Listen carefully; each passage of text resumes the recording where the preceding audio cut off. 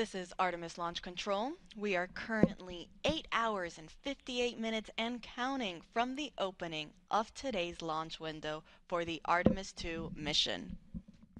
That launch window opens at 6:24 p.m. Eastern Time later today. Teams do have a 2-hour launch window in which they can try to launch, so if we don't launch right at 6:24 p.m., that is okay. You're looking at a live view of our Artemis launch team. They are in the process of loading liquid propellant on board the SLS, or the Space Launch System rocket.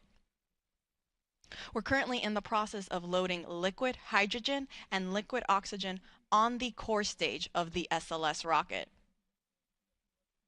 Now, the core stage is the first stage of that rocket. You can see there on your screen, it is the orange section in between the two solid rocket boosters.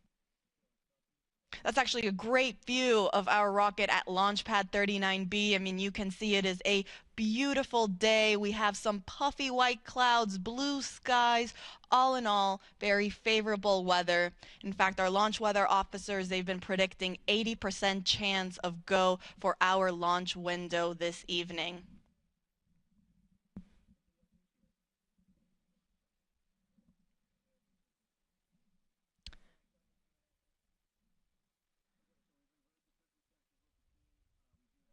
Now, there at the bottom of the rocket are our 4 RS-25 engines. Each engines are roughly the size of a compact car. The solid rocket boosters, those are the two white rocket boosters on either side of the core stage. Each booster is taller than the Statue of Liberty, and they also hold the entire weight of the rocket.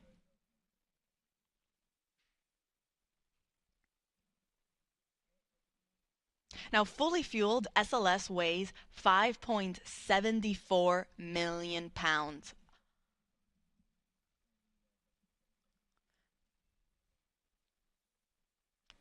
And again, you can see on your screen, you might see some gas that's being vented off underneath the rocket and the mobile launcher. The mobile launcher is that gray shape structure that is connected to the rocket. It's essentially what is providing all of the power, the propellant, the coolants, everything, all the access point to keep the rocket and the spacecraft alive and functioning and running until it is ready for launch.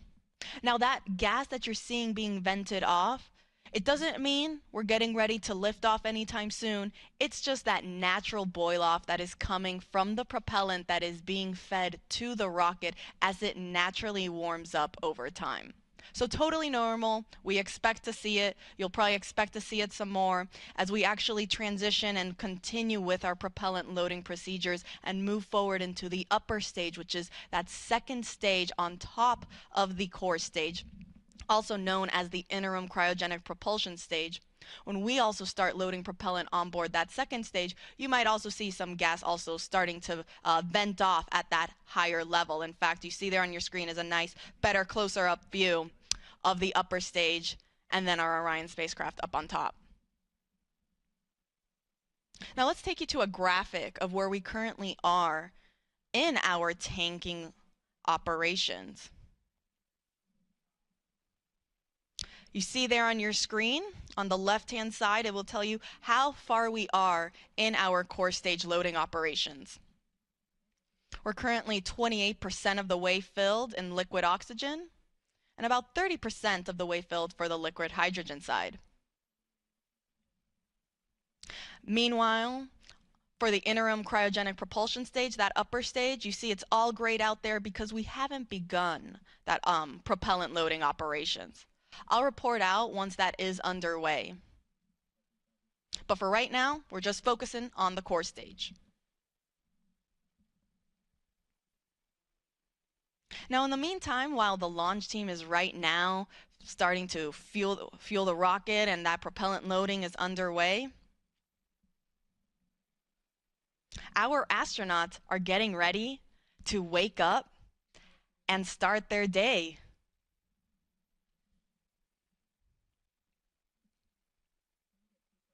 As a reminder, we will be sending 4 astronauts around the moon and back.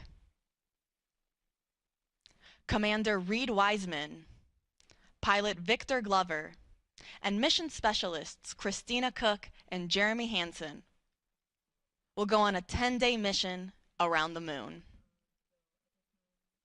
Artemis II is a test flight where we are going to test the life support systems with our flight crew on board.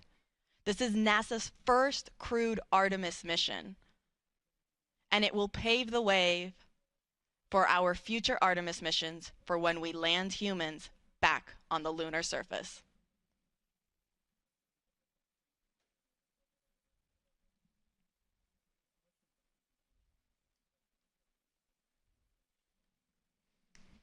So to quickly recap, we are in fast fill for our core stage liquid hydrogen and liquid oxygen, and I'll report out once our upper stage propellant loading operations are underway.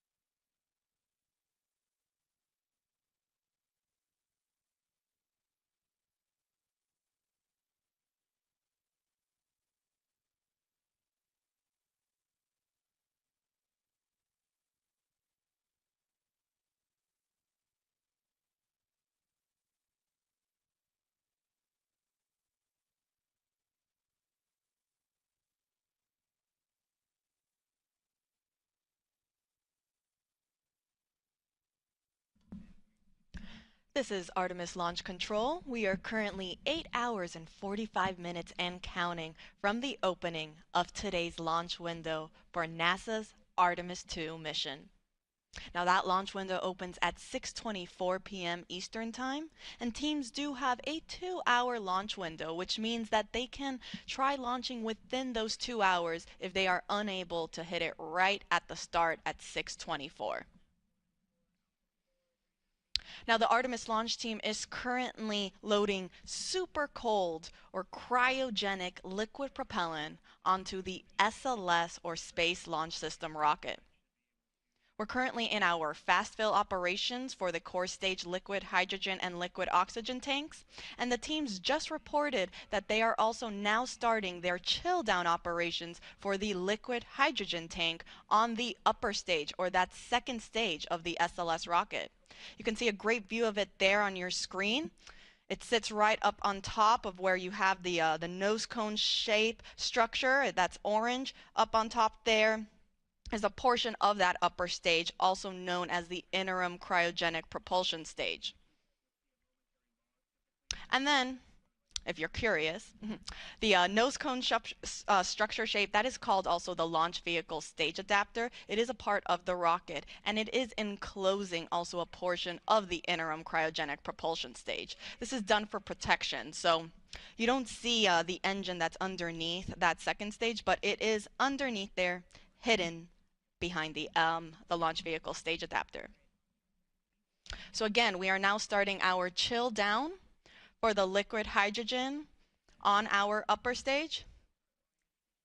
Following that, we will then transition into fast fill for liquid hydrogen on the upper stage. Meanwhile, on the core stage, that is the first stage of the rocket, fast fill is already underway. There's a great profile shot. So right underneath that nose cone shape is then that cylinder orange structure. That is the core stage.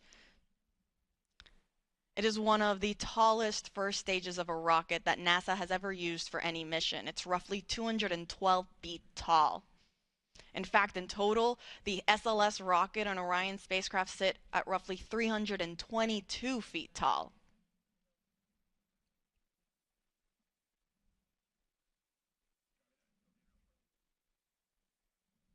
Now I'll report out once chill down is complete on the upper stage and we have transitioned into fast fill.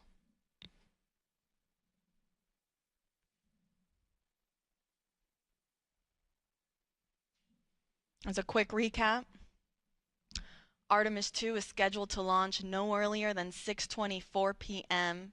Eastern Time this evening. Teams do have a 2-hour launch window. And this mission will be sending 4 astronauts around the moon and back. We'll be sending NASA astronauts Reed Wiseman, Victor Glover, Christina Cook, and Canadian Space Agency astronaut Jeremy Hansen on a 10-day mission. They actually just got the go not too long ago to actually start waking up and officially start their launch day. Now that's a great view of our SLS rocket at Launch Pad 39B. Oh, we just switched it, but as you saw there, it's a gorgeous day here on the Space Coast. We have some beautiful blue skies, some puffy white clouds. Our launch weather officers are predicting 80% chance of favorable conditions throughout our 2-hour launch window. Now, of course, if there are any changes or updates, we will make sure to provide those to you. In fact, NASA will be providing 24/7 live coverage of this entire mission, starting with our propellant loading operations, which is currently happening, and will continue all the way through our splashdown procedures.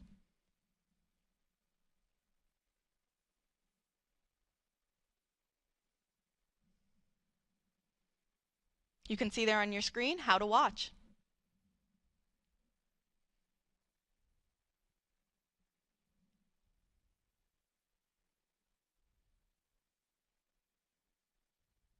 Now, lasting approximately 10 days, Artemis II will send 4 astronauts to test the Orion spacecraft in a high Earth orbit before becoming the first astronaut to fly around the moon since the Apollo 17 crew in 1972.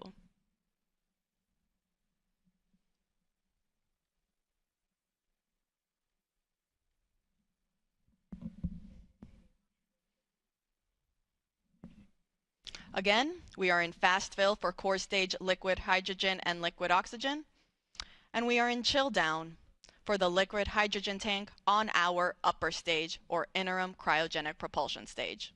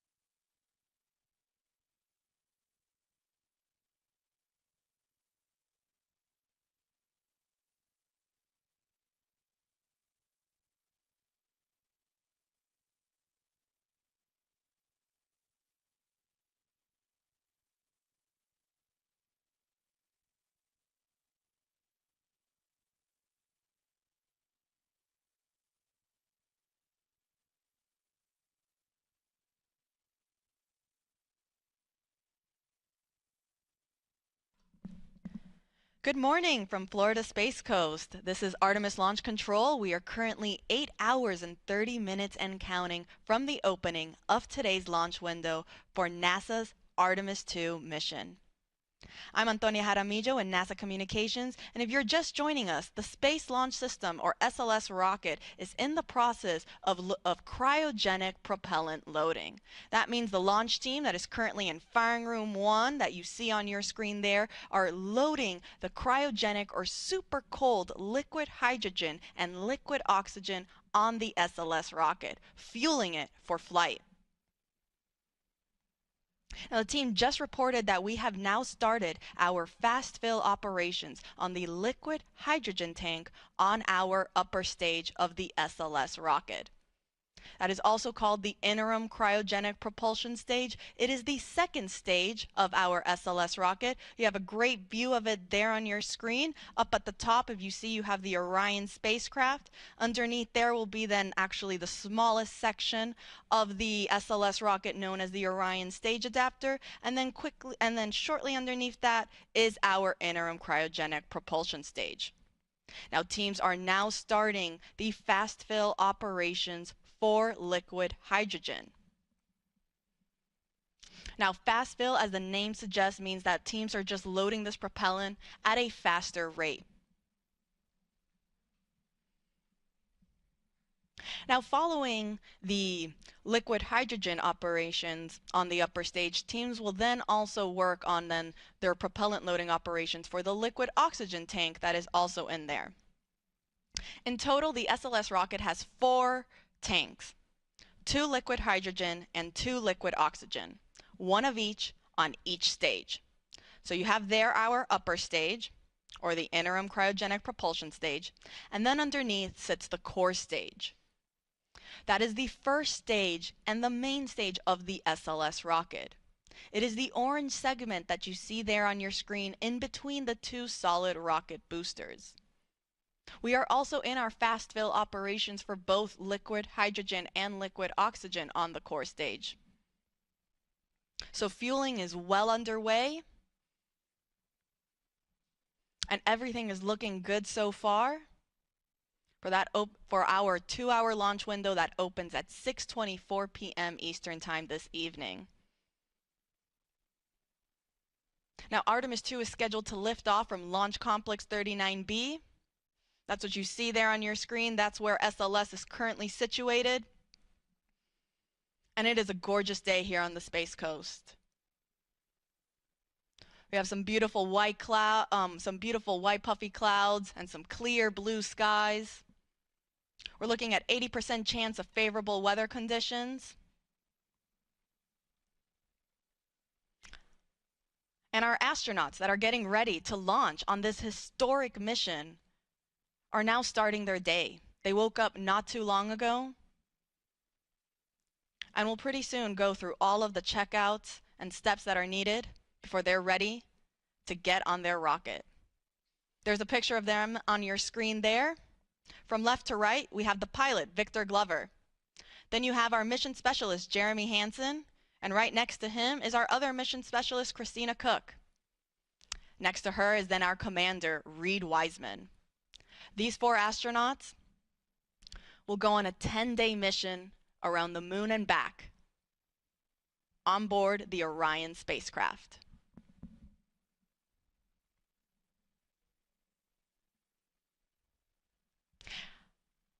Now, fun fact, you see again there, we were talking a little bit about the different sections of the rocket, and we mentioned briefly the Orion stage adapter.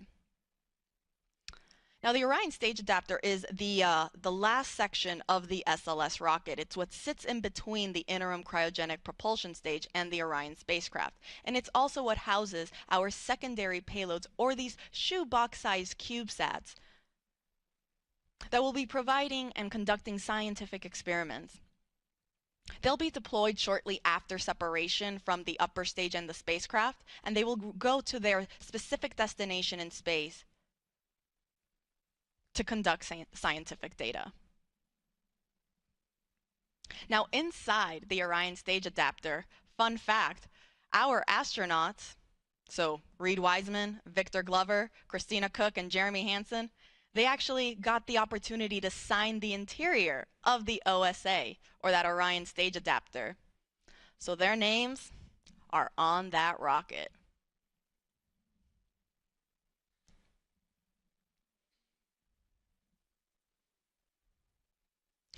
It is fully built by NASA at Marshall Space Flight Center in Huntsville, Alabama.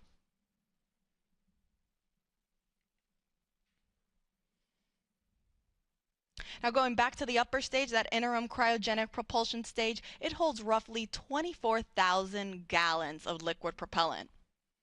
The liquid hydrogen tank is approximately 17,000 gallons, and the liquid oxygen is roughly 6,000 gallons.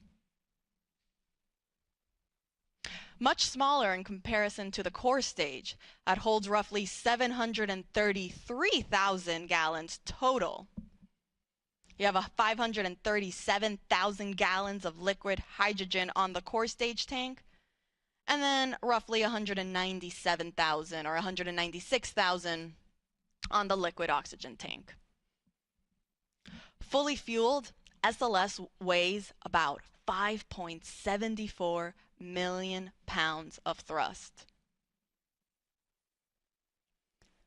And now all these four tanks, the one on the upper stage and the one on the core stage, they feed, all those tanks, they feed into the engines at liftoff.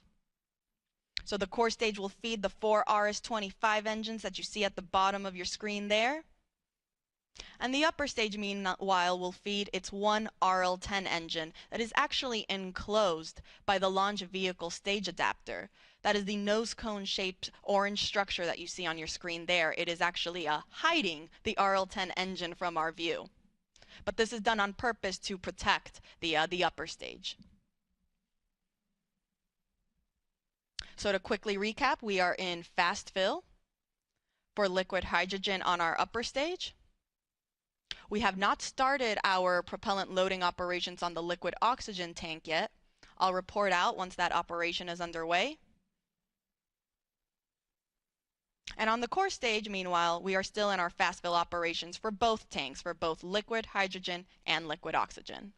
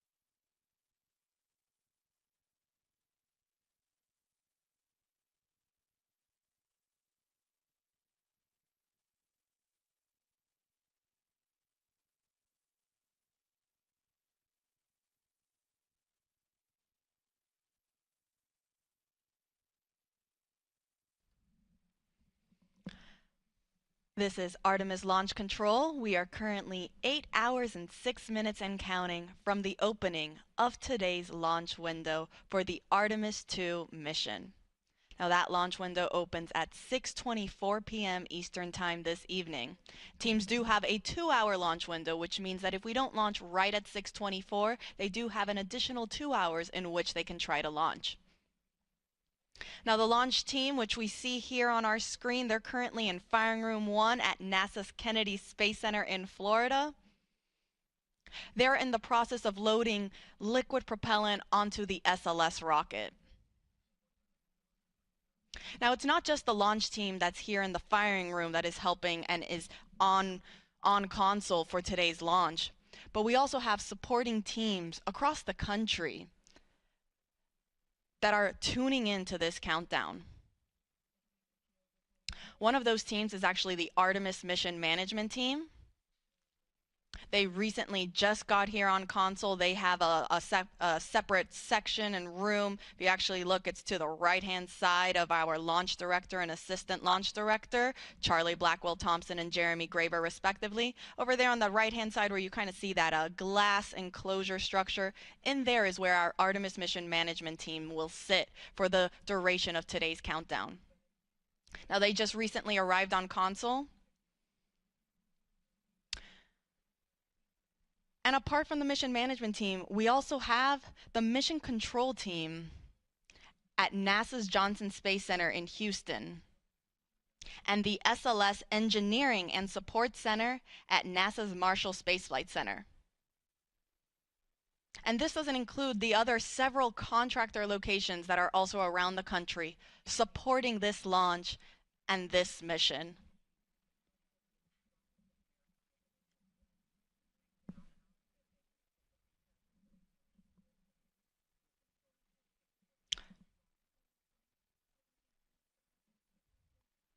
So again, you have our prime main launch team that is here in Firing Room 1, Charlie Blackwell Thompson. You see there she's wearing a green blazer. She's our launch director leading this team. But then there are also supporting teams that are also assisting the launch team throughout today's countdown. That includes the Artemis Mission Management Team, the Mission Control Team in Houston, and the SLS Engineering and Support Center at NASA's Marshall Space Flight Center, in addition to several contractor locations that are located around the country. Now, as we mentioned, we are currently in our propellant loading operations for the SLS rocket. Teams are currently in fast fill for both core stage liquid hydrogen and liquid oxygen. The core stage is the first stage of the SLS rocket. Here's a great graphic where you can see where we currently are at in our tanking operations. And you'll see above the core stage, we have also started our loading operations in the interim cryogenic propulsion stage. This is the second stage of the SLS rocket. Now, we have not started loading liquid oxygen yet. I'll report out when that is underway. But in the meantime, we are good with we are in the process of loading liquid oxygen and liquid hydrogen on the core stage and liquid hydrogen on the upper stage. I'll report out when we are now starting our liquid oxygen operations on the upper stage.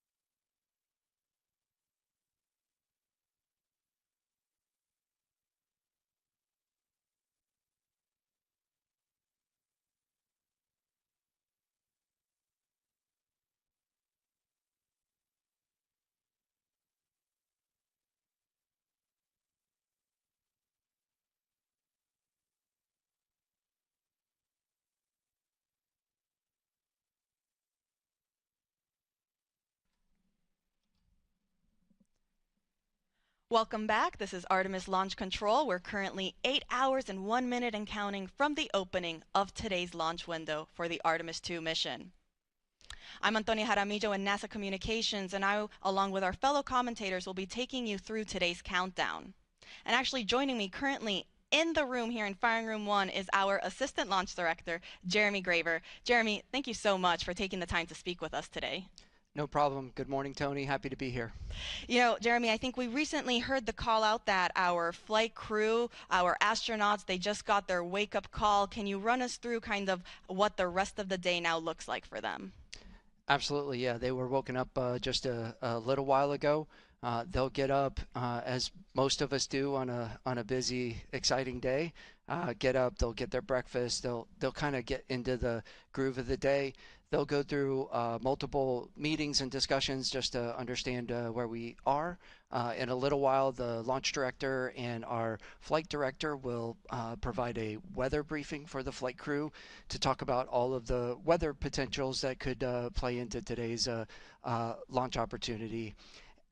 Once that's complete, they will then start getting suited up, and they'll head to the suit room, start doing all their preparations from a suit up perspective. As that's completed, they'll be checking with us to make sure that we're ready for them to come to the pad, and then they'll be on their way headed out to the pad in the Astrovan, ready to get out to launch pad 39B, get up on top of the mobile launcher onto the 274-foot level, go across the crew access arm into the white room and enter the Orion spacecraft. So we're really excited for those events later today. It is. It's a very busy and exciting day, like you mentioned. I hope they got some good rest and didn't, wake up a bunch of times throughout the night. I know I certainly did, but just because of pure excitement, like you mentioned. Now let's shift focus back on the rocket. How's propellant loading going? Everything is going very well right now. As I stepped off console to come in here, the core stage LH2 tank was about 95% loaded. The upper stage is probably about halfway and moving towards their completion for LH2. The liquid oxygen side of the core stage is in fast fill as well and proceeding well, and we will be getting into the upper stage LO2 loading in a little while. So all things moving per schedule and working towards that plan for the day. That is great news, and actually, I think we just heard that they got the go for transitioning into that liquid hydrogen on the core stage 2 topping. So, like you said, we're getting very close. Absolutely. That is exciting, So, can you tell us a little bit then about those upcoming milestones once we finish that propellant loading on all 4 tanks? Yeah, so it's absolutely critical for us to get into what we call stable replenish on all stages. And what that means is the liquid oxygen and liquid hydrogen tanks on both the core stage and the interim cryopropulsion stage, or ICPS, are fully loaded, and we are just maintaining that level of loading. And that's a very quiescent configuration for us, and that's required for us to be in that configuration to then be allowed to send the flight crew, our closeout crew, which is there to assist the flight crew getting on board Orion. We need to be in that stable replenish configuration to be able to send those crews out to the launch pad. And as we send those crews out, that is really our press and our push to launch. We'll get the crew on board. They go through a number of checks, communication checks, system checks, and then our closeout crew's job is to back out of the crew module, close all of our hatches, get us in configuration to be able to then the closeout crew to leave the pad, and that puts us in the configuration to allow us to proceed through the rest of launch countdown as we proceed down to our final hold at T-minus 10 minutes, where we do all of our launch polls and determine that we are ready to pick up with what we call terminal count, which is from T-minus 10 minutes down to launch at T0. And really excited to get to all of those milestones as we proceed through the day. We are all very excited. We're rooting for you guys, watching along. And as you mentioned, the reason to get to all stages replenished first is because that's the point we're at the safest configuration to send people back to the launch pad, correct? That is absolutely correct. It is a very stable configuration. It's the safe configuration that we require to ensure that we're ready to send those crews out to the pad. Jeremy Graver, thank you so much for taking the time to speak with us today. We're rooting for you, wishing you the best of luck, and we'll let you get back on console. Excellent. Thank you, Tony. Appreciate it. Go Artemis. Go Artemis. All right, and so just to quickly recap, we are now in our topping phase for liquid hydrogen on the core stage. We are still in fast fill on the liquid oxygen side for the core stage, and also fast fill for the upper stage liquid hydrogen tank. I'll report back once we have entered our topping phase for liquid oxygen on the core stage.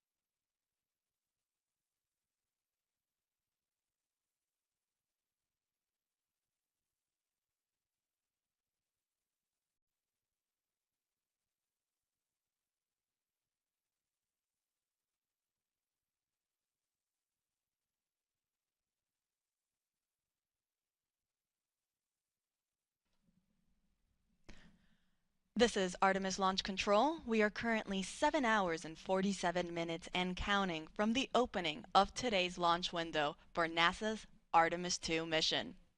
That launch window opens at 6:24 p.m. Eastern Time this evening. Now the teams do have a 2-hour launch window, so that means if we can't launch right at 6:24, that's okay. They still have an additional 2 hours in which they can attempt to launch.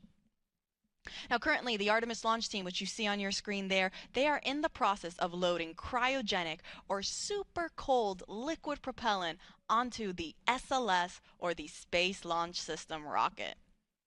The teams actually just reported that we have completed loading liquid hydrogen onto the core stage of the rocket.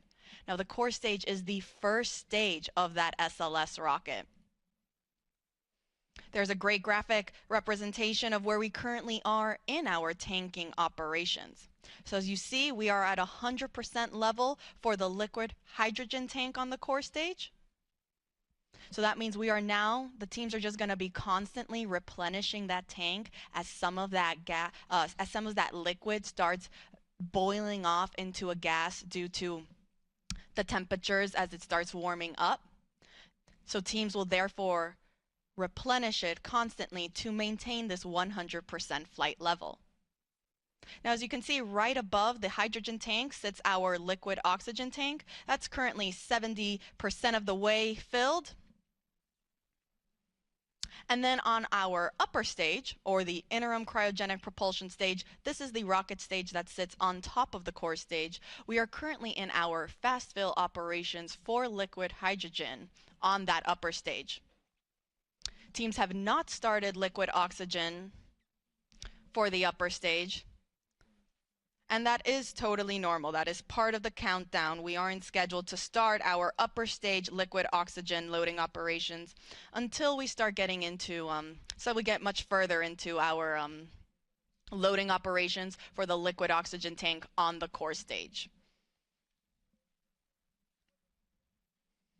So again, we are now in replenish for the core stage liquid hydrogen tank, and we are in fast fill for the liquid oxygen tank on the core stage and the liquid hydrogen tank on the upper stage. Now, a quick recap on how the whole tanking loading process goes. Teams will first start with what is called chill down. So prior to us actually starting to load the super cold propellant onto the rocket, they will first chill down all of the systems and lines. This is done to make sure that it is able to receive these super cold temperatures. In order for hydrogen to be in a liquid state, it needs to be negative 423 degrees Fahrenheit. Oxygen in a liquid state is negative 297 degrees Fahrenheit. So very, very cold temperatures. And as such, we want to make sure that we are conditioning all of the systems to be able to receive those cryogenic temperatures so that we aren't shocking the hardware and we're not causing any potential damage unnecessarily.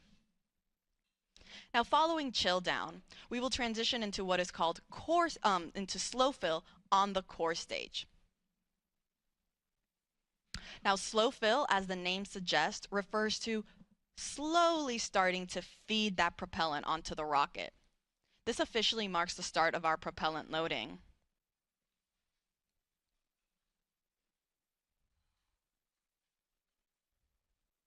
Teams actually got into slow fill for the liquid oxygen and liquid hydrogen tanks on the core stage earlier this morning, a little bit before 9 a.m. Following slow fill is then when we transition into fast fill. This is where we stay for the majority of our tanking loading operations. Similarly to slow fill, fast fill refers to loading propellant at a much faster rate.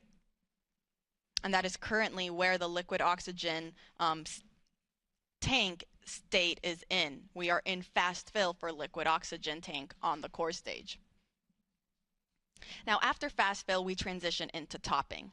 This is the last little bit that is needed to fill the tanks to 100% level. Hence why we're topping it off. Following topping, we are now at 100%. And so now we transition into replenish mode. Replenish just means we're going to be constantly replenishing these tanks so that we make sure we are again at 100% flight level.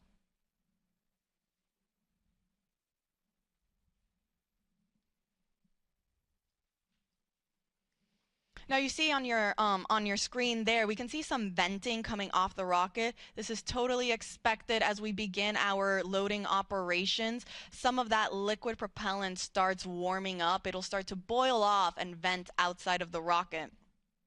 Hence why we see some of that gas getting expended from down underneath where the engines are at the bottom, and also a little bit at the top where the upper stage is located. So again, an expected condition.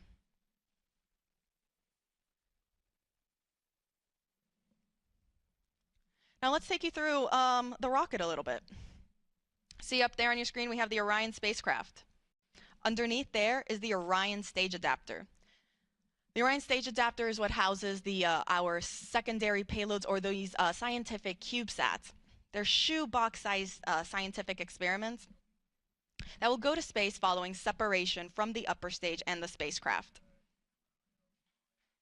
It's also the smallest section of the SLS rocket at only 5 feet. Underneath the Orion stage adapter sits the interim cryogenic propulsion stage, or that second stage. Underneath there is our core stage, or the first stage of the rocket.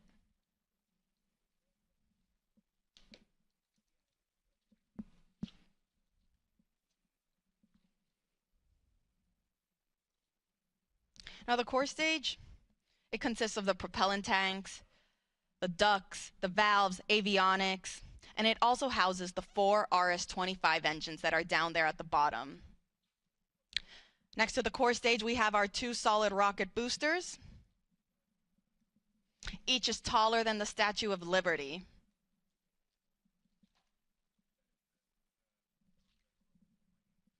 Now on those rocket boosters, you can see our NASA worm. The worm logo spans 25 feet end to end, or roughly the length of 1 booster motor segment. Now we actually have 5 segments each on each booster, so 10 segments total. It's actually 1 segment more than what was used during the space shuttle program. Now you should also be able to see some black and white markings around the rocket. Now these are used for imagery for the SLS engineering and support team that's based out at NASA's Marshall Space Flight Center in Huntsville, Alabama. They use this for imagery to track and guide the rocket after liftoff and during ascent.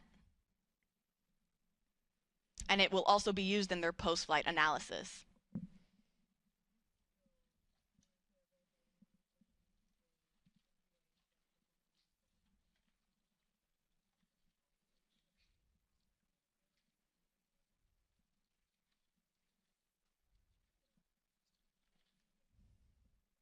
Now the orange color of the core stage is the thermal protection system, or that spray-on foam insulation.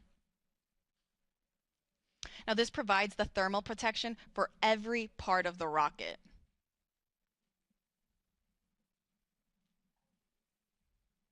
And when the foam is applied, it gives the rocket this light yellow color that the sun's ultraviolet rays eventually tan, giving our SLS rocket its famous butterscotch color.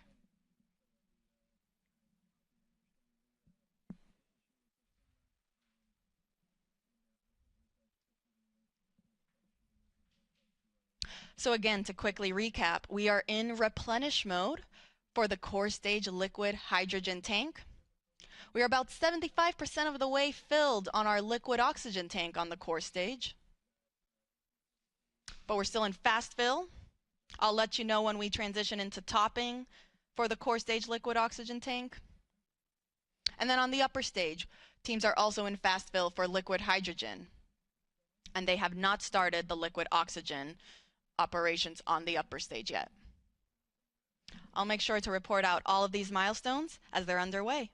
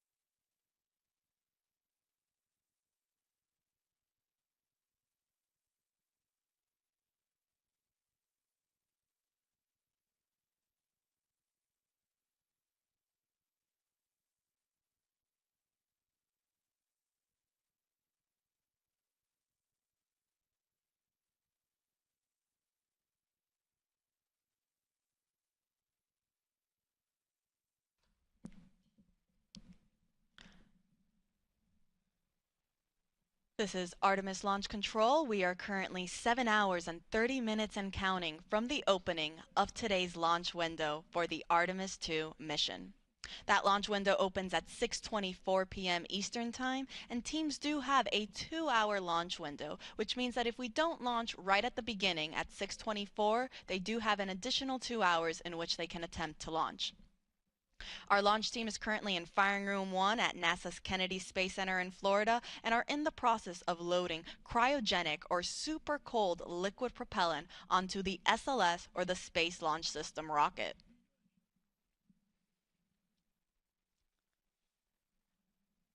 Now, teams did just complete fast fill for the liquid hydrogen tank on the upper stage, or our interim cryogenic propulsion stage.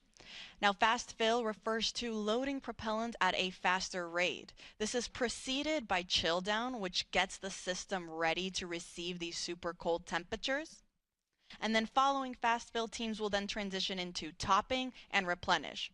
I'll get more into those, but before that, again, we just finished fast fill for the liquid hydrogen tank on the upper stage, and teams are now performing, before they start topping, what is called a vented relief test. This test is basically just pressurizing the upper stage tanks with heliums to test the relief capabilities of the tank pressure to make sure that it can handle that pressure capability during flight. So between fast fill and topping, teams will perform this test on both the liquid hydrogen and the liquid oxygen tanks on the upper stage. Following that test completion, we will then transition into topping, which just means finishing loading the rest of the tank to 100%. Following topping, we enter what is called replenish mode, which basically just means that now we are going to be replenishing these tanks at 100% level, because as we naturally get throughout the countdown, that propellant is going to start warming up and it'll start boiling and venting off, as you can see on your screen there what is happening. So because of that, and because the teams want to make sure that they still have 100% level in all 4 tanks, the 2 on the upper stage and the 2 on the core stage, or the first stage of the rocket, they continuously replenish the tanks until the final 10 minutes of the launch countdown, or what is known as terminal count. Now, speaking of replenish mode, we are currently in replenish mode for the core stage liquid hydrogen tank. So we were just talking about how we finished fast fill on the upper stage liquid hydrogen tank. We are also then in replenish mode for the core stage liquid hydrogen tank. On the liquid oxygen side, we are still in fast fill for the core stage liquid oxygen. And then on the upper stage, we haven't started those liquid oxygen operations yet. The teams want to wait until we are a little bit further along in the core stage liquid oxygen loading operations before we transition into that upper stage loading operation.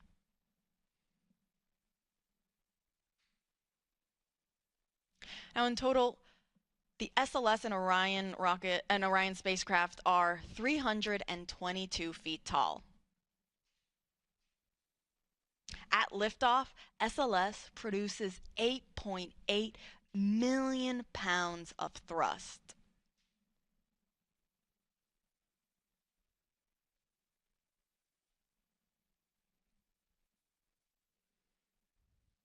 A little bit more than the Saturn V rocket that was used during the Apollo missions, which were roughly 7.5 million pounds of thrust to send those astronauts to the moon.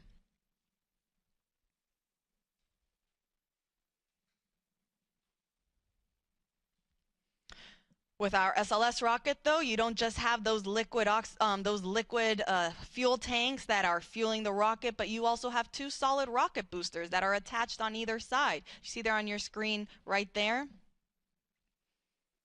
They also help provide that extra push and that thrust right at liftoff.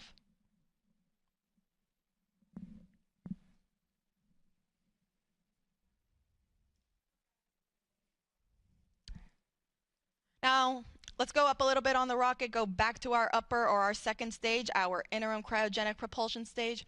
For those that have been following us along since Artemis I, you might remember that the interim cryogenic propulsion stage for Artemis I provided the big push to send the Orion spacecraft on its way to the moon. For Artemis II, however, it's going to be a little different. And the reason for that is because Artemis II is NASA's first crewed test flight, meaning we are sending astronauts on board this rocket for the first time. And because of that, we are going to have the capability to practice a bunch of different systems and tests and operations that we couldn't do if it were uncrewed. One of these operations is what is called the proximity operation demonstration. This involves the upper stage, or that interim cryogenic propulsion stage, and the Orion spacecraft practicing proximity maneuvers where the Orion spacecraft will practice approaching and getting away from the upper stage in a high Earth orbit.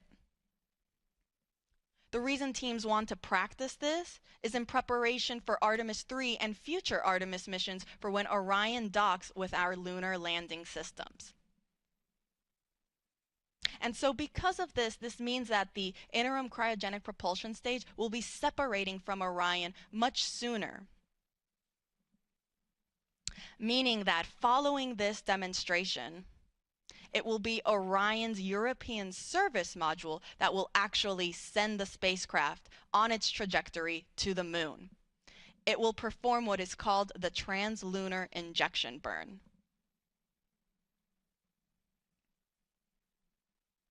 Now, this proximity operation is scheduled to happen during the first day of flight, so pretty soon.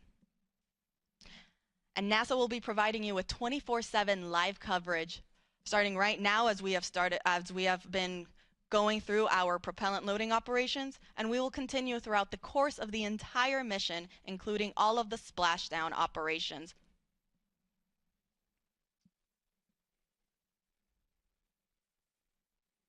Artemis II will send NASA astronauts Reed Wiseman, Victor Glover, and Christina Cook, and Canadian Space Agency astronaut Jeremy Hansen on a 10-day mission around the moon and back. Orion is scheduled to splash down off the coast of San Diego in the Pacific Ocean.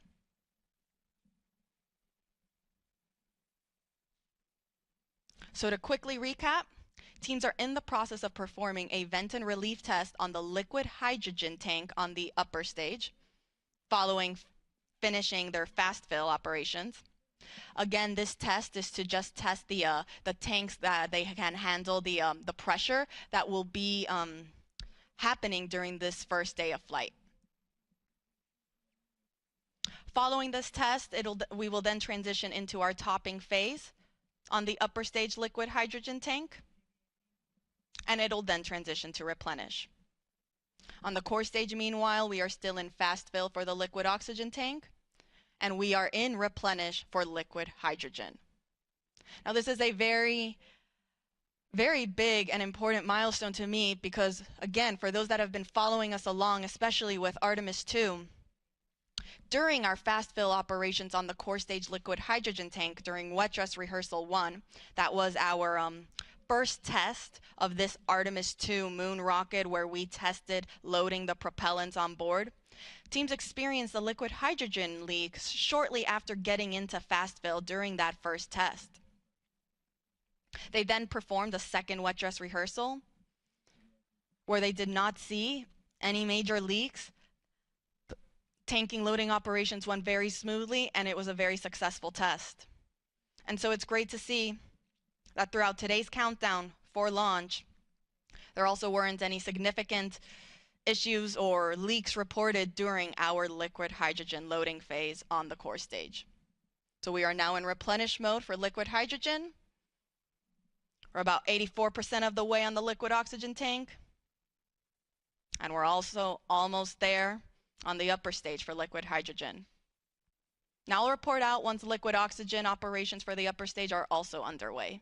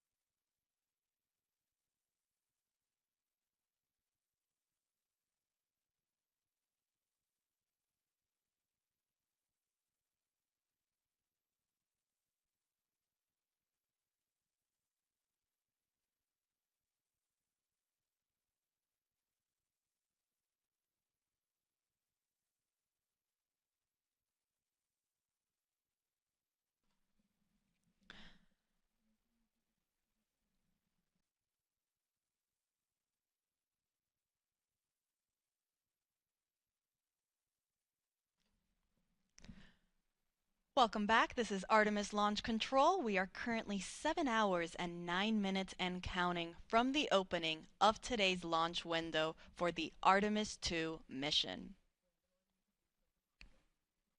Our Artemis launch team is currently in the process of loading liquid propellant onto the SLS or Space Launch System rocket. Teams just reported out that we are in our topping phase. For the upper stage liquid hydrogen tank, this means we are almost at 100%, if not pretty much there on that upper stage tank. The upper stage is the second stage of the SLS rocket. Here's a graphic representation where we can see where we're currently at in our tanking operations. That means we have now finished loading our liquid hydrogen on both the core stage and the upper stage. As I said, we're in that topping phase to get us to 100%. And afterwards, we'll then transition into replenish mode to stay at 100% level. You can see on the core stage, we are already at the replenish mode, if you see that 100% level right there.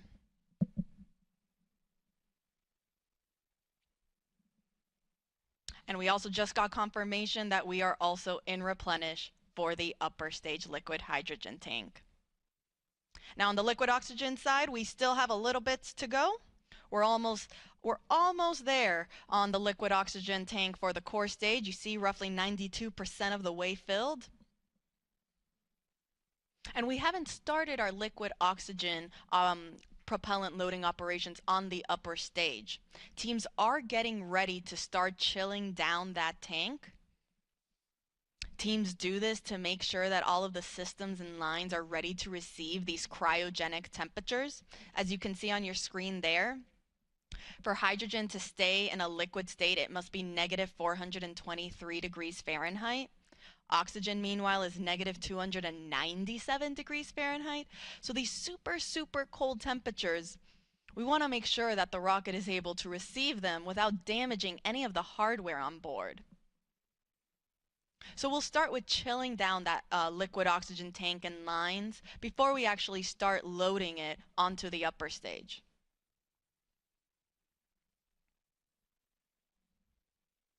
I'll report back once that step is underway.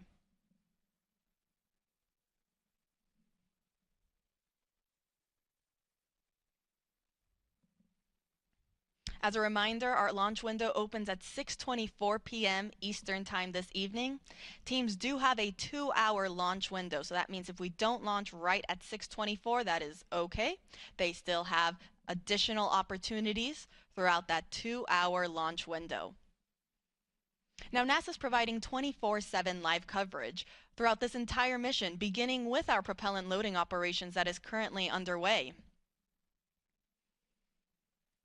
And as we continue our coverage this morning, we are also, and we continue monitoring all of our loading operations, we thank you for following us along. Part of our live coverage will, of course, include our launch this evening. That live launch coverage for Artemis II will continue right here at the beginning at approximately 12:50 p.m. Eastern Time. You can continue watching on our NASA's YouTube channel, as well as on NASA Plus and the other NASA social media channels. Again, we are providing 24/7 live coverage.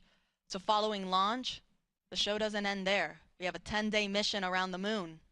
And then following that, we're coming back home.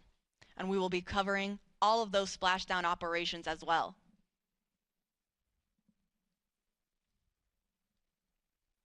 Artemis II is a test flight. It is NASA's first crewed Artemis mission. We will be sending NASA astronauts Reed Wiseman, who serves as the commander, Victor Glover, the pilot, and mission specialist Christina Cook. And then we're also sending Canadian Space Agency astronaut Jeremy Hansen, who serves as the other mission specialist for this mission.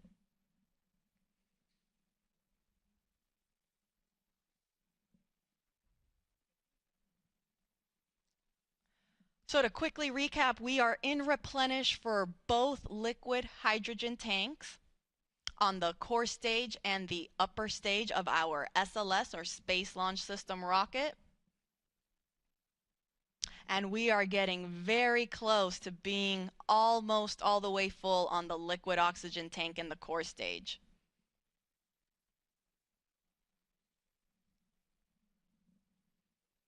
I'll make sure to report out once we start entering topping for the liquid oxygen tank in the core stage. Again, that refers to the last little bit that is needed to get us to 100%.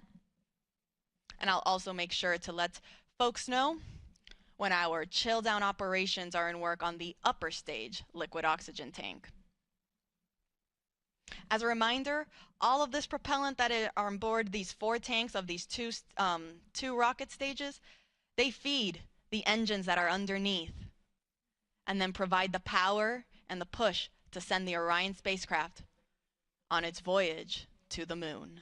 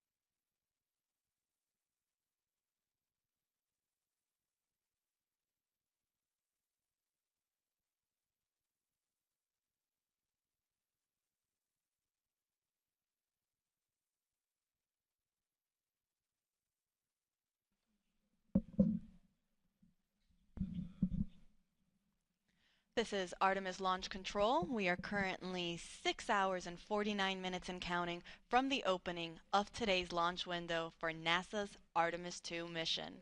That launch window opens at 6:24 p.m. Eastern Time this evening, and we do have a 2-hour launch window, which means that if we don't launch right at the start at 6:24 p.m., that is okay. Teams still have an additional 2 hours in which they can try to launch the SLS or Space Launch System rocket and the Orion spacecraft. Now, the Artemis launch team is currently in the process of loading cryogenic or super cold liquid propellant onto the SLS rocket. We are currently in what is called replenish mode for our liquid hydrogen tanks on board the SLS core stage and the interim cryogenic propulsion stage. These are the two stages on the SLS rocket. Now, replenish mode means that we have finished loading hydrogen on board both of these rockets. That means they are at 100% level. And teams are just constantly replenishing the tanks to make sure that they stay at 100%. Since, as throughout the countdown, that liquid propellant will start boiling off as it starts warming up, and it will then be vented out and released from the rocket, which you can see there on your screen.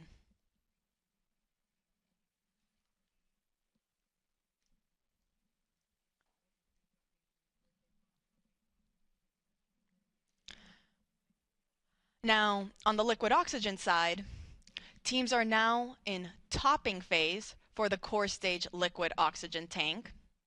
Topping is the in-between state of fast fill and replenish mode. Fast fill is where we spend the most of the time loading propellants. We load it at a much faster rate. Then once we reach a certain point, we will transition into topping to finish loading the tank to 100%. That is now where we are currently at in the core stage liquid oxygen tank. And following topping, we then transition into replenish. So we're in core stage liquid oxygen topping. We're in topping for the core stage liquid oxygen tank. And we are in replenish mode for both tanks on the liquid hydrogen, on the core stage and the upper stage. Now, meanwhile, on the liquid oxygen tank on the upper stage, teams just reported that they have now started chill down for that upper stage tank. This is the first step that is needed before we actually start flowing and loading that propellant on board. The reason this is done is to chill down the systems in line so they are ready to receive those super cold temperatures and not cause any potential damage to the hardware. For reference, oxygen needs to be negative 297 degrees Fahrenheit to be in a liquid state, and hydrogen, negative 423 degrees Fahrenheit. So very, very cold temperatures that the rocket is dealing with right now.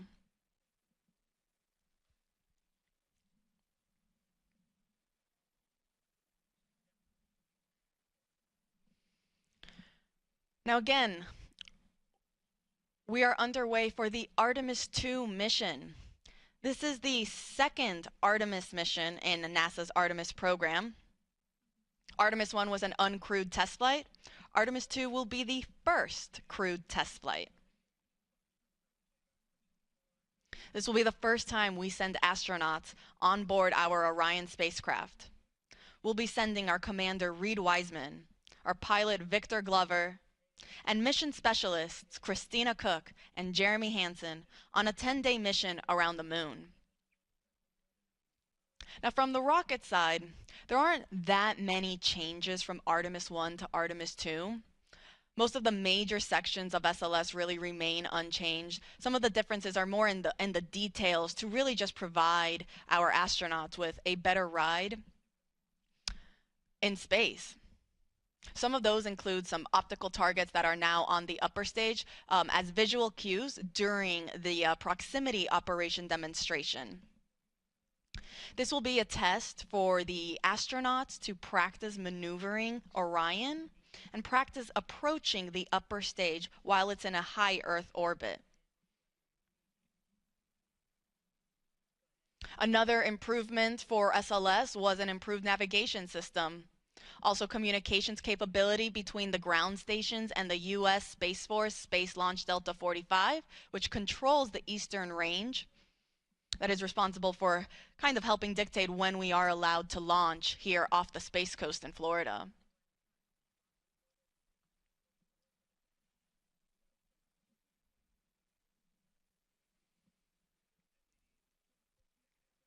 Now, all of the 4 tanks on the upper stage and the core stage, they feed the engines that are down below. At liftoff, the 4 RS-25 engines will operate for the first 8 minutes during flight. The 2 solid rocket boosters that are on either side, those operate for only 2 minutes, and they provide 75% of the power at liftoff.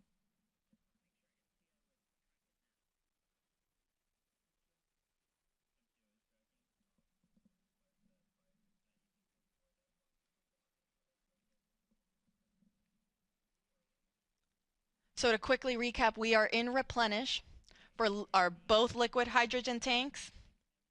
We entered topping for the liquid oxygen tank on the core stage. That means very, very soon we'll be in replenish mode for that tank as well. And we are in our chill down operations for the liquid oxygen tank on the upper stage. Pretty soon we will be entering fast fill. I'll report out when that is underway.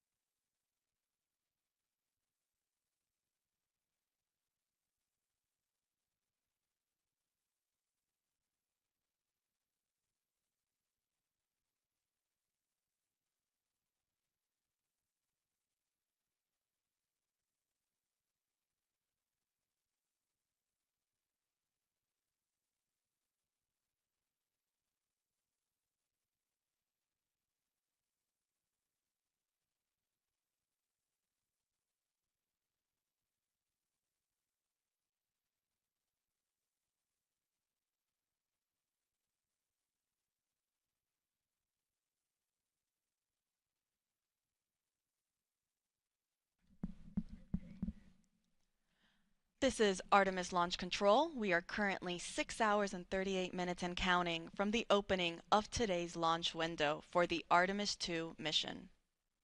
That launch window opens at 6:24 p.m. Eastern Time this evening, and teams do have a 2-hour launch window in which they can attempt to launch the SLS, or the Space Launch System rocket, and Orion spacecraft. The Artemis launch team is currently loading cryogenic or super cold liquid propellant onto SLS. We are currently in replenish mode for both liquid hydrogen tanks on the 2 stages of our SLS rocket. We're still in our topping phase on the core stage liquid oxygen tank. That means we're just finishing it up. You can see there it looks almost all the way full. And following that, it will enter into what is also into its replenish mode as well. The liquid oxygen tank on the upper stage, meanwhile, is now in fast fill. So that means all 4 tanks are now receiving propellant.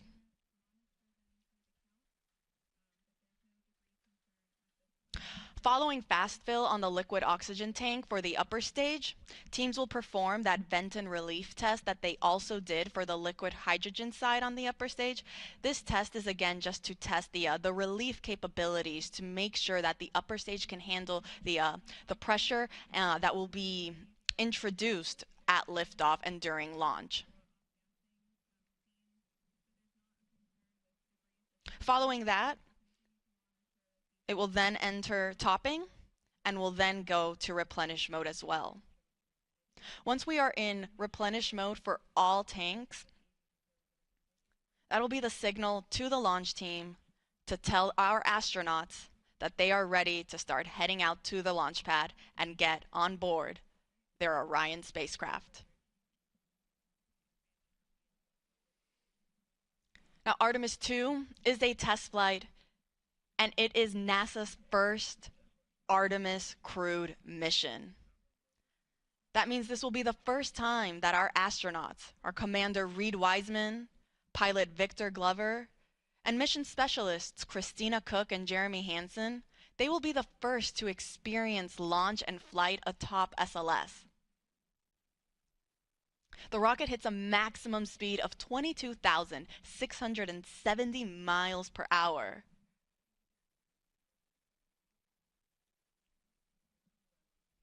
And our astronauts will get to experience the entire ride.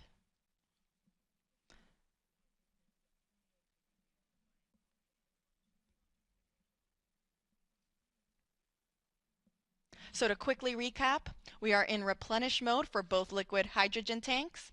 We are in topping, meaning we are finishing up loading liquid oxygen on the core stage. That is the first stage of the rocket. And we are in fast fill for the liquid oxygen tank on our second stage, or that interim cryogenic propulsion stage.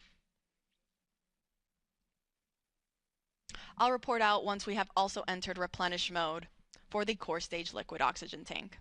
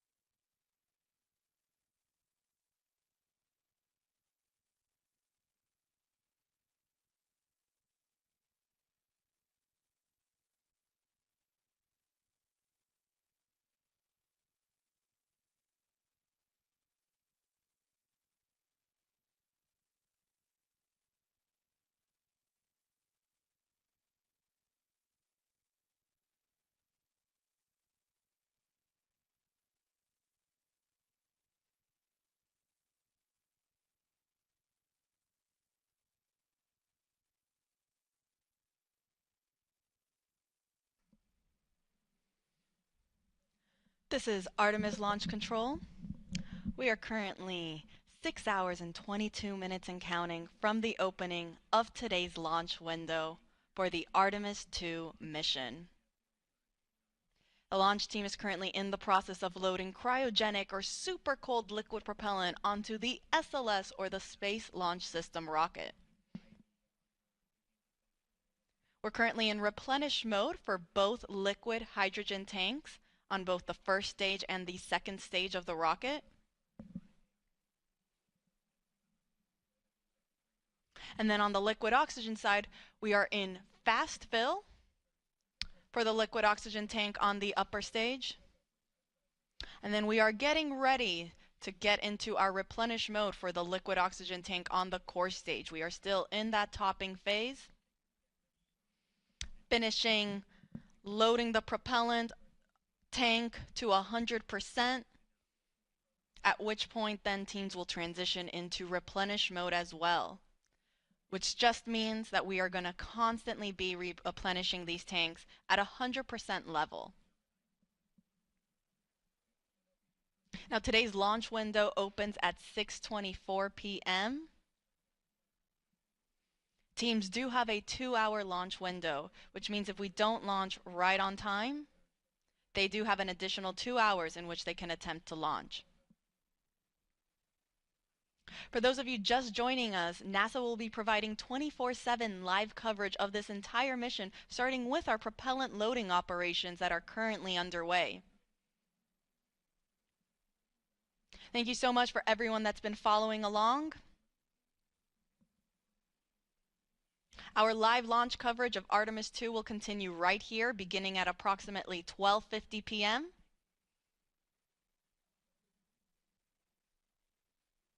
where the rest of my NASA commentators will be chiming in on how the rest of today's countdown goes.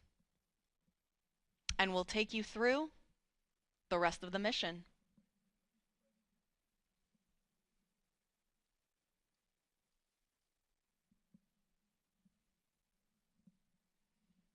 Now, Artemis II is a test flight. It will be the first mission that sends astronauts on board SLS and Orion. You can see a photo on your screen there of our Artemis II crew. We have our commander, Reed Wiseman, on the right-hand side. Then we have our 2 mission specialists in the middle, Christina Cook, and then Canadian Space Agency astronaut Jeremy Hansen. All the way on the left is our pilot, Victor Glover. All 4 of them woke up not too long ago at around 9:25 a.m. this morning. Not a terrible wake-up call. In that time, they've been getting ready, having breakfast, getting some briefings. And they'll get one more briefing. It's the flight crew weather brief, where they'll get a status on where we are in the countdown, what the current forecast looks like. Following that brief, they will then start their suit-up operations before they go out to the launch pad and board their spacecraft.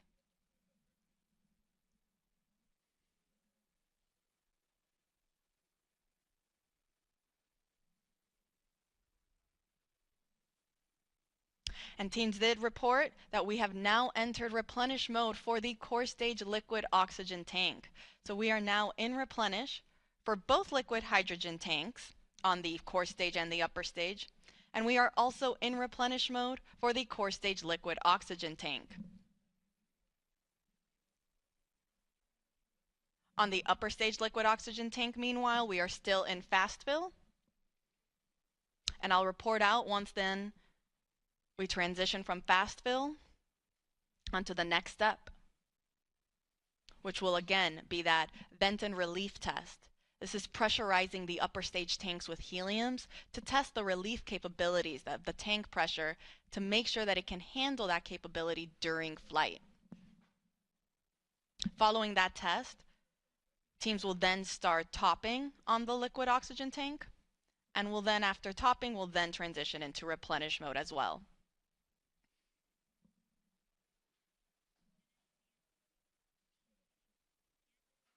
I'll report out when that's underway.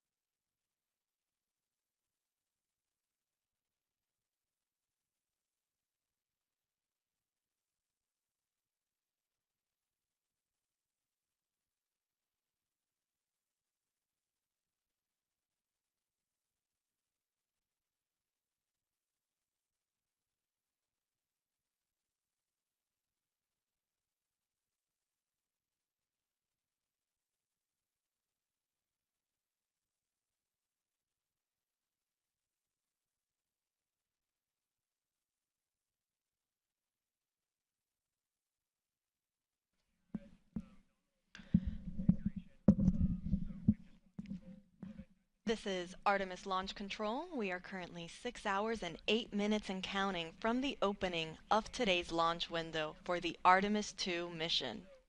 Now the launch window opens at 6:24 p.m. Eastern Time this evening, and teams do have a 2-hour launch window, which means that they have 2 hours in which they can try to launch the SLS, or the Space Launch System rocket, and Orion spacecraft that will send NASA astronauts Reed Wiseman, Victor Glover, Christina Cook, and Canadian Space Agency astronaut Jeremy Hansen on a 10-day mission around the moon and back.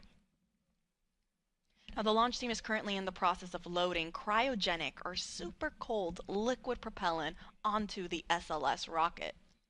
The propellants that are used to power SLS are liquid hydrogen and liquid oxygen.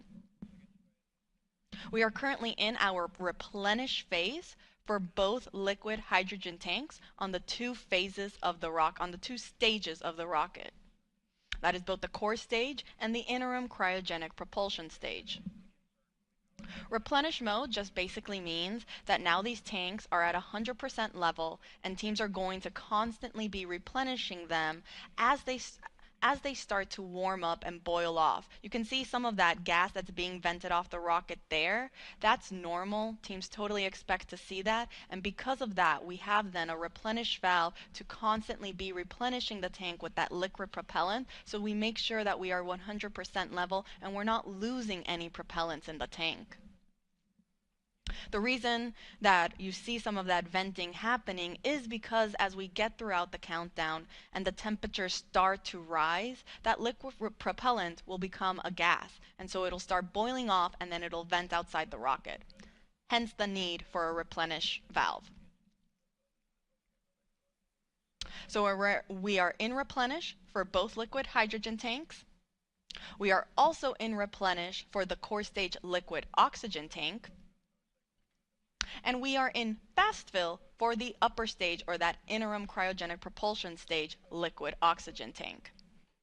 Now, fast fill is the main portion of our propellant loading operations, where teams are actively loading that propellant at a much faster rate. Now, following fast fill, teams transition into what is called topping.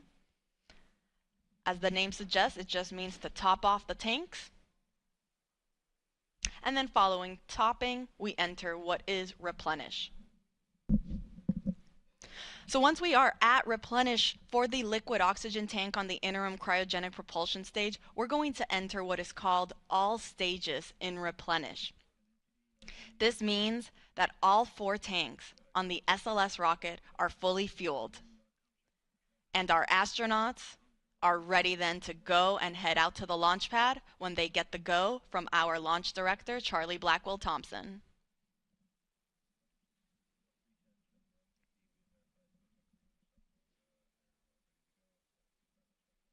Now, coming up shortly, our astronauts will be joining in on a flight crew weather brief with our launch director, as well as with the flight director in Houston and the launch weather officer. They'll provide a quick status on how the forecast looks for the rest of today's countdown, as well as where we currently are in our countdown operations.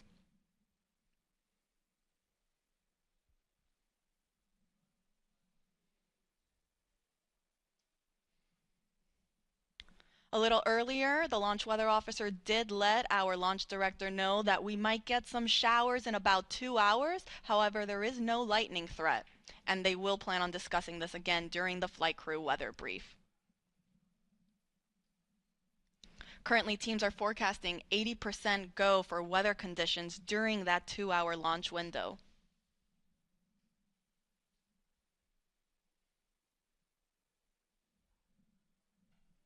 So again, to quickly recap, we are in replenish mode for both liquid hydrogen tanks. We are also in replenish mode on the liquid oxygen tank on the core stage. That is the first stage of the SLS rocket. And we're in fast fill for the liquid oxygen tank on the upper stage.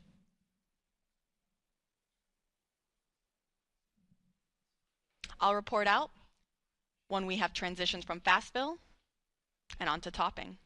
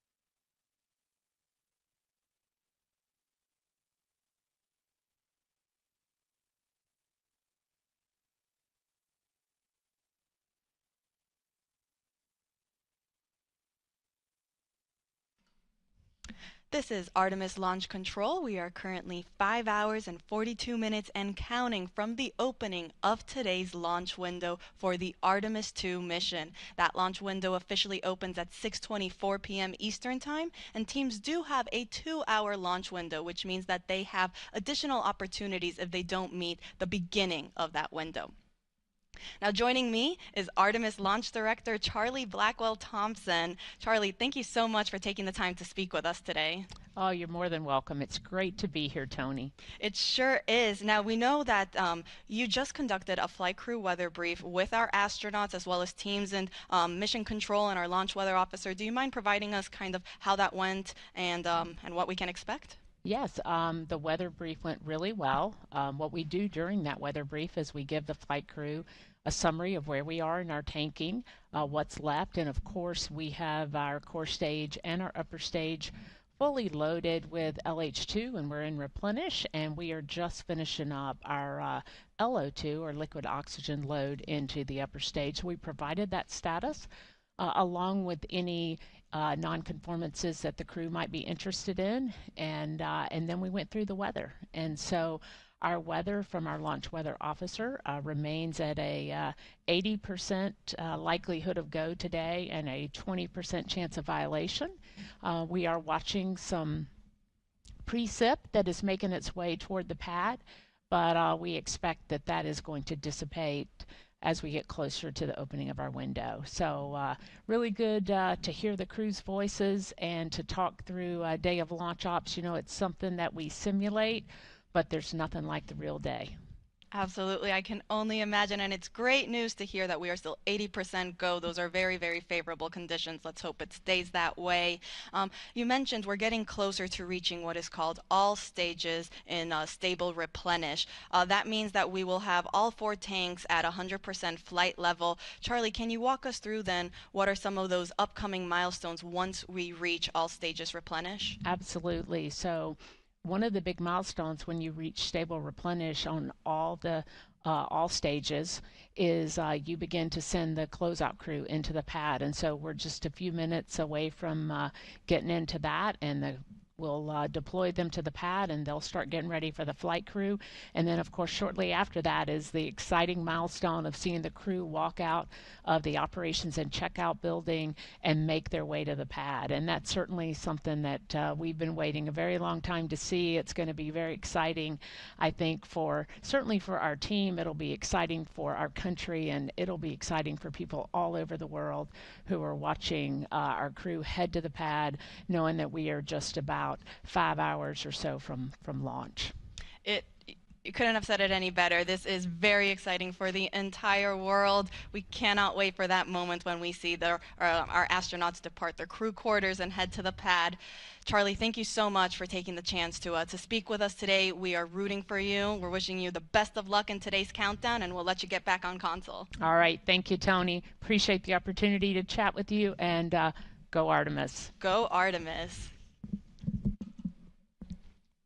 All right, so to quickly recap, we are in replenish mode for both liquid hydrogen tanks, and we are getting ready to also hit replenish mode on the liquid oxygen tanks for both of those.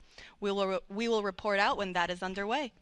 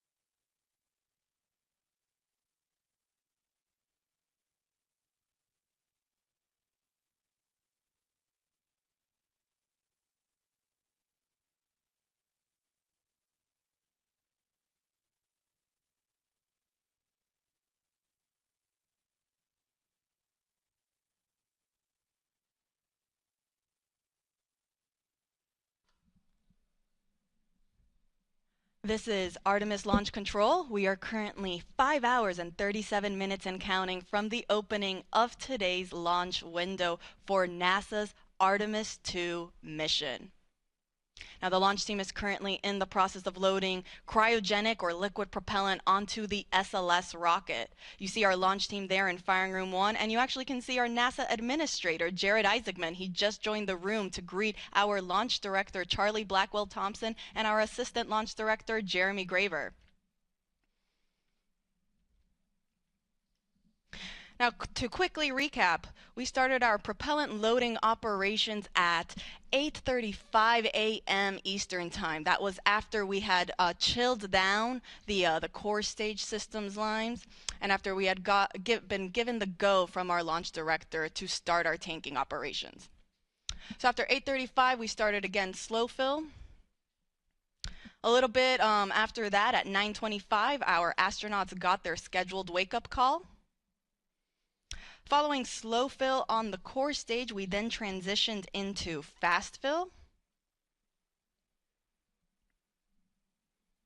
Once we were in fast fill for the core stage, we then started our upper stage loading operations. We started first with hydrogen.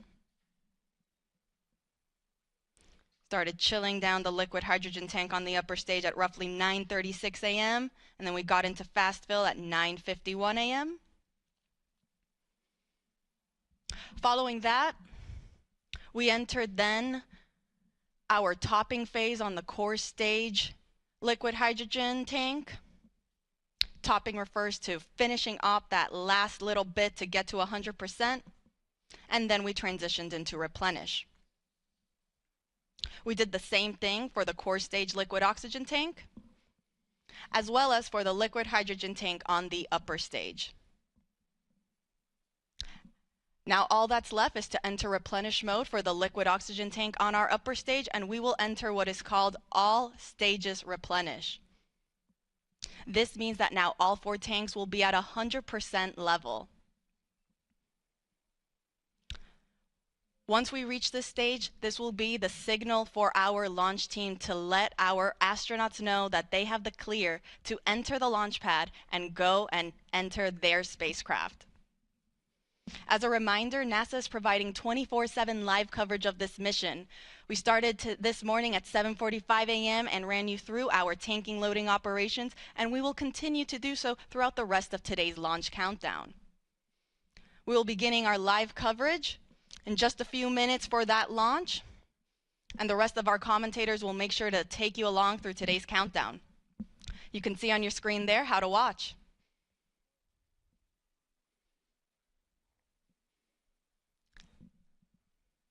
And as our launch director just recently said when she came on air, let's go Artemis II.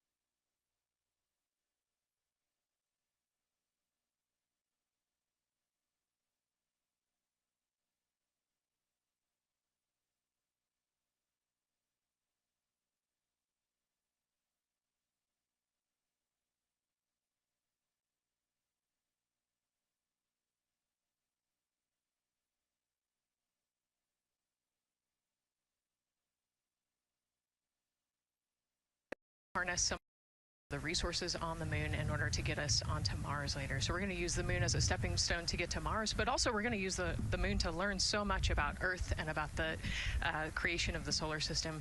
You know, the moon is this untouched witness mark for the Earth and the solar system. And what I really love is like all the things that we do to get us to explore our universe, all of that technology, all the jobs created to support that, it all benefits us here on Earth. Yes, definitely. I mean, getting this rocket into orbit takes, you know, 8.8 million pounds of thrust, right? And it's the people on Earth who do that and who create that, the engineers, the scientists. There are so many people who make this mission happen. And so if all goes well, this crew could travel farther from Earth than any other humans before them and see parts of the moon no one has ever laid eyes on. And now, speaking of laying eyes, here we are in the suit-up room with the Artemis II crew. Yes. Looks like the commander's getting his comm cap on, so the communication cap. Looks like Victor's already got his on and the helmet going. He's just stretching out his wrist a little bit, right? Yes. And in charge of liftoff today is Launch Director Charlie Blackwell Thompson. She and her team are just across the street from us inside of the Launch Control Center. They kicked off continuous around-the-clock operations just before 5 p.m. on Monday and started fueling the rocket about 4 hours ago.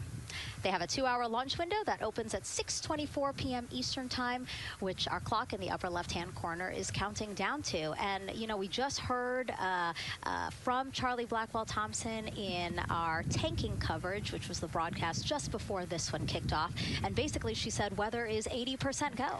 Yes, you know, 80%, we will take that. It's a little windy. There's some clouds building, but we're going to keep an eye on it, and 80% is a good number to keep moving today. Yeah, and what she said was a wave of showers are moving west, but they should be well past the pad by the time we launch again. Hopefully at 6:24 p.m. today. Hopefully. All right, so again, let's head back into that suit-up room. We see Reed Wiseman. He is the commander of the Artemis II crew, and Nicole, he is putting on what you guys are calling the communications cap, the comm cap.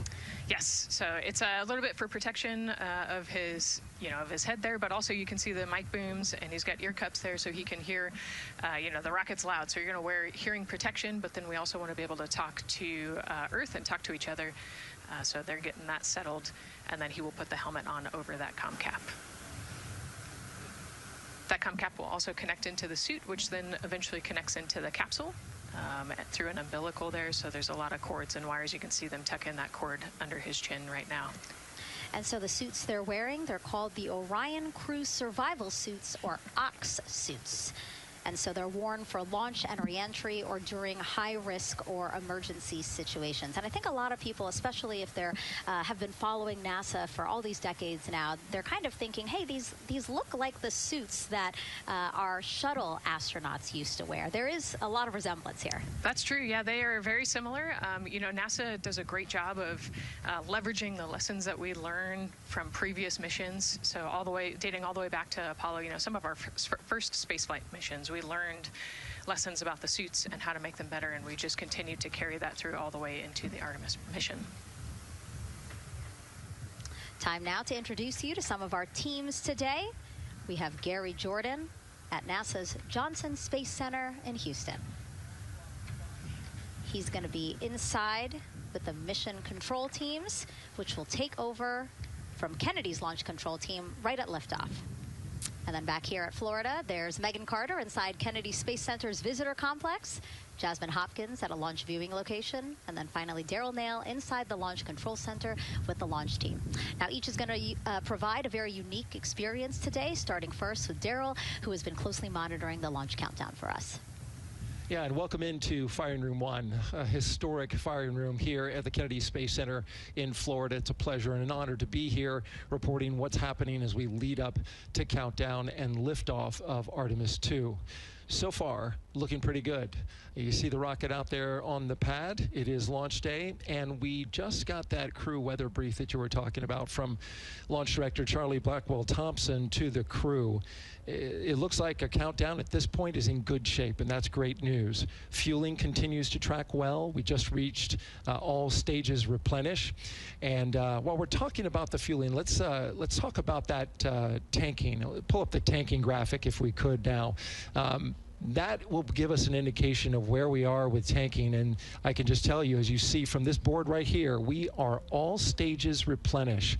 So all tanks on board the SLS. The 2 liquid hydrogen, lower stage and upper stage, and 2 liquid oxygen, lower stage and upper stage, are at 100%, and that's exactly where we want to be. This kicked off at 7:30 this morning with a go for cryo load, and here we are roughly about 5 hours later, and we're fully tanked and now in replenish. The amount of propellant on board, roughly 733,000 gallons. That's about an Olympic-sized pool and a half. Huge amount of propellant. It's all flowed in there. The great news there, no leaks, no issues, and we're looking good at this point. So let's talk weather now. The weather, while it is favorable overall, it's not totally clean, and that was hinted at earlier when we talked about the storms. There is, of course, some onshore flow. Currently, our overall attempt percentage stands at 80% chance of acceptable weather conditions at the time of liftoff, which is going to be within our launch window. That's tonight from 6:24 p.m. Eastern Time until 8:24 p.m. Eastern Time. Winds are good. The lightning risk is low. But scattered showers still remain possible around the Cape and including near the pad. So the expectation is that there'll be some more active weather coming our way, but we're expecting it to push to the west. So the watch item is really any isolated shower that could briefly move through the area and trigger a constraint, especially for flight through precipitation. Well, you're looking now inside the astronaut suit-up room, and of course we got the 4 astronauts there. They talked to Charlie Blackwell-Thompson today, and you know, everything looks good there. We're tracking one minor NC issue at this point. We'll talk, it's a non-conformance. We'll talk about that a little bit later in our next hit. But for now, again, looking good. And of course, our administrator for NASA is here in the firing room. He checked in with the launch director, chatted with her for several minutes, and he's here in the firing room, which is a good positive sign, of course, for the day. That's it for the firing room. We'll send it back now to Megan and Nicole.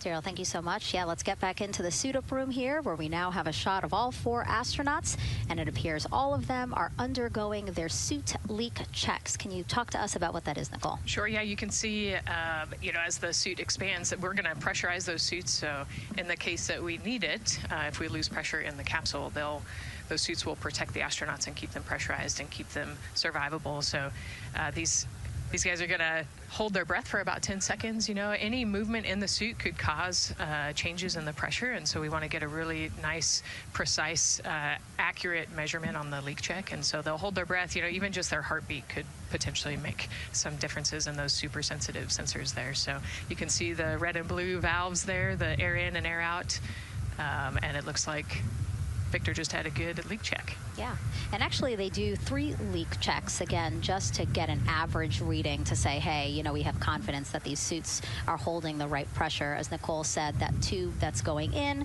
that's putting air into their suits, and then there was that gold instrument that you saw on their other side. That's how they can control how much pressure is being released in order to do these checks. Yep, and they will do the leak checks here in the suit room, and then they'll do more actually in the capsule as well. They'll do another leak check. So we're going to make sure the suits are ready to go before we even step out the door, and then we'll check them with the entire system on the capsule once they get out to the rocket. And you might also notice that some of the astronauts, while they're doing their suit leak checks, you might have seen Victor gave an okay sign. You might also see a thumbs up, and that's because concurrently, while they're doing these suit leak checks, they're also doing comm checks. Yes, yeah, we talked about the comm cap earlier, and the umbilical and how they plug in. So yeah, they're going to test the comm, they're going to test the suit, make sure everything. They're actually probably testing the cooling system as well right now. You know, they're going to plug into the portable cooling system and make sure that all of that is working.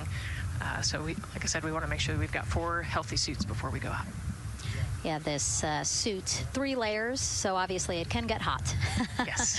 So one of the layers is a cooling undergarment, and basically they flow cold liquid through that undergarment to keep the astronauts cool and comfortable before liftoff today.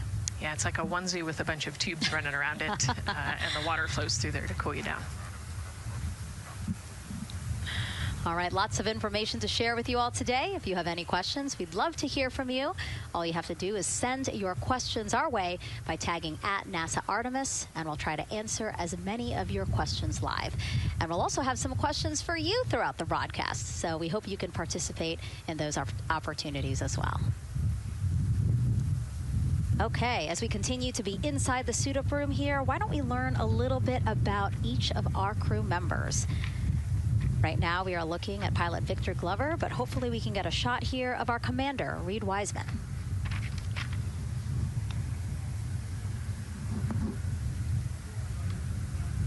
Now, Reed Wiseman is a Baltimore native.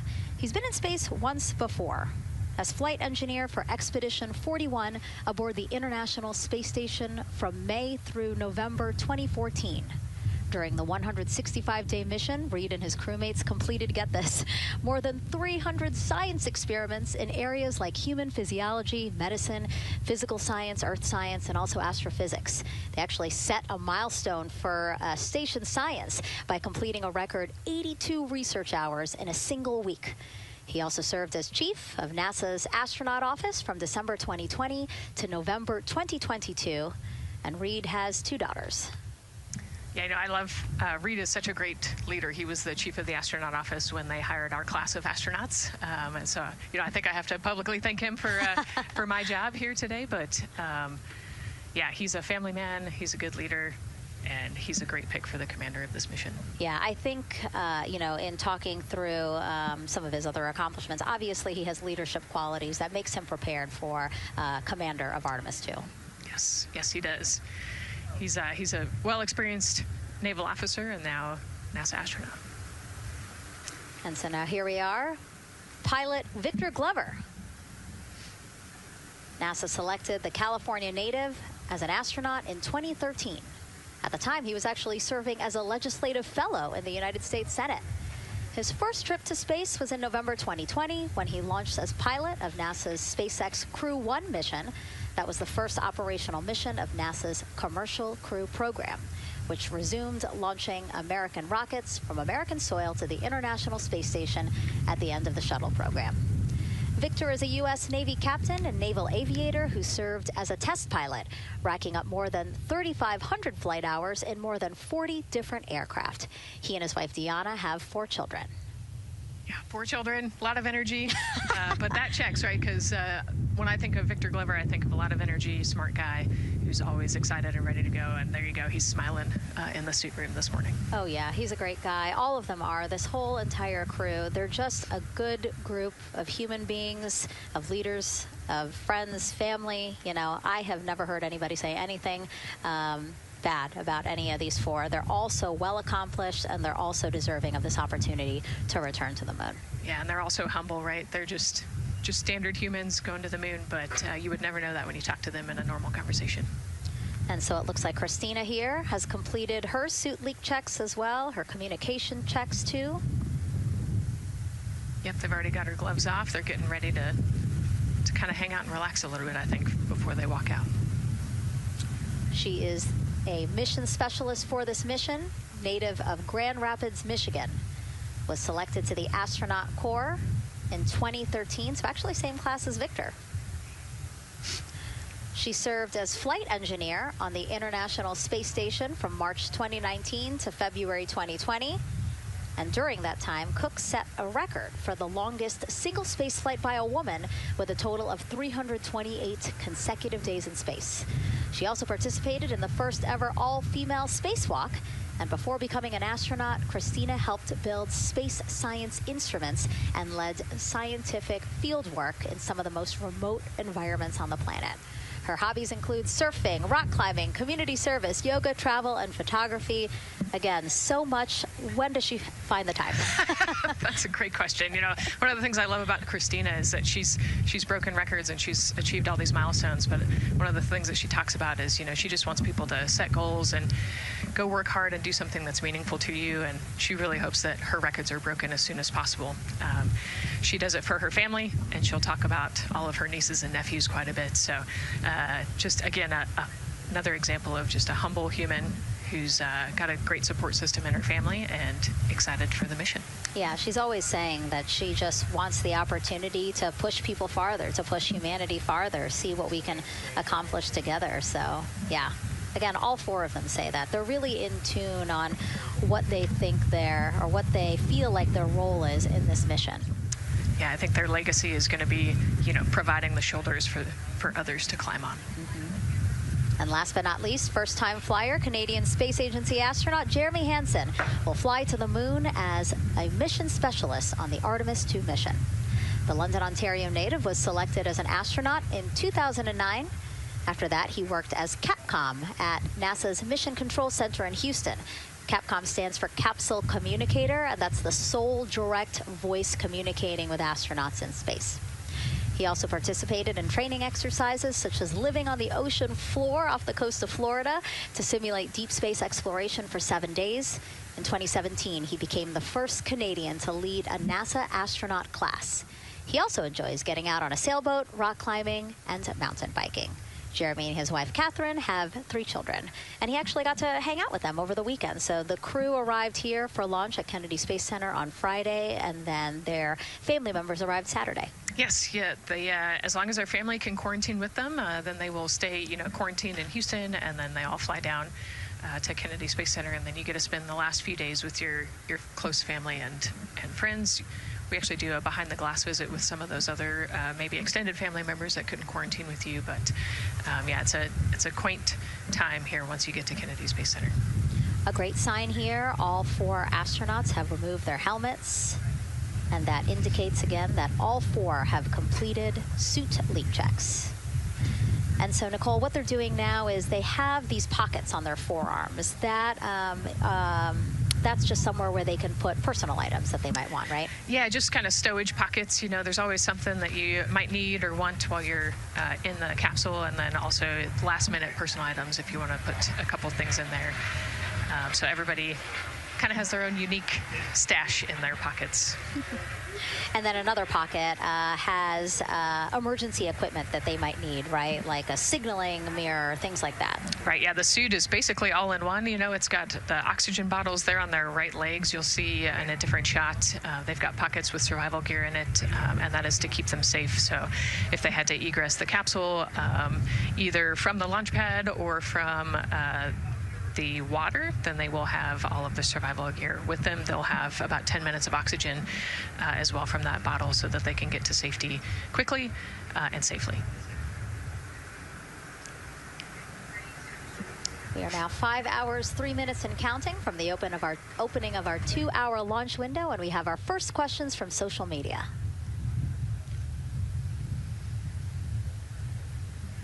Question here from X. So to be clear, this is not a mission to land, but to orbit the moon. Thank you, and thank our astronauts. Nicole. Yeah, this is a great question. I think it's important to highlight the mission of Artemis II, where we are going to go around the moon. We're going to see the far side of the moon. We're going to see parts of the far side of the moon that human eyes have never seen before.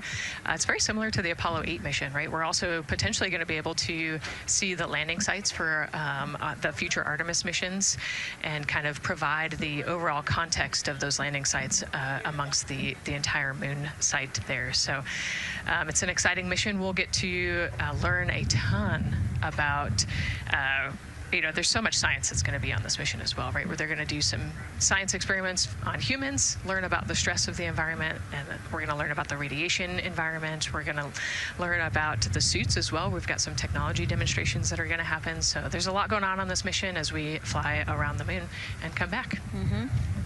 We always say it's about increments, right? Like we're making that next giant leap to Mars, but in order to do that safely and to do that thoroughly, incremental steps. Exactly. And, like we said, this is the first time that we've put crew on this rocket. And so actually before we even head to the moon, right, we're going to stay close to the Earth, and we're going to check out all of the systems on Orion, make sure that it can handle 4 humans, make sure it can handle people sleeping, people exercising, all of the environmental control systems are working. So we want to make sure that the capsule is safe for the crew before we send them, almost 250,000 miles away. Yeah, that was a great question. And we actually have another one that we'll pull up on screen here. Another question from X. How long will it take them to reach the moon, and how long will the entire mission last? Another great question, right? So they're going to do a couple orbits around the Earth. They'll do a perigee and an apogee raise burn. What that means is that they're going to accelerate to get further away from the Earth, and they'll get into a really highly elliptical orbit first. And then once they get into the translunar injection, so they're actually on a free return trajectory, which means we're going to accelerate them, and then they're going to escape Earth's gravity, and then just based on orbital mechanics, they'll be able to come home without having to do another burn or acceleration. So it'll take about 4 days once they leave Earth's gravity to get to the moon. They'll fly around the moon, about 4 days back, and then land. So overall, about a 10-day mission. Exactly. Yeah, these are really great questions, guys. We know that, again, we are sharing a lot of information today, so please do not hesitate to reach out. Obviously, Nicole, very smart here, and we're happy to answer any of your questions. Again, tag at NASA Artemis wherever you're watching this coverage. And now we actually have a question for you. Who would you take with you on a trip around the moon? Would it be your bestie? Would it be a pet, family member, or a seasoned astronaut? Think about that one. I know. I like that. I absolutely know what I would say. I think it would make my husband upset, but I have my answer here. But we'd love for you to go to NASA's Instagram or Twitch accounts to vote. Again, who would you take to the moon with you? Bestie, pet, family, or seasoned astronaut? Try to go vote, and then we will share your answers soon. Again, husband is not gonna like my answer. And we're not the only ones with questions today. We will also hear from celebrities during our launch coverage. See what Stanley Tucci, Scarlett Johansson, and others want to know about NASA's Artemis II test flight. Plus the surprise of a lifetime as kids marveled at the rocket and spacecraft rolling to the launch pad. Look at those cute faces there. Oh, I love that. Love those suits. And we'll show you how the astronauts will eat, sleep, and go to the bathroom while in space. Keep in mind, the Orion spacecraft is about the size of a 6-person tent. Yeah, not super big, but, you know, it's 10 days with your 3 best friends, so I think it's manageable for sure. But, you know, every ounce counts when you're trying to get to the moon. And as we continue to look into the suit-up room here, a fist pump for some of the folks in the crowd there by Victor. Why don't we take a look around the center here? We know that there are some folks who are already getting ready to check out the team here as they drive across KSC to their launch pad. Look at that. Oh, that's so awesome. That's a great crowd. They're waiting there in front of the vehicle assembly building. So actually, they're just down the road from us. This is a good crowd, as Nicole said. Oh, there they are. They just got their cue. Oh, now? Let me wave now. Oh, yeah, they are excited. That's amazing. So all of these folks, content creators that are getting behind-the-scenes access as part of NASA's NASA social experience here. So as you can see, very excited. The crew will get into their convoy and drive past them here pretty shortly.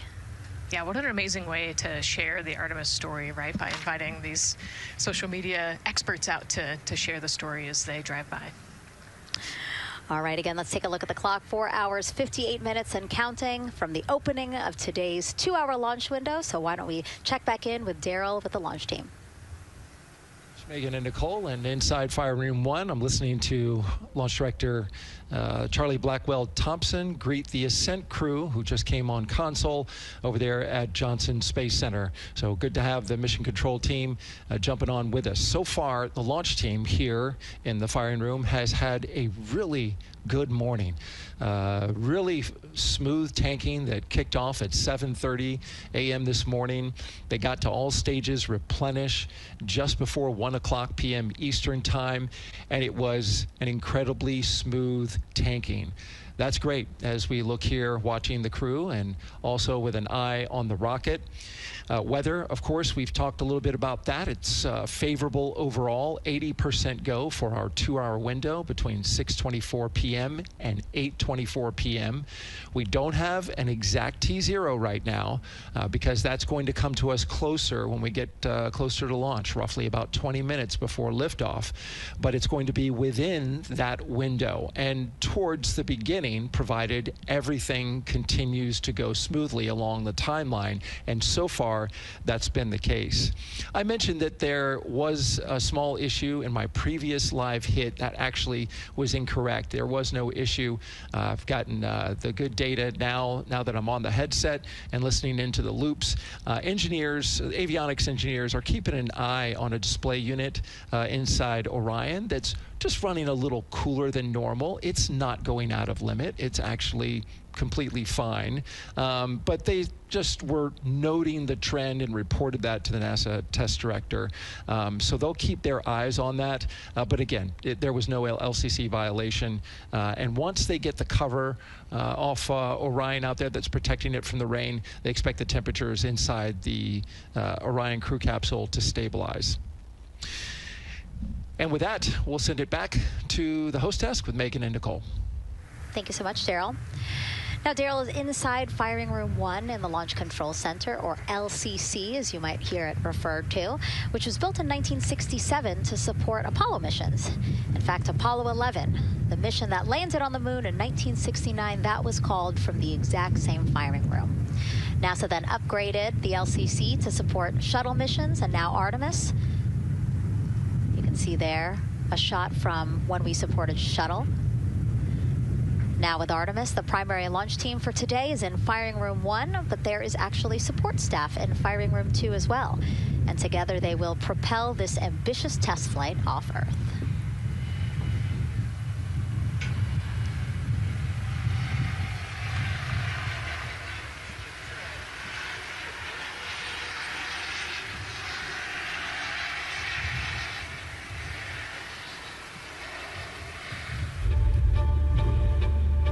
We're going back to the moon because it's the next step in our journey to Mars. We need to go explore the moon. There's vast regions of unexplored areas with the coldest, darkest places in our solar system. This is a test mission, and when we get off the planet, we might come right back home. We might spend 3 or 4 days around Earth. We might go to the moon. That's where we want to go, but it is a test mission, and we are ready for every scenario as we ride this amazing space launch system in the Orion spacecraft. But another reason we're going back to the moon is to fulfill NASA's mission, which is to explore the unknown in air and space, to innovate for the benefit of humanity, and to inspire the world through discovery. And when we succeed and when we accomplish the things that we set out to accomplish, that inspiration not only can set up new things to happen, but it also is a reminder in tough times that we're capable of doing great things when we work together. The thing I love about the moon is that it's not just a beacon for exploration and this platform of possibilities for incredible missions like this, but it has benefits. That's actually why we're racing towards it. Those benefits are really wide in nature. You have everything from innovation, technology development, not only for future missions going deeper into the solar system, but technologies that come back to Earth. You have inspiration, a whole generation of people starting this pipeline of STEM workers and manufacturers and operators that are excited to see what you can do when you work hard and you come together as a team. When I think about the 4 of us flying around the far side of the moon, seeing that Earth rise, taking images and video and sending them back to you, the feeling that I have inside is hope. We know that Artemis II is not the solution for humanity on planet Earth, but it is a contribution in the positive column. We hope that just for a moment that people will pause and say, wow, it's extraordinary when you look back upon the Earth with over 8 billion people, and you see this concrete example of what humanity can do, this extraordinary thing when we set big goals and we work together to achieve them.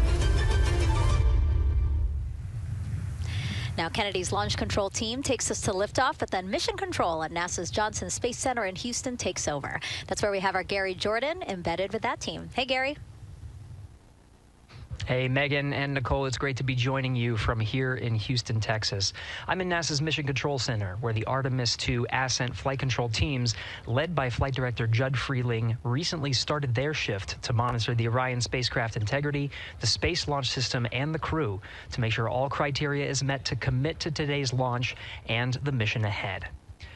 The team you see here in this room today has been training extensively to prepare for the highly dynamic phase of flight that begins shortly after engine ignition. Teams here will be monitoring the flight of the Space Launch System, Orion, and of course the Artemis II crew on board as they make their way from the Kennedy Space Center into Earth orbit. The lead console positions will be in this room called the White Flight Control Room, a room which traces its legacy to the Space Shuttle program, with the first shift supporting STS-70 in 1995, more than 30 years ago. Each console represents an expert in a particular discipline, whether it be communications, propulsion, crew health, life support systems, or trajectory. And each of these individuals has a support team in other rooms, each ensuring that no data point is left unchecked, no procedure is missed, and combining efforts as one Artemis team to ensure crew safety and mission success. After liftoff, Mission Control Houston will be staffed around the clock over the next 10 days until the spacecraft is safed for the recovery teams and the crew is extracted from integrity and brought aboard the recovery vessel. The roar of a powerful Space Launch System liftoff is just the beginning. The mission is, of course, a test mission, and the first with humans on board Orion and in deep space. The crew's job is to put the systems and capabilities of Orion to the test, taking us closer to a sustained presence on the lunar surface. It's great to see the crew gathered around the table. Megan, with that, we'll toss it back to you as we continue to monitor from here in Mission Control Houston. Back to you. Thank you so much, Gary. Yes, a pre-flight tradition that we have seen with our crewed flights and our astronauts, the card game, Nicole. Yeah, you know, this is a fun time for the crew. Kind of relax a little bit, play a card game with the chief. You can see Scott Tingle there is the dealer today. Looks like they're playing high card wins. So Victor won, he's out, now Jeremy's out. You know, there are two schools of thought on this game. Either you want to get rid of all your bad luck or go out on a high note. So it looks like the crew chose we're going out on a high note. And, you know, I think one of my favorite parts when I talked to Reed about this is he was just excited to play a game with his old boss from Naval Test Pilot School. So once again, his boss today. Yeah, and I love this part of the tradition because this is when, again, you usually see them like, yeah, laughing, but very focused still. But when they get to this table, laughs, high fives, smiles, just really a brief moment of levity in what can be and will be a very long day for them. Yes, you know, it's a long day. There's a lot of preparation that goes in today, and so they're just, I think, at least for us, it was a nice brief moment of some relaxation, a couple laughs, you know, a moment to take a few deep breaths and reflect on the mission ahead, and then, you know, get some high fives as well. And so with their bad luck dispelled, some good luck from Scott Tingle, it seemed like there, right? Yes, definitely. It's actually a really fun tradition. You know, I think that card game is more steeped in tradition than anything else. Every crew has played that same card game. As you said, Nicole, the primary reason for why they're there to suit up, to do communications checks, to do pressure checks, all done. And now it seems like Reed had some words for the team in that room. Yeah, you know, this day can't happen without thousands of people, right? And so the suit room is a great example of that. You've got all of the suit techs, and you've got your support team there, everyone who has made this day possible. You know, they've been working with the suit team for years at this point, getting ready. So some fist bumps to the group. Again, the suit team are the folks dressed up in those white, very snazzy outfits.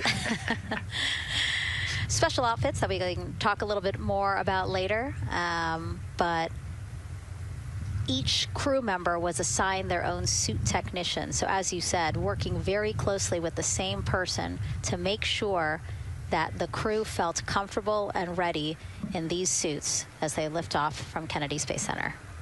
Right, and you know, each suit is slightly different, each person is slightly different, and so these suit techs know each individual super well. They know exactly how they like to get into the suit, exactly where things might get caught, or, you know, small adjustments that might need to be made. So they know their suit techs well, and their suit techs know them very well.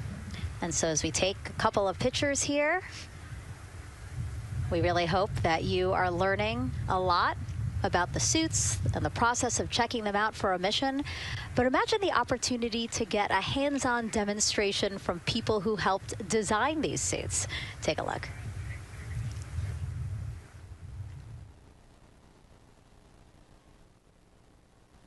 Does anyone want to try on one of the gloves?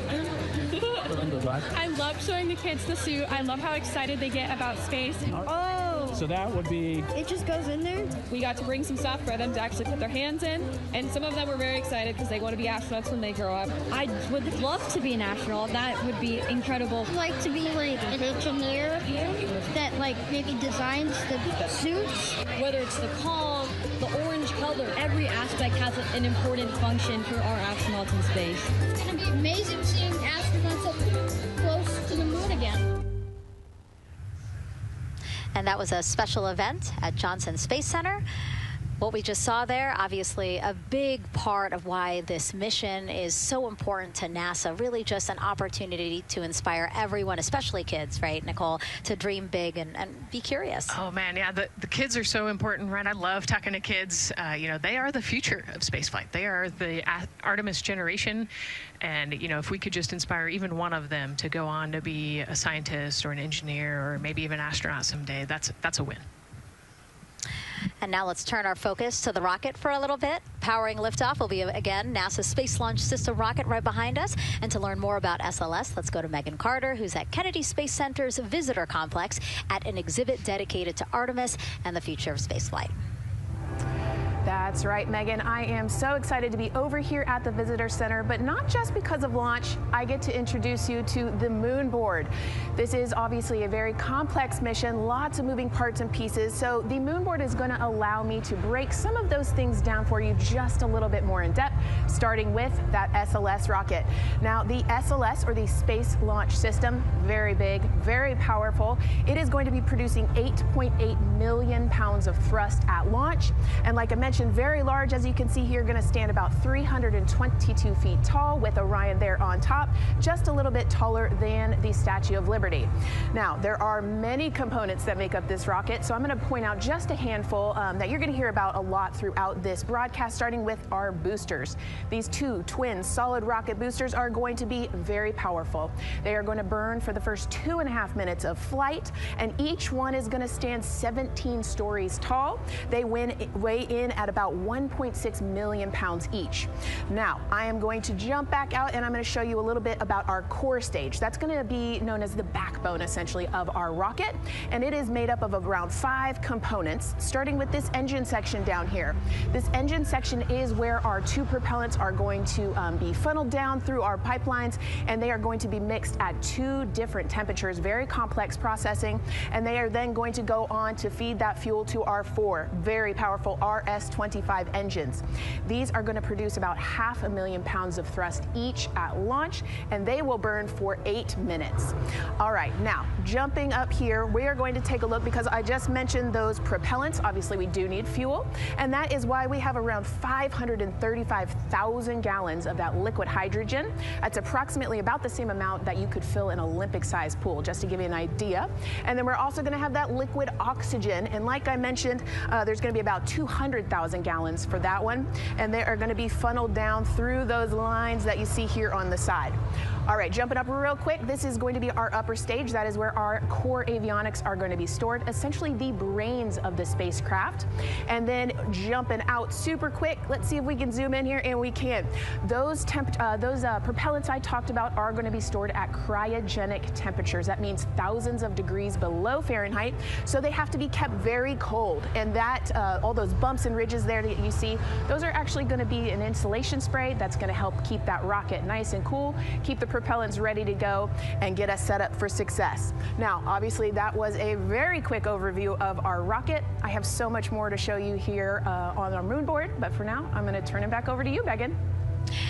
Thank you, Megan. A very impressive demo of the moon board, but also an impressive system, obviously. She mentioned 4 RS-25 engines on the core stage, and actually we have one right behind us here, used during the shuttle program, and I got to get a closer look at it with Space Launch Systems Engines Deputy Manager Philip Benefield.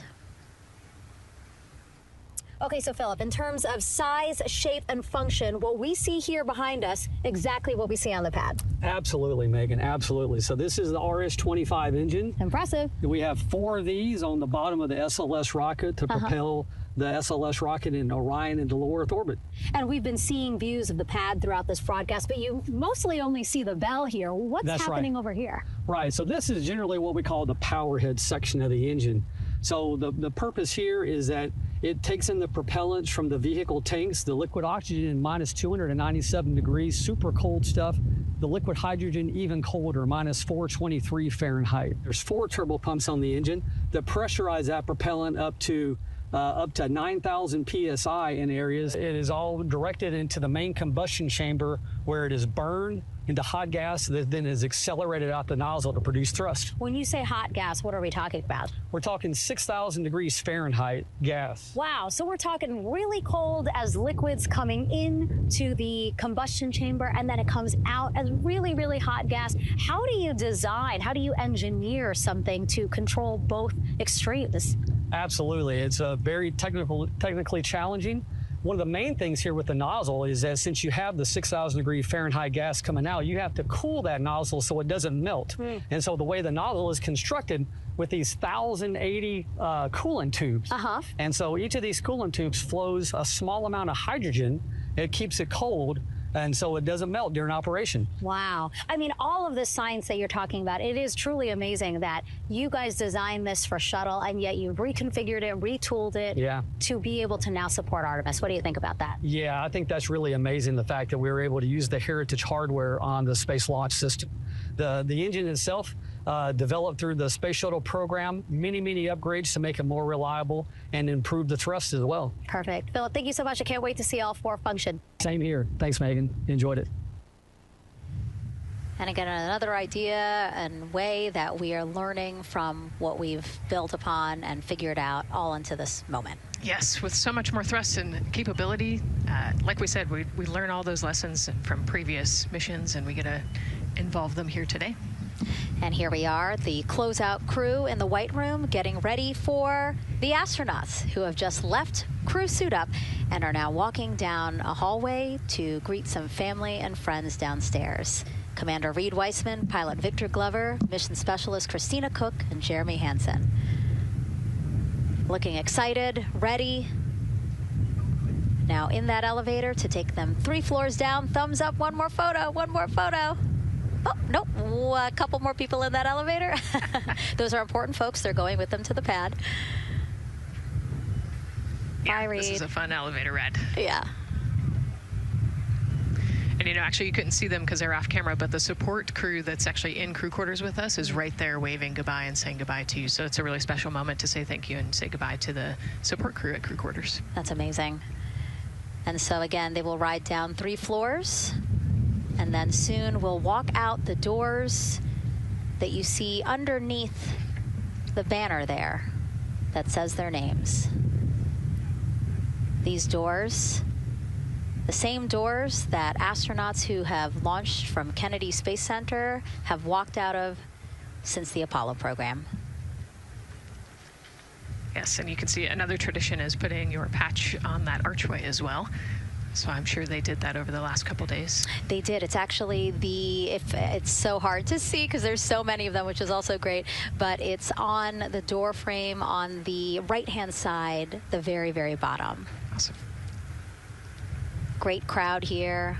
A shot now of everyone who is waiting to greet the crew as they walk out of the operations and checkout building here at Kennedy Space Center and will board their ride to the launch pad.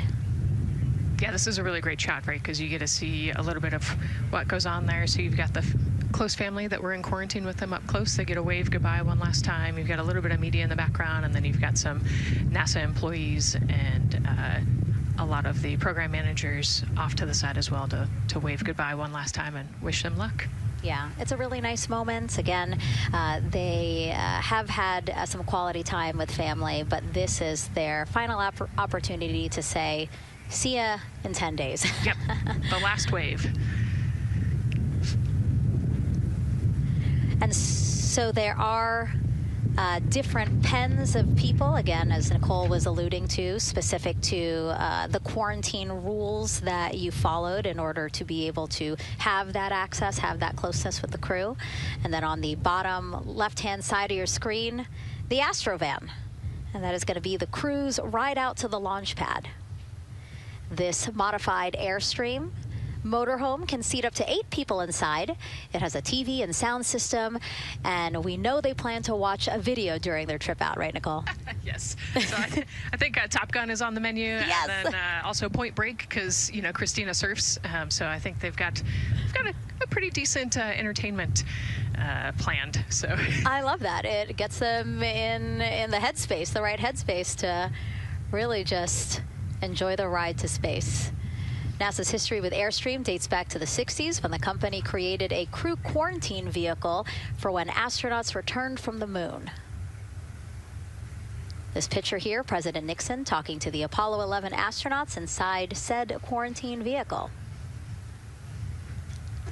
Then during the shuttle program, Airstream created the first generation Astrovan, a 27-foot motorhome that transported astronauts across KSC to their launch pad.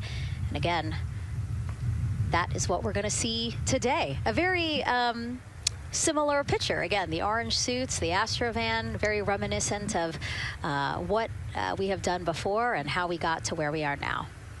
Yeah, and it's a pretty cool ride. You get about 20 minutes to get out to the launch pad and watch a movie, listen to some music. It's kind of an interesting, and then along the whole way here at KSC, all of the employees from Kennedy Space Center come out. You can see in the background of the shot you're looking at right now, all of those employees and everybody lining the streets, waving and wishing them luck. I think this is an emotional moment for a lot of people because this is the last time where a lot of people will be with the crew, because once they get to the pad, there's only a handful of folks with them before launch. Yeah, definitely. This can be emotional for the crew, can be emotional for the families, of course. I mean, I got to wave goodbye one last time to my sister, and when we walked out those doors, and yeah, it's surreal. It starts to become much more real the closer and closer you get to the launch pad. 20 seconds now from when we expect the crew to walk out those doors. It must be really hard for them to patiently wait for these very specific milestones. You've got a whole group back there that's telling jokes and keeping it light. So.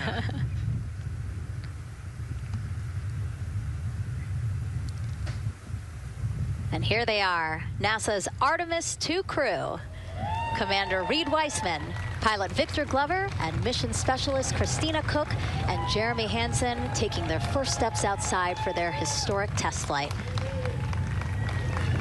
To a wonderful applause from the crowd. They're looking really excited. Some and big really smiles. Ready. I love that. It's a great day for us. It's a great day for this team. A few words from Reed. Great day for us, the team, he said. Thumbs up, more thumbs up. Of course, a lot of pictures. We hear some camera shutter clicks back there. I love the energy of this crowd. Let's go. And so now the crew walking over to each of their pens.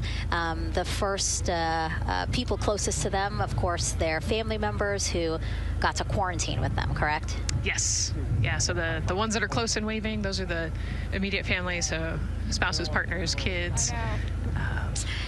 And we're trying to give them some privacy so that they can have their conversations with their family members. Christina there, she has her husband. Victor has 4 daughters and his wife, they're there. Reed, his 2 daughters are there. And then Jeremy, his wife, 2 daughters and a son. When you were standing in their shoes, Nicole, when you flew for Crew 10, what were you kind of talking about? Like, did you really think about this moment and what you might want to say?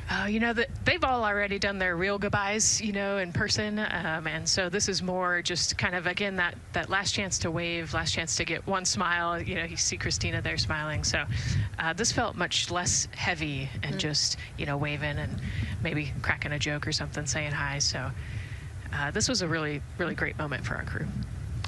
Reed's 2 daughters there. Reed spoke about when he told them that he was selected to be the Artemis II commander. And he said he was worried. He's a single dad, didn't know how they would react. And actually, he said he was overwhelmed by their support. He woke up the next morning with cupcakes baked by one of the daughters, moon cupcakes. Yes, I love this story. Moon cupcakes the next morning. Like, how awesome is that, right? Everybody needs their support system, and clearly he has that in his daughters. Christina said she took a bike ride with her husband and wanted to tell him when the moon rose, but that it was too foggy. But she said he was still very excited and happy for her. Yeah, the moon's still out there.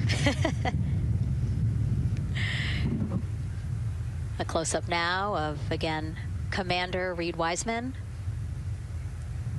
and Mission Specialist Christina Cook. To the right of your screen, as we pan left, we have pilot Victor Glover. Victor told his wife, and they told their 4 kids together, and he said that one of them just started yelling, "Let's go!" Yes, I love that. Again, the support from the family is awesome. And Jeremy said his wife and 3 children, super excited. He felt very supported. You know, he did have that tough conversation, obviously, of talking about the realities of this being a test flight, but he said they were super supportive. And now as he walks away, some kisses from Victor Glover to his family, hearts to Christina.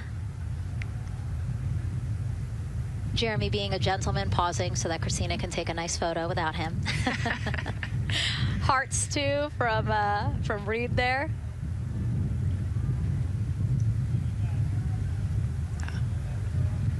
Hearing Victor saying, "Love you guys," saying that to some of his crew members there. Woody.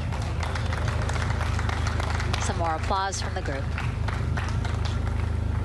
A quick wave to some of the NASA program managers, and I think Norm Knight's out there, the FOD Flight Operations Director.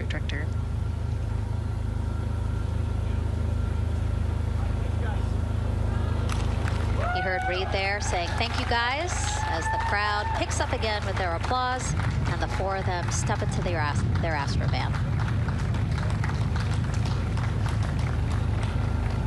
Looking at the clock, very on schedule right now. Again, according to the very detailed timeline of launch today, they are expected to drive off in about 20 seconds.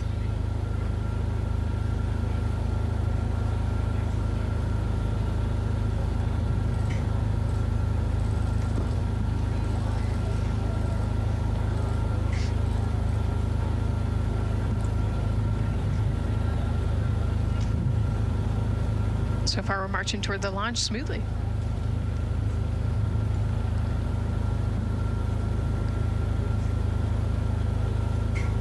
Do you think they're queuing up the video? Definitely. And that's why they haven't left yet? They're like, we can't go without Gotta get our your point snacks and break. movie ready. And yeah. Where's the popcorn?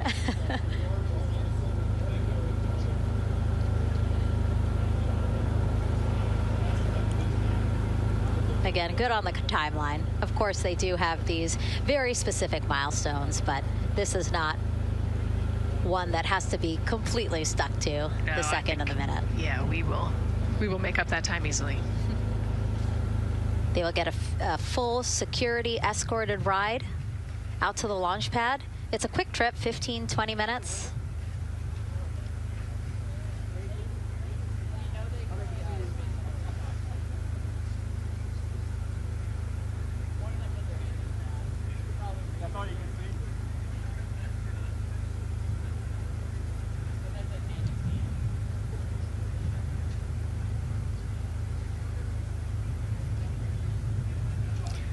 The closeout crew at the pad still just getting everything ready for their arrival.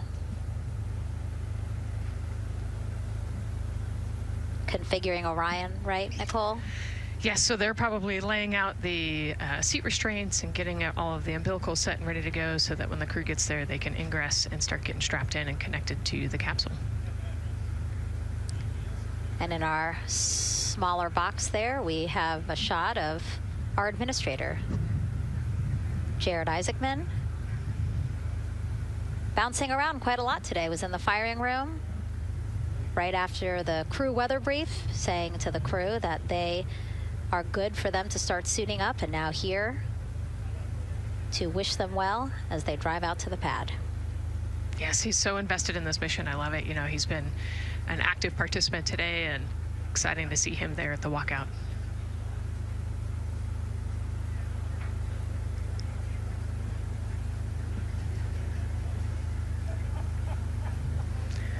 So in the van, they're probably getting hooked up to the portable cooling systems as well. So that would be my guess on the slight delay here, making sure everybody's situated, connected to cooling, and ready to go before they take off. Right, because the orange boxes, we didn't talk about it when we were in the suit-up room, but if anybody noticed, there are these orange boxes, and that's what provides the cooling to those thermal garments. And so those boxes have been staged inside of the Astrovan so that once they got there, they can connect up again so that they're cool and comfortable on the way out. Right, so they were off cooling from the walkout, you know, said hello to their families and the 80-degree weather here in Florida today. So it can get really warm in the suit quickly if you're not careful. So we want to make sure everybody's comfortable before we drive off. And then when they get to the pad, of course, and strapped into Orion, then they don't have any need for those cooling boxes anymore. They will get that cooling through Orion, through the different lines and umbilicals that they'll be connecting to there. Yep, that's exactly right. The Orion capsule and its environmental control system will take over once they're connected to the umbilical.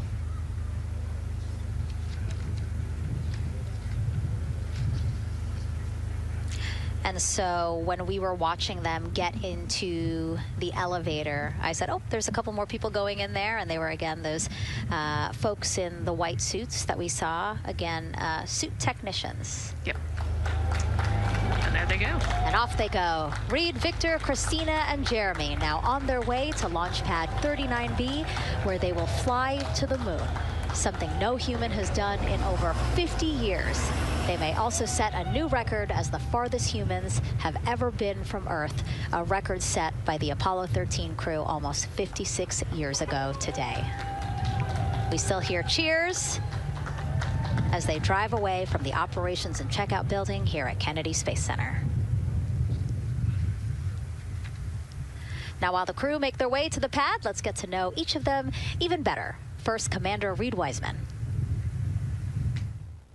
The moon, to me, it's the thing that connects me together with all the other humans in my life. I remember being a little kid lying in bed at night and just looking out at the moon in whatever phase it was in, and I was thinking, man, my friends that live like 20 miles away, they can probably look out and see that same exact moon. And then when I was in the Navy and I would look out at the moon and I'd be halfway around the planet, I would think, man, my brother can see that moon where he is and he's halfway around the planet from where I am. To me, it's a connection of life on Earth. We can all look up and see that moon, and it's always changing. The moon is never the same 2 days in a row. I love that. My name is Reed Wiseman.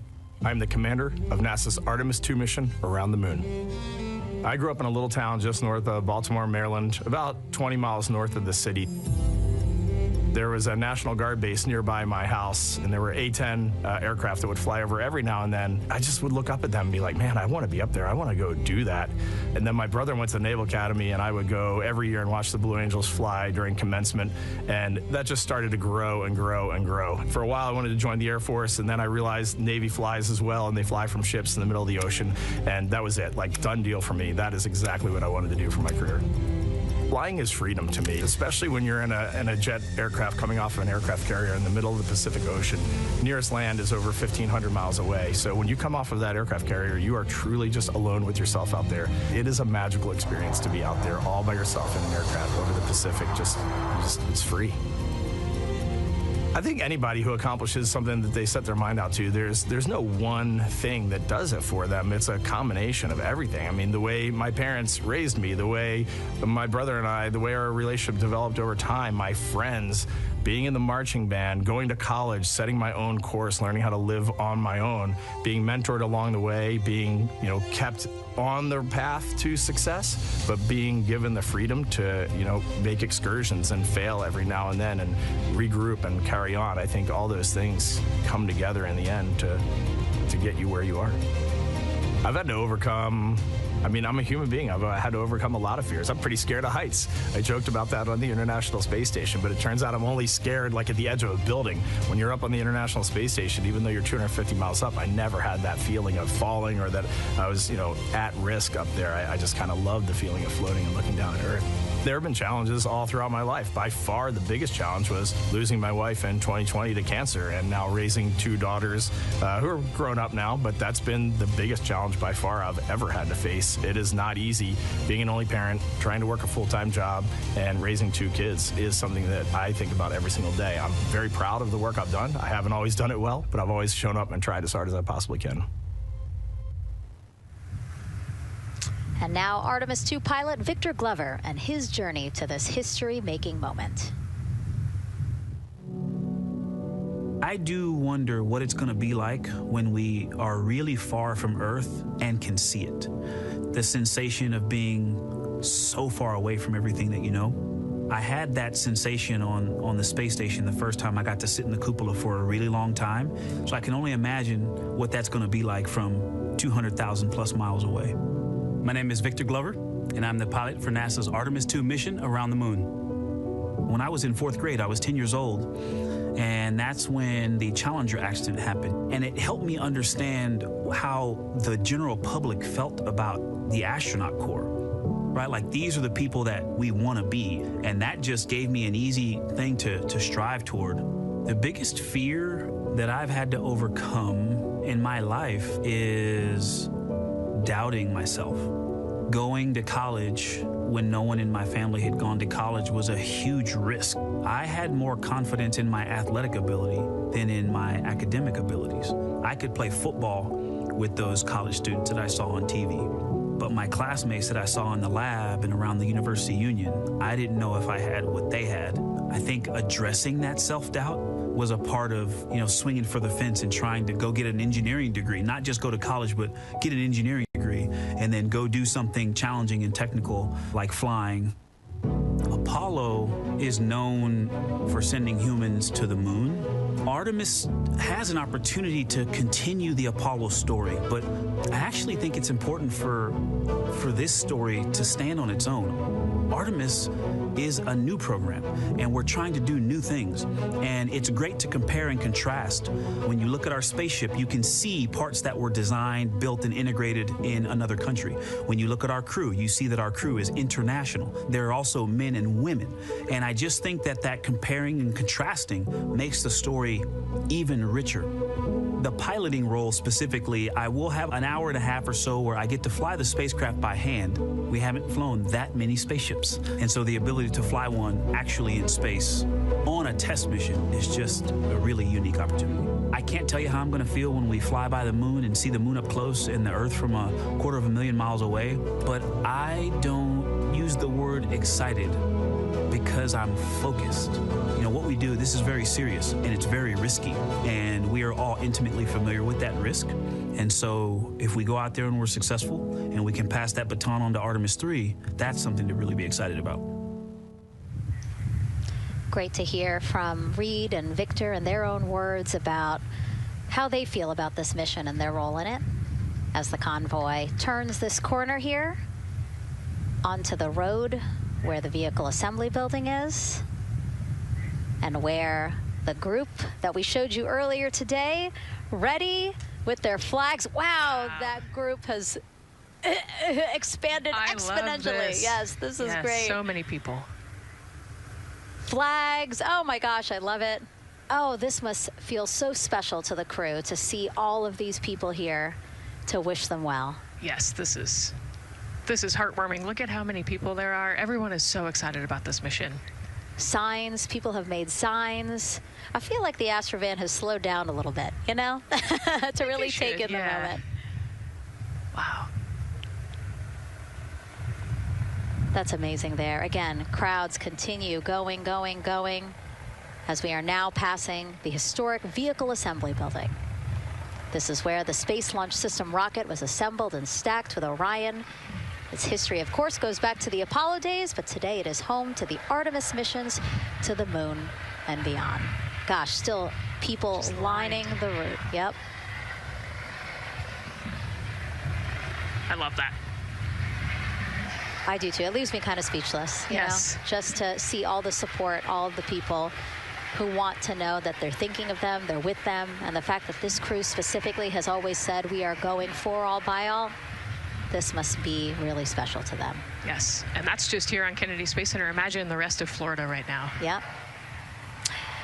Mission specialist Christina Cook, who holds the record for the most consecutive days in space by a woman. Let's take a look at what she has to say about this mission. I tell a story, which is one that my dad told me before the Apollo missions when he was just a very little boy. He was looking up at the moon with his mom, and his mom said to him, "Don't worry, Ronnie, we'll never get there." Fast forward maybe 70 years later, it's his daughter that's actually going there. And I think that long arc is something that we can all learn from. The idea that the seemingly impossible becomes possible if you just believe in it and are willing to work hard and come together to achieve it. My name is Christina Cook, and I'm a mission specialist for NASA's Artemis II mission around the moon. When I look back at my dreams as a kid, I definitely never thought I would actually get here. I was very pragmatic. Even though I'm a dreamer, I knew that the odds were way against me again, so I might as well do something I'm loving in the meantime. I definitely loved science and math in school and, did pretty well in those things, but I also loved being active. I was always outside. I loved things that made me feel small. I loved looking at the night sky, oftentimes between the pine tree branches, or I loved the ocean. North Carolina also has mountains, and when we go there, I just loved the vastness of all of those things. I loved how they made me feel and what they made me think about, and the vastness of the universe and how much out there was to learn. I'm drawn to exploring. I'm drawn to challenges that involve both mental and physical, and I'd much rather be solving problems wearing a whole lot of equipment and in a harsh environment, and that's just something I've carried with me ever since I was a kid.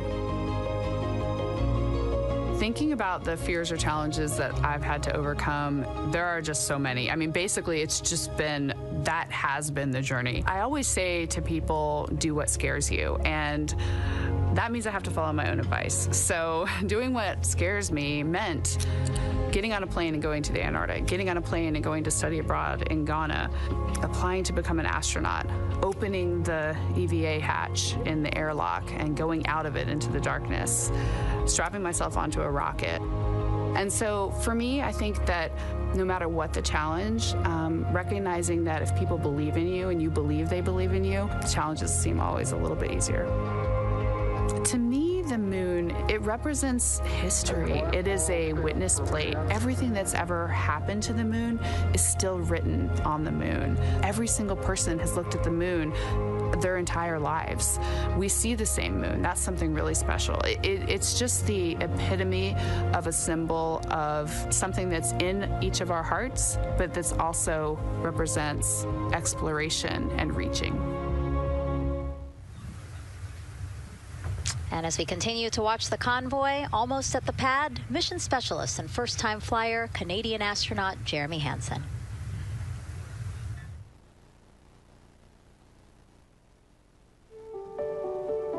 I have this very distinct memory of seeing an image of an astronaut standing on the moon. It's burnt in my brain because I went back to it so many times in my childhood, and I would look at that image, and I know it had a huge impact on me that humans had walked on the moon. My name is Colonel Jeremy Hansen. I'm an astronaut with the Canadian Space Agency, and I'm a mission specialist on NASA's Artemis II mission around the moon. My elementary school years, I grew up on a farm outside of London, Ontario. I spent as much time as I could with my dad on the farm. I learned the value of hard work, for example. If I wanted to go to work with Dad, it was going to be a long day, and I was going to have to not complain, or I wasn't going to get to go the next day. I had a treehouse. I had a vivid imagination. And I changed my treehouse into a spaceship. I made all these dials and controls. I had circuit breakers for switches that I found in the barn. And I was exploring space in my imagination. The most important thing I did to get to where I wanted to go in life, which was flying fighter jets and eventually becoming an astronaut, is I shared those desires with other people. And it turns out, just like you don't go to the moon on your own, if you could, I would have done it a long time ago in my treehouse as a kid.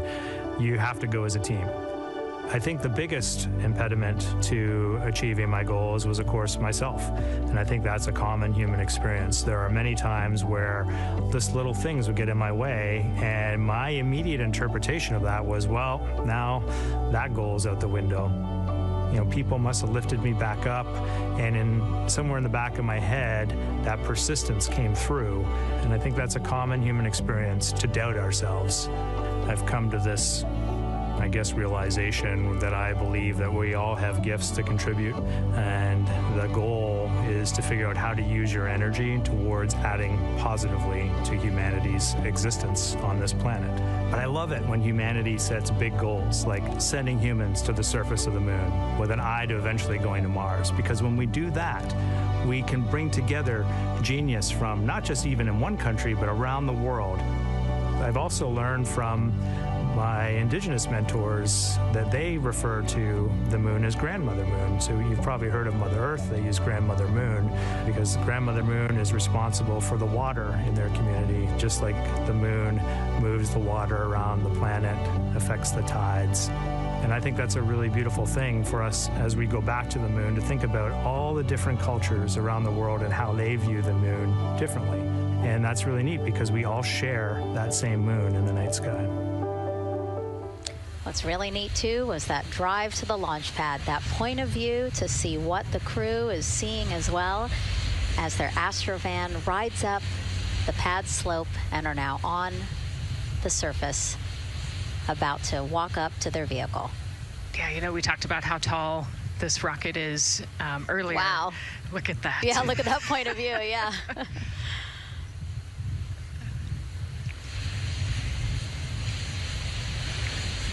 Pad 39B, another historic place here at Kennedy Space Center. Construction began in 1964, finished 3 years later.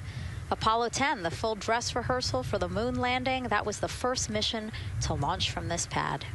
Yeah, you know, we've used this pad for a lot of missions. You know, we modified the pad in the 70s and 80s, and then the shuttle missions actually launched from here as well. And then, of course, Artemis I took off from this launch pad, November 2022.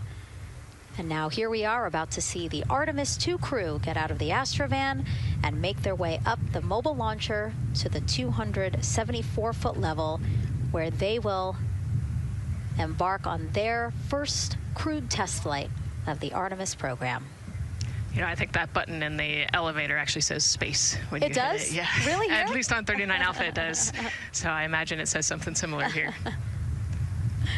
Again, let's take a look at the clock as we wait for the crew to get out. 4 hours, 10 minutes and counting until the top of our 2-hour launch window today. Let's head back across the street to Daryl, who's following the launch team every step of the way. All right, thank you, Megan and Nicole. And here inside Firing Room 1, we had a nice moment.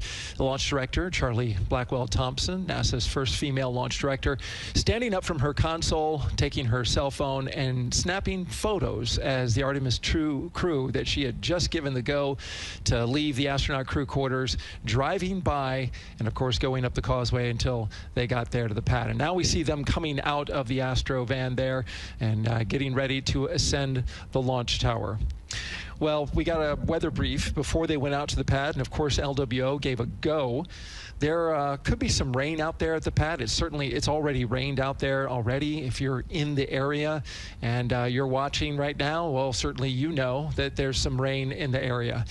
There's going to be spotty showers that are going to be coming ashore here, and we expect that throughout our rest of our countdown. But we also are getting forecasts that there'll be some clearing as we get closer to our launch window. Big wave from Reed Wiseman there, and a thumbs up as the crew goes into the elevator to ascend the launch tower to go up to the level where they'll walk across the crew access arm and get into the white room. One of the things that you're going to start to hear now is from the crew themselves. We're going to be airing the Orion to Earth loop, which is the communications that's going between that crew and the launch team here as they walk them through configuring their various consoles as well as getting ready. A nice moment here, and I'll just pause to just look and see as the crew walks across the zero deck, as they call it, which is the deck that's right there even with the engines, and they're taking a moment to go over there and stand up and gaze up at the 322-foot tall SLS rocket. This was part of the plan for the Artemis II crew, and potentially a rocket that could help them make history to go farther from Earth than any crew has before.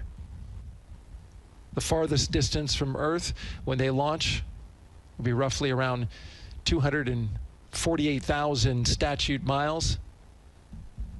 They're expected to go about 4,000 miles farther than the Apollo 13 crew did.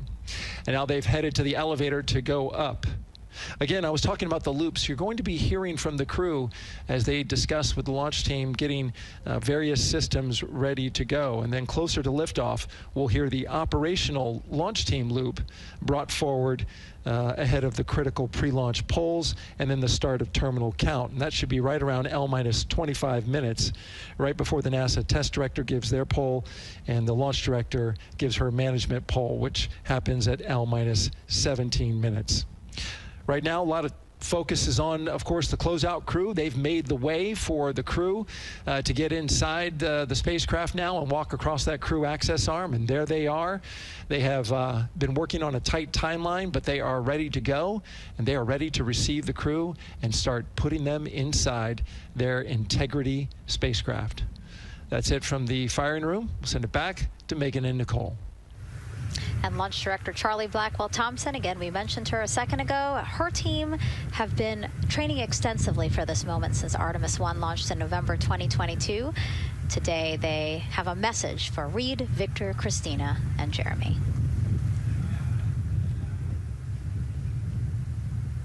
Today, you carry the work of thousands and the hopes of millions. Every test, every simulation, every long day and night have led to this moment. This team is ready.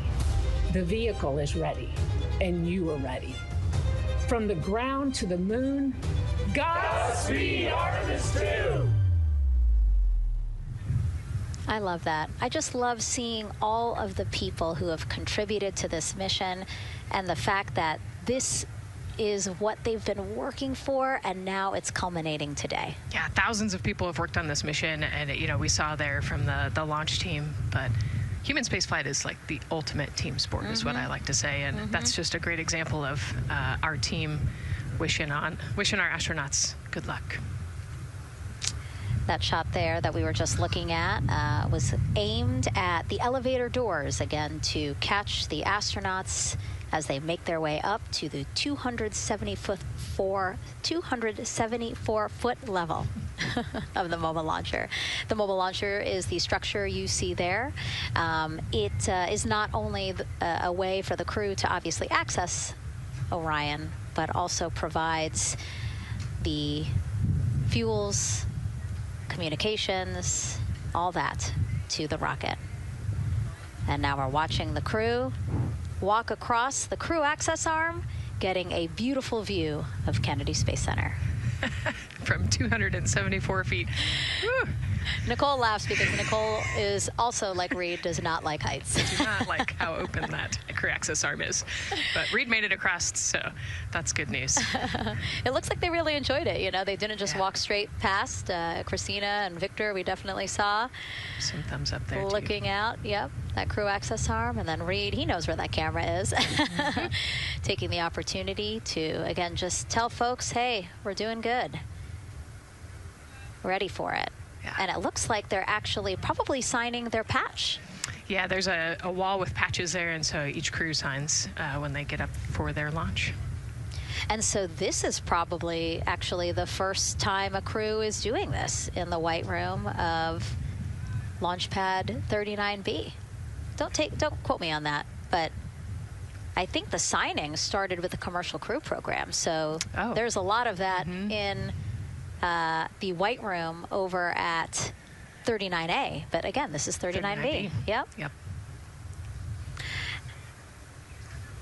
And so now in this room here, the White Room, again, we will see the crew don or put on their communication caps again, their helmets, their gloves, and remove coverings that they had on their shoes.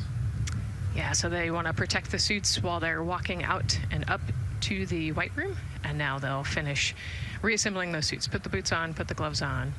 You can see they're working their comm caps now, and they'll work the helmets eventually as well. And so as we watch this process unfold, Why don't we take a couple of questions for you guys, from you guys. What is the most difficult thing about preparing for a flight? Nicole, that question's obviously for you. Ooh, this is a great question. You know, I think we get such good training. You know, this crew's been training for years. And so they know this rocket and this capsule inside and out. They know all the dangers. They know how to react to anything. So I actually think, you know, preparing your support system and your family, I think launch day is actually tougher for your family than it is for you. And you know, we've heard the crew talk about the difficult conversations that they've had with their family to prepare for this historic test flight. And so I think, you know, the closer and closer you get to the rocket, the fewer and fewer things from Earth you keep. You know, they left their suitcases at crew quarters this morning. They left their cell phones, their laptops, everything. And so you are just a human in a spacesuit about to get on a rocket with all of your loved ones watching. And I think that can be probably one of the most difficult parts about today. And while you were answering that question, Nicole, we did get a chance to check. Yes, this is the first time crew has signed the wall of the White Room, again here at pad 39B. Let's take another social question now. All launch windows happen to be in the evening. How come? Obviously referring to the April opportunities specific to Artemis II. Right. You know, this is a complicated answer. I don't know that I would have the exact mechanics behind it, but it has a lot to do with orbital mechanics and where we are in terms of the Earth and the Moon relationship.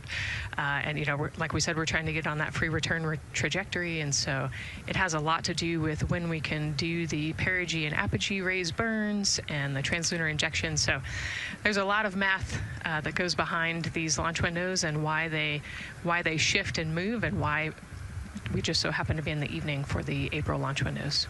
Yep. You did answer it well. All right. And before we asked you guys a question, who would you take to the moon with you? Would that be a bestie, a pet, family member, or seasoned astronaut? Overwhelmingly seasoned astronaut. So, Nicole, you and I are going to the moon. Was that your answer as well? That was totally my answer. Again, like I thought my husband would not like that answer because he'd want to come along too. But I think if asked, he would also say seasoned astronaut. So that's fair. You know, like we said, there's a lot of training that goes behind it. These guys can react to anything that comes their way. And so, yeah, if you don't have all that training, maybe you do want someone that's a little bit more experienced. Yep. So correct answer, everyone. And now we have another question for you. What do you want to know about living in Orion? What the crew eats, how the crew sleeps, how to fly the vehicle, or how free time is spent? Another great question. Yes, I'm excited to see what they say. Yeah, so head to NASA's Instagram or Twitch accounts to vote, and we'll share the results as soon as possible.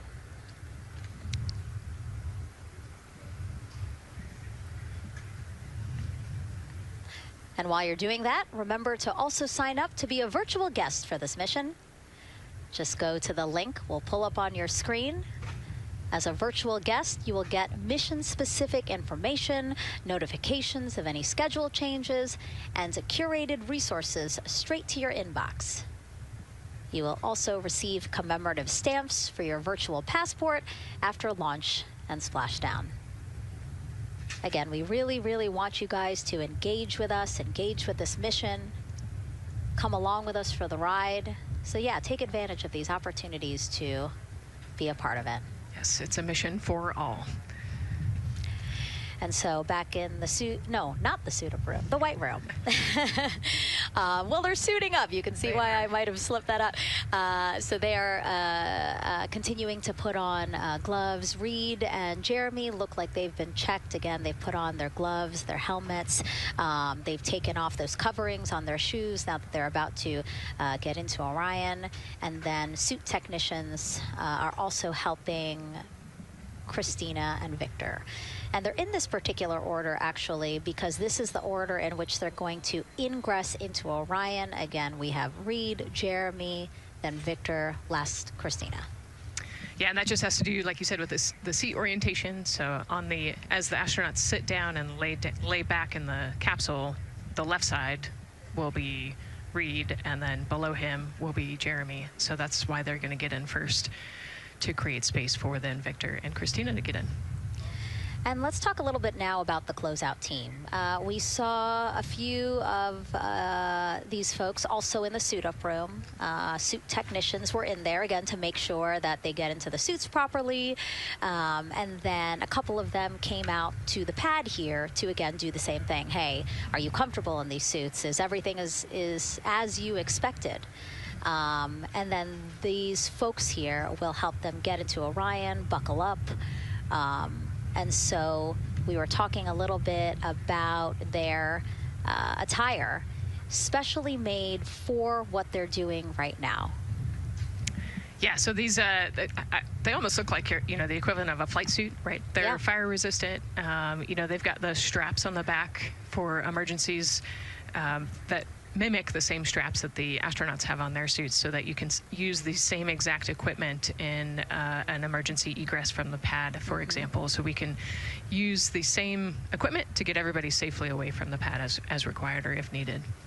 Yeah, always thinking about those contingencies, you know, how to very quickly, if there were an emergency, get everyone out, not just the astronauts, but also the closeout crew if an emergency was happening while they were still at the pad.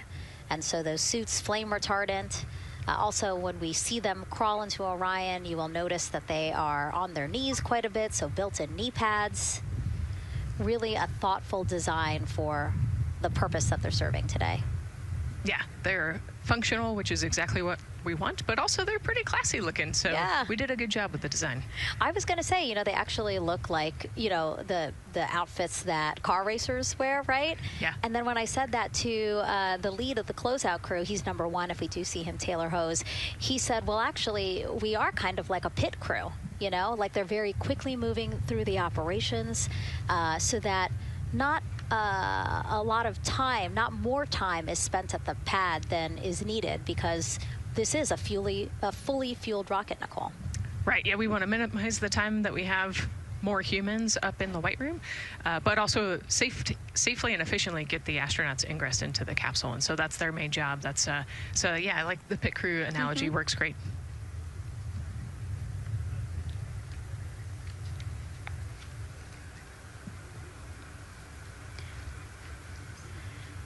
And so, Nicole, as we get ready to see them ingress, I know you'll be, again, an invaluable source as we talk through this part of the launch countdown, because you've been inside a mock-up of the Orion spacecraft. And I know that because you texted me a photo that you took, this selfie in the mock-up, and little did you know I was going to put it in this broadcast.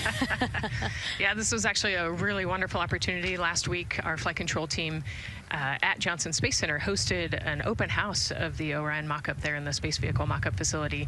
And so I got to spend some time in the capsule with some of the flight controllers who are actually sitting on console right now and talk to them about everything inside the mock-up. So you can see I've got a bump cap on.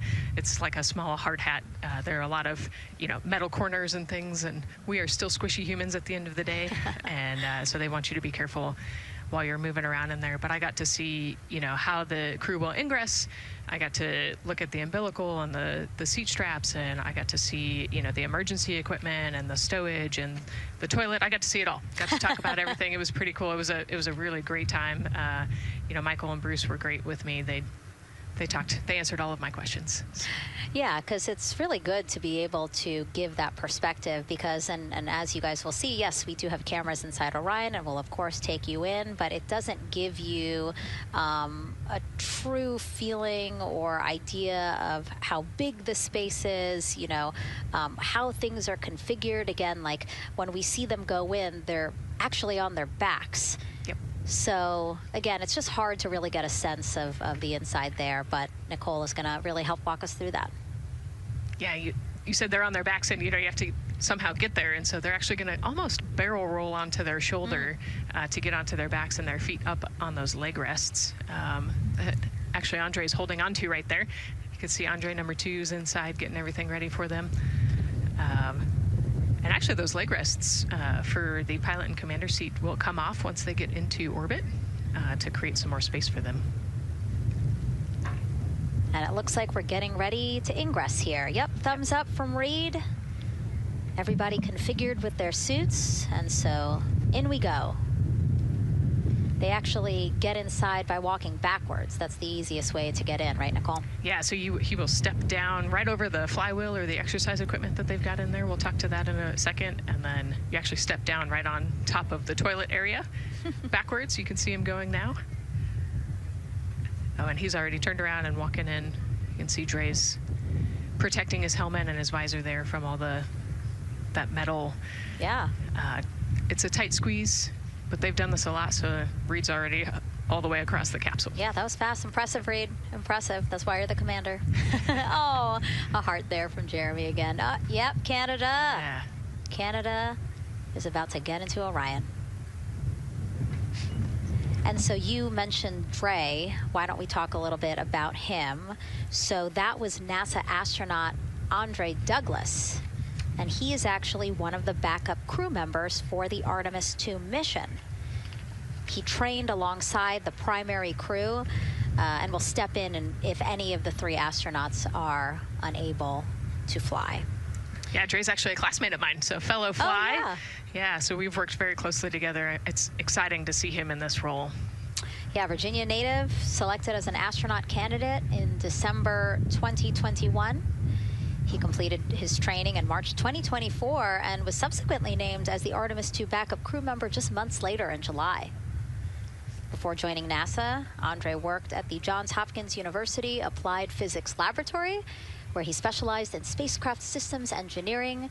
His work focused on the systems that help spacecraft know where they are and how to get where they need to go. So obviously critical for missions to the moon.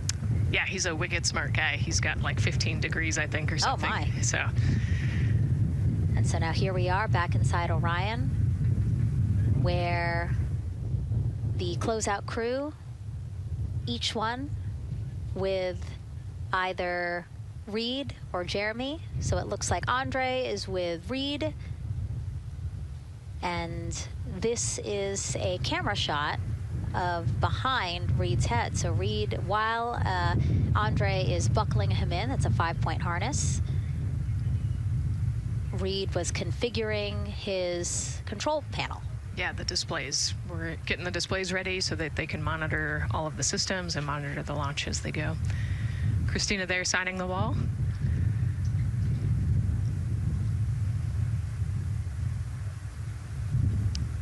Got to put away the pen. The pen could be foreign object debris or FOD, which is bad for NASA. We definitely want to make sure that we keep track of everything and we know where everything is, because the smallest thing could prevent us from launching or affect the equipment out there.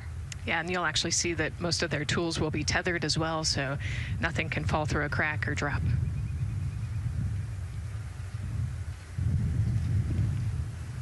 And so as soon as Jeremy and Reed are good to go in their seats and connected to their communication umbilicals, as Daryl had said before, we will start hearing the loops, the audio mission loops, specifically Orion to Earth 1, which is the communication loop that the crew communicate on to the different teams supporting launch today.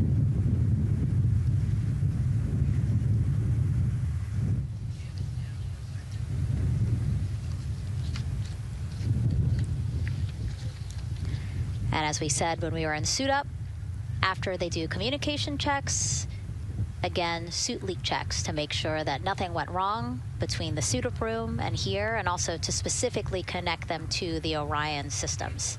Yes, this will be an integrated test with Orion and the suits to make sure the entire system is working and ready for flight.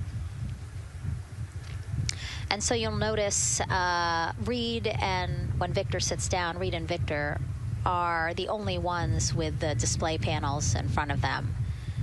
Jeremy and Christina will actually share a personal computer device, and that will be on Jeremy's leg, and that's how they'll continue to follow along with telemetry and data. Yeah, it's actually pretty cool. This is one of the technology demos that we're doing, and so they're going to plug into the system, and it'll be a screen repeater on that that device for them, so that they can see what the pilot and commander are seeing. OTC at MS2 is online for subjects. This is OTC. Repeat.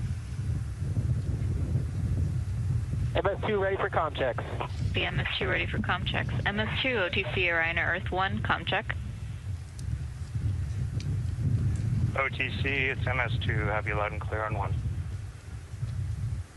You're welcome, sir.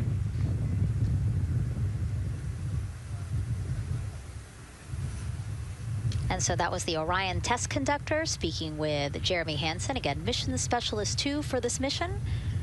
So his communication check over, you heard him say 1, Orion to Earth 1, has been completed, a successful test.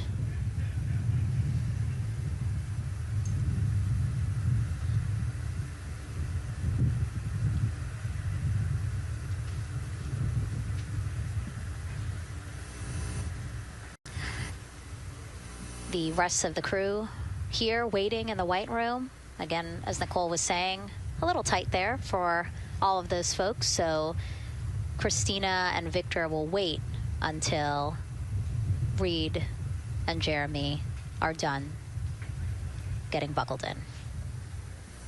Yeah, I think 4 astronauts and 4 suit techs would be a tight fit in that capsule. Yeah, I mean, take a look at Bill. He's number 3 there, that the suit technician there. He is kneeling where Christina will be in order to get Jeremy situated.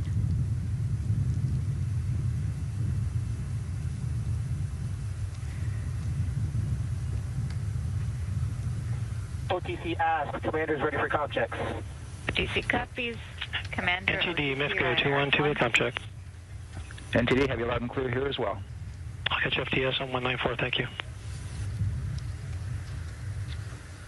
Commander, OTC Orion Earth 1. OTC, CDR has you loud and clear. Good comm, welcome, sir. And there you have it, a successful comm check with Commander Reed Wiseman. And so... And CDR, NTD on Orion Earth 1 for comm check. CDR, I got you loud and clear, NTD. And good to have you on board. Good luck today.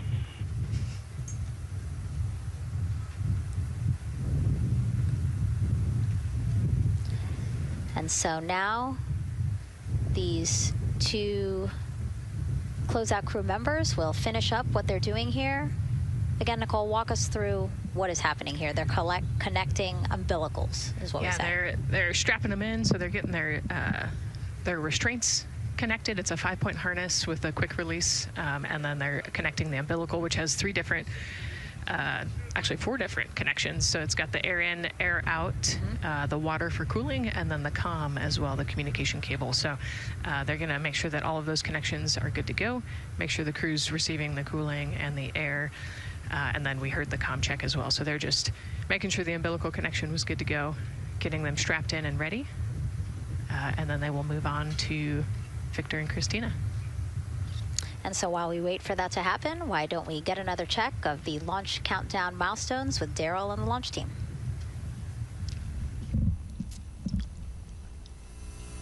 All right, welcome back into the firing room 1 here, where some of the launch team is having some pizza that was brought by the administrator. That was nice of Administrator Jared Isaacman to bring that by for the launch team to enjoy. We're L-3 hours and 44 minutes and counting as you can see the crew ingressing into the spacecraft. There are a number of things that are happening on the timeline. Of course, the closeout crew, they liken themselves to like an F1 pit crew, working quickly, methodically, carefully, as they go through their procedures to get the astronauts ingressed. Overall, there's a little bit of timeline pressure, right? There's only a certain amount of time as you see the astronauts going into Orion, only a certain amount of time that they can spend on their backs.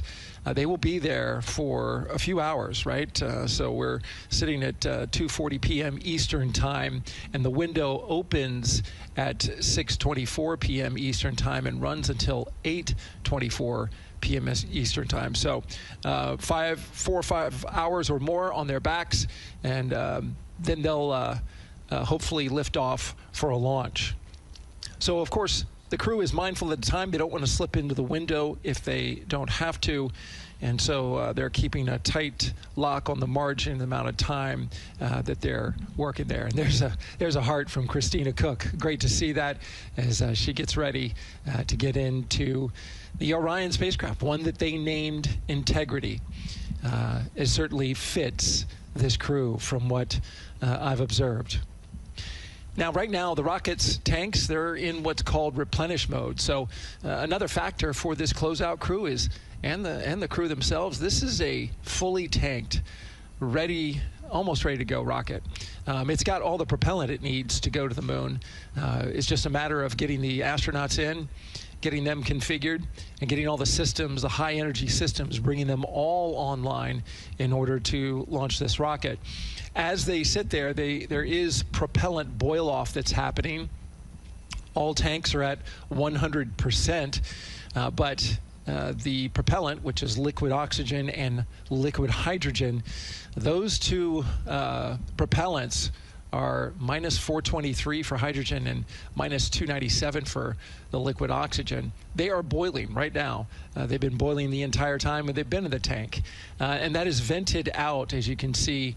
When we look to a wider shot of the rocket, you can see the venting and the little wisp of clouds that are coming out from the top of the rocket and the middle part of the rocket. And that is because just like you boil water on your stove, those propellants are boiling. Of course, their boiling point is much lower than water, and so it doesn't take much for them to boil. But just as if you were to leave your pot of water on the stove and just leave it there, what would happen? Well, it would completely boil off, and all the water would be gone. Just, basically turned into water vapor inside your house. Well, it's the same case here. So we are continually replenishing the rocket with propellant, liquid hydrogen and oxygen, running from those propellant lines that you see there going into the rocket. So that continues to go well.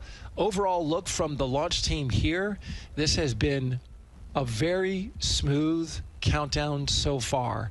The cryo tanking went exceptionally well, and the launch team is really in a good mood right now. Cautiously optimistic, understanding that with a system this complex, you can have something unexpected happen. But to this point, the firing room is really encouraged by what they've seen so far, and are especially excited to see these astronauts getting inside the spacecraft. L-minus 3 hours and 40 minutes and counting until we open up that window for launch. For now, we'll send it back to Megan and Nicole. Thank you, Daryl. And, he mentioned that the crew decided to name Orion Integrity, and it was not something they came to easily. They really wanted to put in a lot of thought, and what they came down to is integrity is a value that NASA embodies, and also individually they felt like integrity is something that speaks powerfully to them.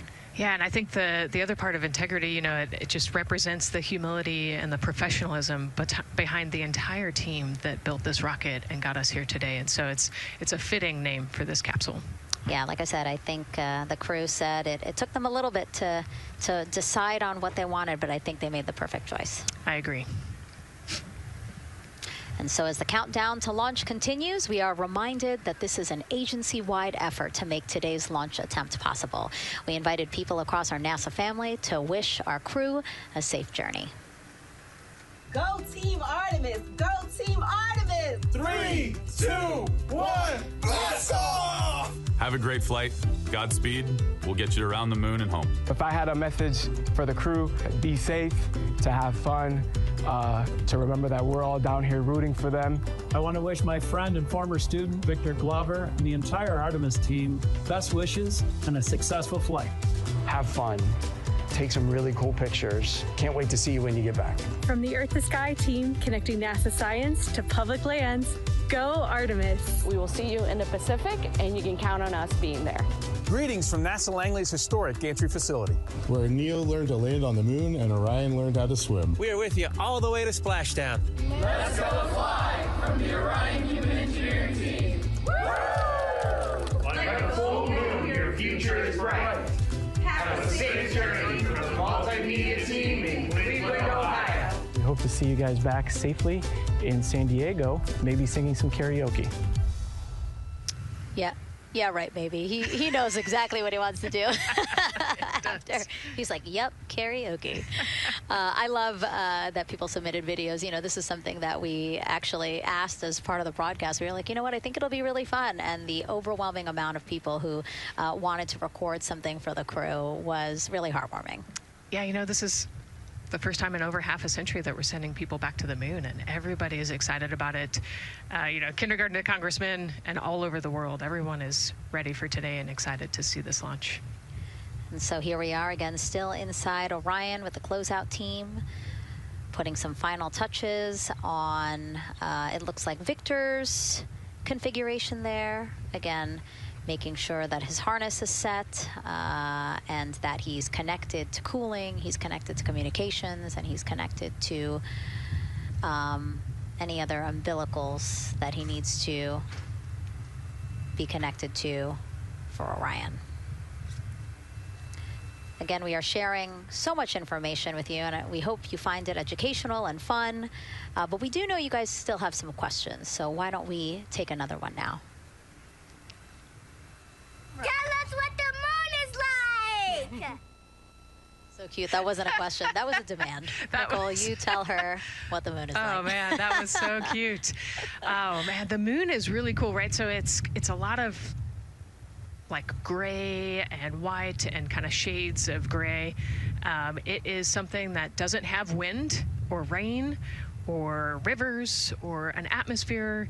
And so we like to say it's the, Christina said it earlier, it's the witness plate to the universe.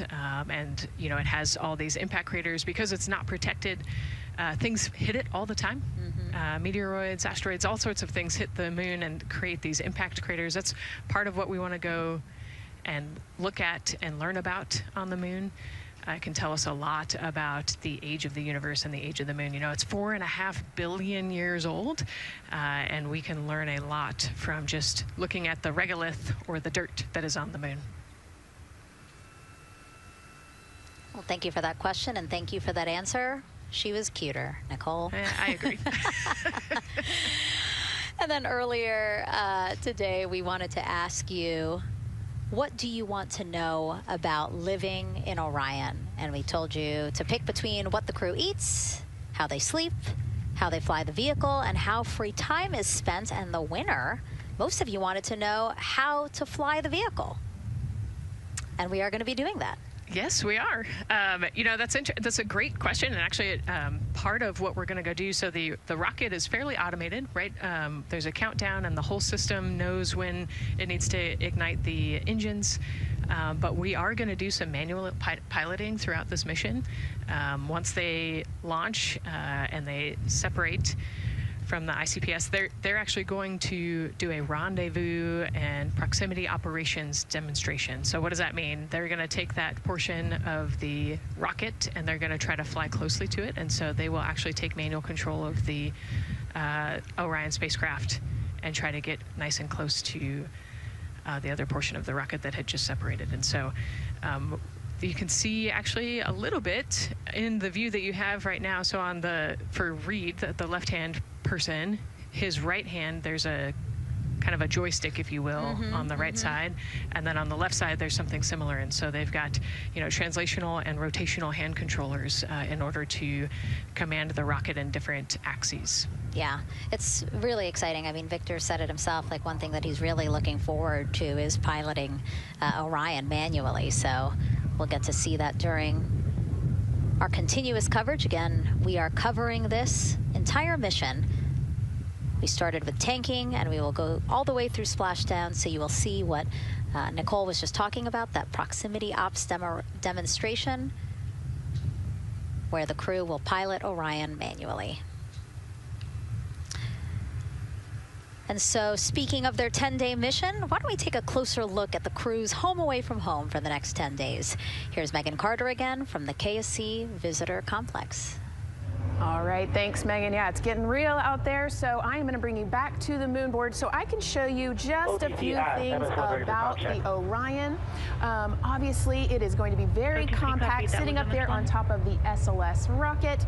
Very compact, like I mentioned, over 355,000 pieces. So let me show you a couple key components, starting with these three fairing panels right there. When the rocket blasts off, obviously it is going to get very fast. MS1 It's going to get on Ryan Earth 1 for ComCheck. windy, and so we have these three fairing panels in place to help protect our astronauts. I am also going to take you into a little bit closer look and talk about the LAS, or the Launch Abort System. This is the one piece that is going to be in place to protect the astronauts should something happen to go wrong in the first few minutes of launch.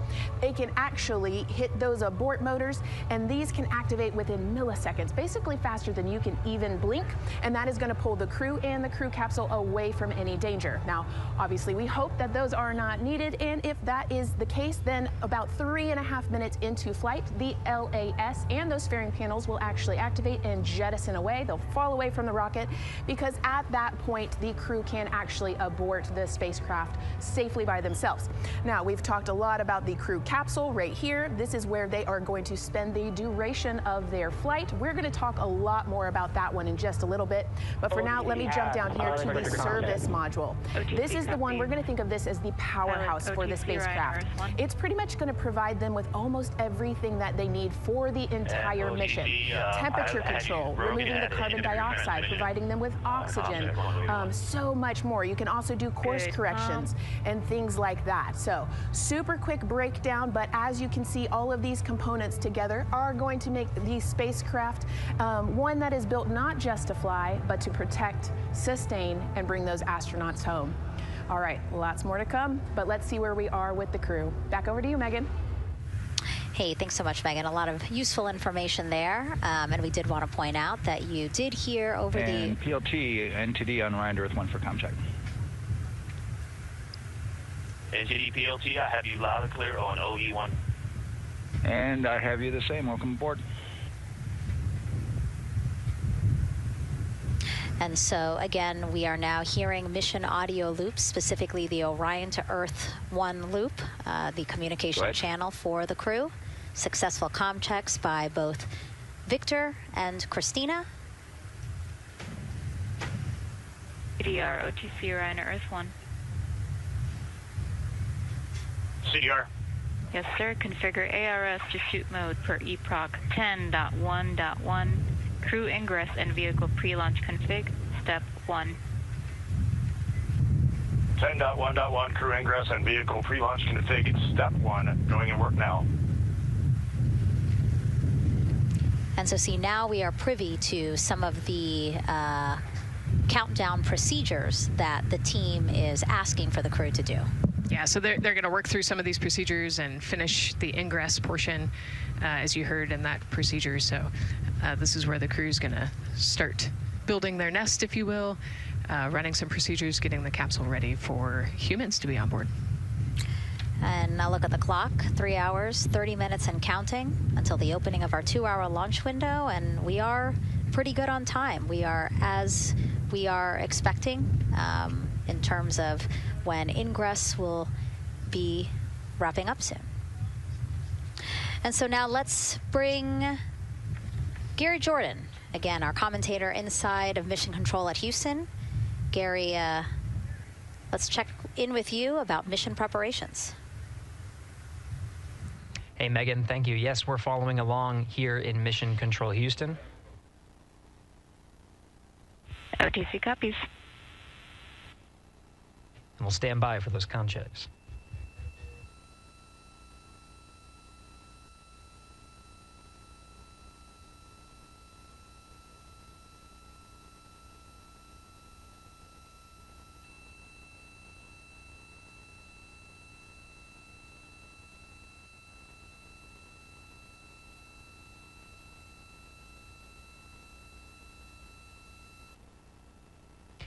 And again, we're waiting for those comm checks.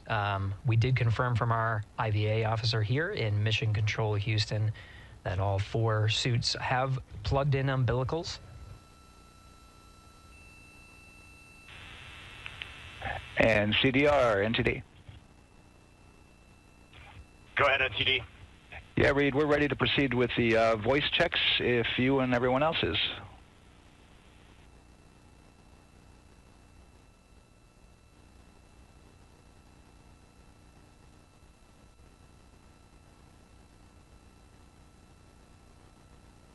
NTD, Integrity Crew is ready for voice checks.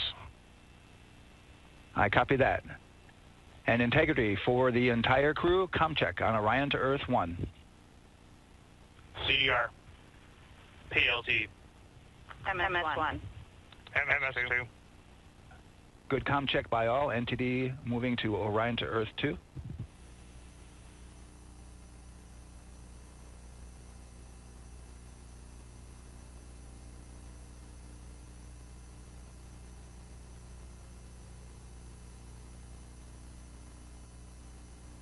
CDR.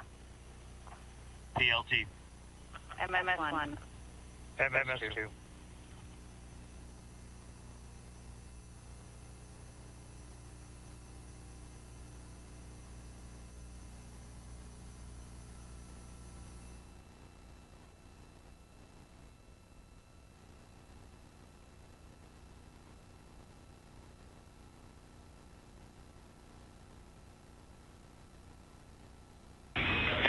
Integrity Houston on Orion to Earth 1. Voice check for the entire crew. CDR. PLT. MS1. MS2. Houston has all 4 crew loud and clear on OE1. Stand by for 2.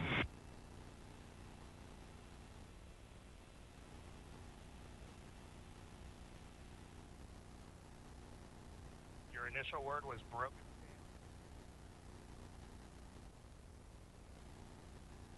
MS1. MS2. 4 crew loud and clear on OE2. We'll use 1 for the default. Houston out.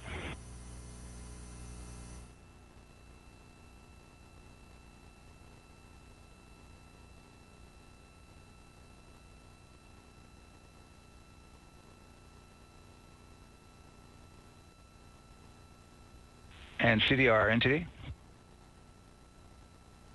CDR. Yeah, we're going to go ahead and we're going to clear a couple of those messages on your screen here. Just want to give you a heads up that you'll see that. Copy all.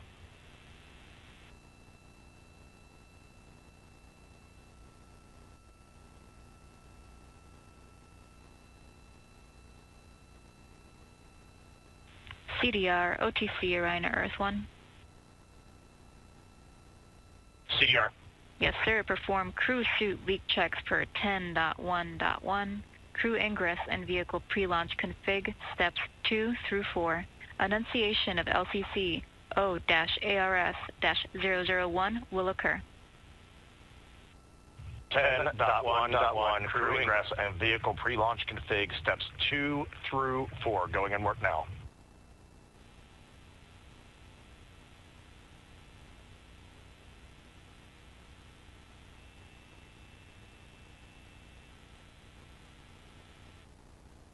This is Mission Control Houston. We are following along as the 4 crew members of Artemis II work through their voice checks, then the umbilical connections and various pathways to get communications from all of the... refresh on your screen. CDR. Yes, sir. We're going to look to do a quick refresh on your screen if you guys are okay with that. Hey, firm, just let us know when we can continue in 10.1.1. We'll go hands off.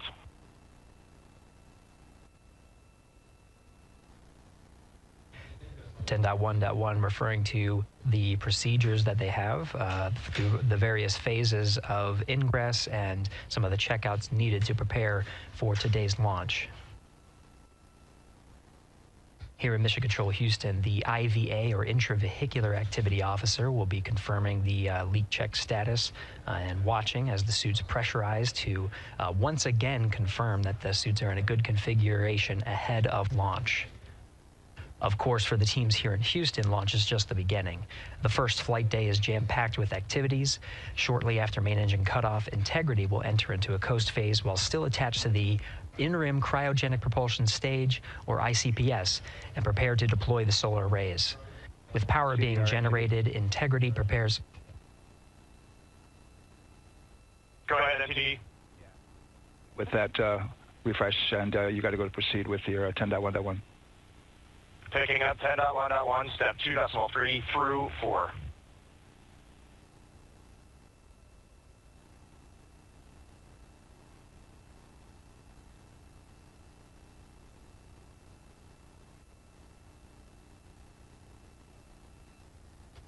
Picking up the procedures, the crew again working through the various steps to prepare for launch, standing by for seat.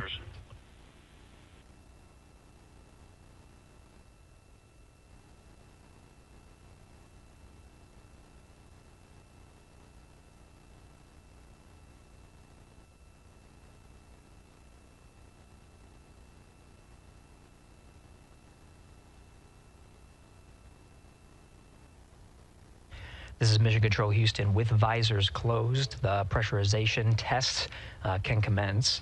We'll stand by for word of a good leak check on all 4 of the crew member suits for the Artemis II mission. Again, this is the very beginning of a very busy flight day for our 4 crew members. After launch, they have a series of burns to prepare for. The first major burn being the perigee raise maneuver that allows them to continue in low Earth orbit, and the next being the apogee raise burn that puts them in a high Earth orbit. This is an orbit that takes them around the Earth for nearly a day, 23.5 hours to be precise, and allows the teams, including the astronauts and the flight control teams, to check out critical systems ahead of committing to the next day's translunar injection. But before they even call it a day, Integrity will separate from the ICPS, and the crew will command.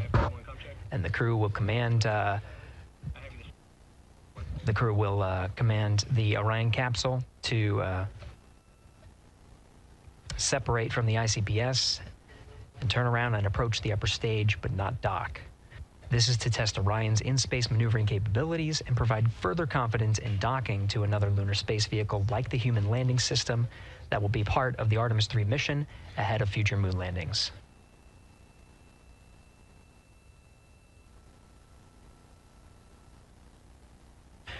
These are just a few of the highlights of the very first of 10 flight days as we await for confirmation of good leak checks inside the capsule Integrity. And there's a lot more to this mission. A reminder that this is, of course, a test flight. The purpose here is to demonstrate procedures, systems, and life inside Orion on a mission around the moon for the first time, and give further confidence in the capabilities that are charting a return to the lunar surface.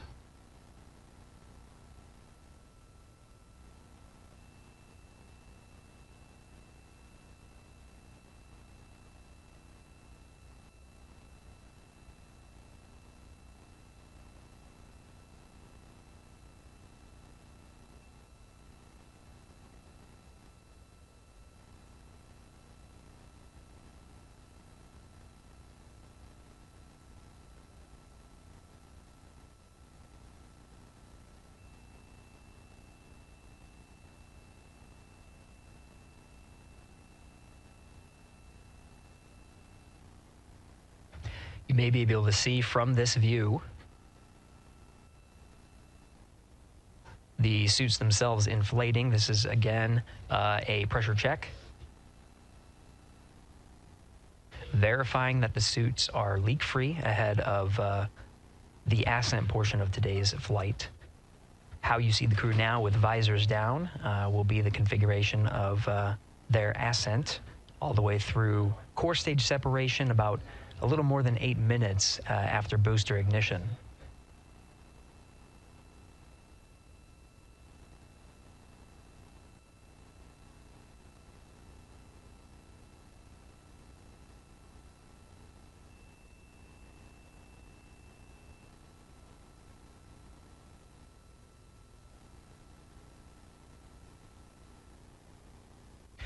All right, here in Mission Control Houston, we are continuing to follow along, standing by for confirmation of good leak checks. In the meantime, there are no showstoppers here in Mission Control Houston.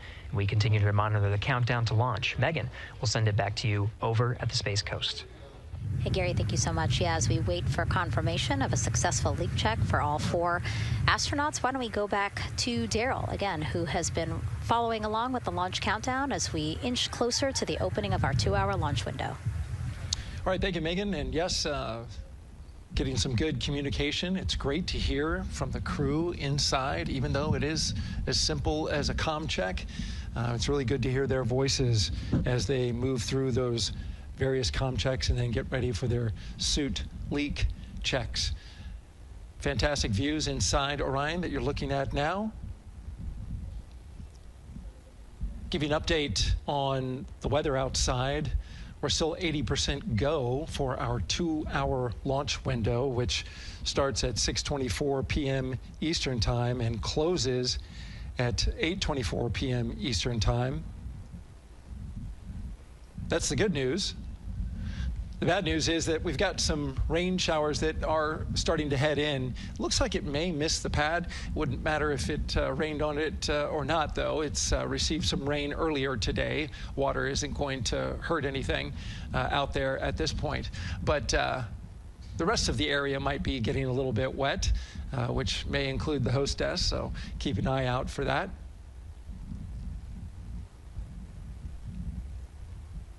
As we're watching with the astronauts inside the Orion Integrity spacecraft, you'll be hearing more and more from them, especially Christina Cook, who is mission specialist number 1.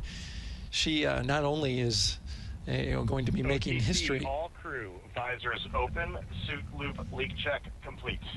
OTC. Okay, there you heard the suit leak check complete. They check those suits for leaks in the astronaut crew quarters. They check them again inside the spacecraft. As you can see, the closeout crew, our astronaut support person moving around, turned off the camera, and so now we're looking from outside the Orion spacecraft, looking towards, oh no, let's see, get oriented here. Well, there we go. Back inside, we've got the view. But basically what I was saying about Christina Cook is that she will have the role of reading. CM is ready for closeout, performing video sweep using drag-on camera. OT.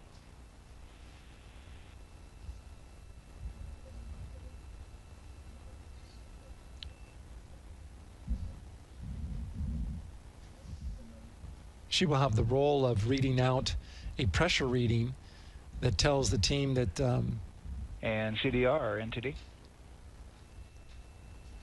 Go ahead, NTD. Yeah, we're going to do another cleanup on those suit leak check messages that we got from since we're done with that now. Integrity copies. Yeah.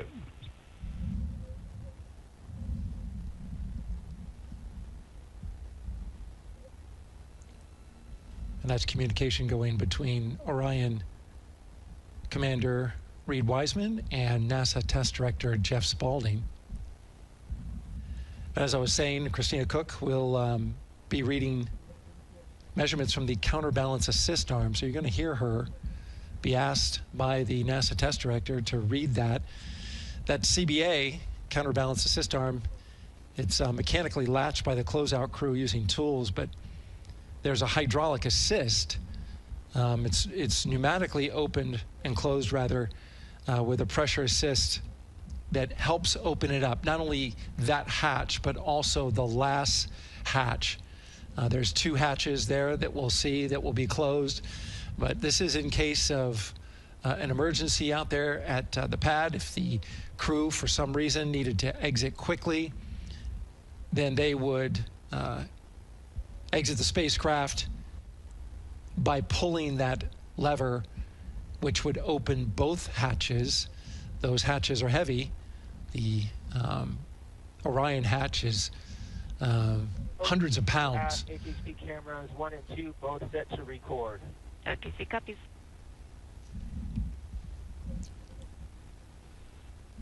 And just an update on the launch countdown, continuing to monitor the team's communications here in Firing Room 1. Everything going really smoothly so far. We don't have any significant open constraints to launch at this time, so we continue counting down. And for now, we'll send it back to the host desk with Megan and Nicole. Thank you so much, Daryl. And so we heard some of the communications over Orion to Earth 1, and it sounds like we are now moving into the hatch prep and closure phase. We will now start to see the closeout crew getting out of Orion soon so that they can start getting ready to, again, close up Orion, close the 2 hatches, and then get out of the pad. Yeah, the closeout team will take the hatch seals off, and they'll inspect the seals, make sure everything's ready to go, and then do a few last-minute configurations before they close that hatch. And then, like Daryl talked about, then Christina will have a role in looking at the CBA there. So. Yeah, you might have heard them say over the loops again that drag-on camera. So basically, it's a camera that they can move around, and you might have seen it in a couple of our shots already. But they will take that camera and literally go and inspect the seal that. There's 2 seals, actually, 2 seals that go around the entire area of the hatch just to make sure that everything looks good. And that camera feed is being directly shown to NASA teams who need to monitor that. Yeah, they want to make sure there's not a single hair or piece of dust on those, make sure that there's no damage and everything's ready to go so that the seal, they will do a leak check on this hatch seal as well. Make sure it passes. Yeah, and we'll know they're doing that because we will actually see one of the closeout crew members with a hand pump, and they will pressurize again just the seals, and they have to see if it will hold pressure for just a minute. And if it does, then they will go ahead to pressurize the entire Orion spacecraft, and then that again is to make sure that the spacecraft is holding the right amount of pressure. And that one's a lot longer. It'll take them like 8 minutes. Like it takes time to pressurize it, then they have to hold pressure, and then it takes time to depressurize it. Right, and they want to measure the difference in pressures at the beginning and end of that and make sure that it holds the right amount of pressure so that when they get to the vacuum of space, obviously the capsule holds its pressure. Yep. Okay. Well, again, as we continue to watch operations that are happening at the pad inside of Orion, why don't we go over to Banana Creek? It's one of our viewing locations here at Kennedy Space Center. They will have a spectacular view, and we actually have NASA's Leah Martin there chatting with a big group of people surrounded by a lot of folks on bleachers there.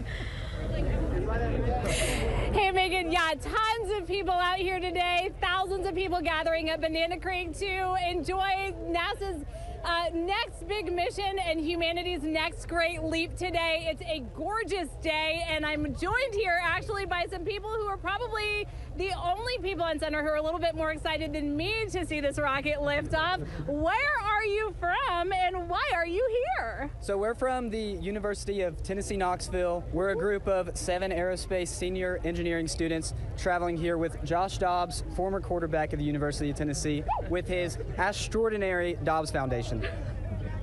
Now, you were actually telling me a little bit earlier, you're here local, you're from Orlando. What's it like being an aerospace engineer and then having the opportunity to come back here to the Space Coast and see this mission lift off today? It is absolutely amazing. I feel like the little 9-year-old girl inside me is so excited. Like, I'm from around here. I grew up watching launches in my backyard, and so this seems like such a full circle happy moment for me. Now, you are an aerospace engineer looking hopefully to join the workforce in the future. How does it feel to be here and see firsthand what that work does? It's just so cool to see what I've been working for the last 4 years and then 12 years before that just actually be physically happening in front of me. It's something I never dreamed of as a kid. And I'm actually joined here by the pastronaut himself, Mr. Josh Dobbs. Now, you have a history with NASA as well. You did an externship here. And how did that kind of play into your passion for aerospace and then the foundation that actually provided this opportunity for these students today? 100%. So I spent a month here around the Artemis I mission, which was a tremendous opportunity to learn about the space program and also what's next.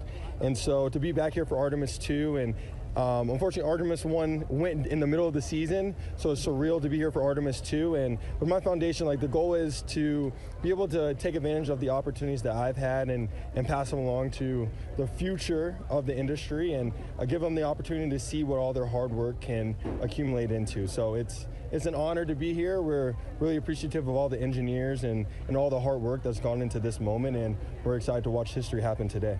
Absolutely, and as a group, I think if you guys had one well wish for the team today, what would you say? I think we can all join together, maybe say, go Artemis? Go Artemis.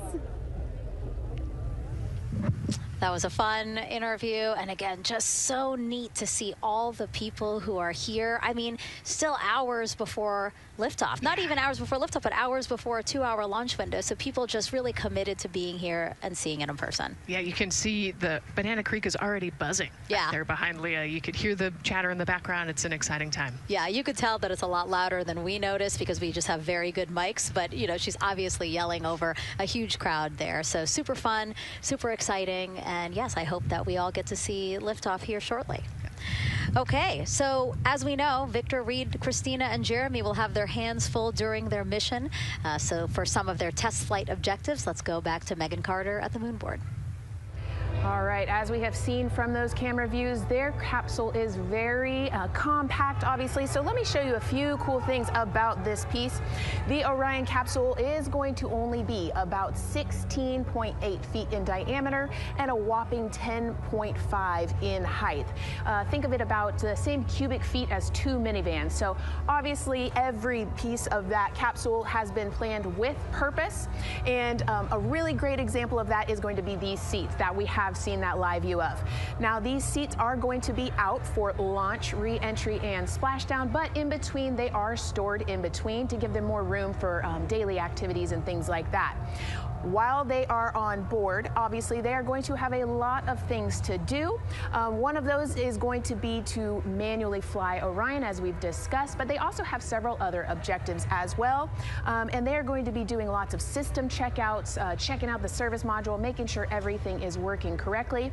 They're also, like I said, going to have a chance to manually fly. Now this was taken during one of their training simulations, but as you can see here, they will have advanced flight displays, hand controllers, touchscreen interfaces, so much to work with and practice with as well. Now, while on board, they will also have the ability to eat those shelf-stable meals that are designed specifically for microgravity.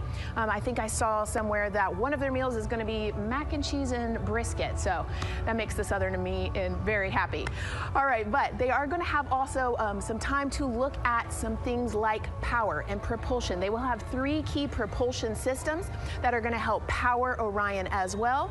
And speaking of power, I want to bring you back to the service module real quick because I wanted to point out these 4 solar panels. These are going to take about 18 minutes to unfold like giant wings, and they're going to stretch 62 feet from end to end, and these are going to help power the service module and in turn provide what the crew needs for their journey.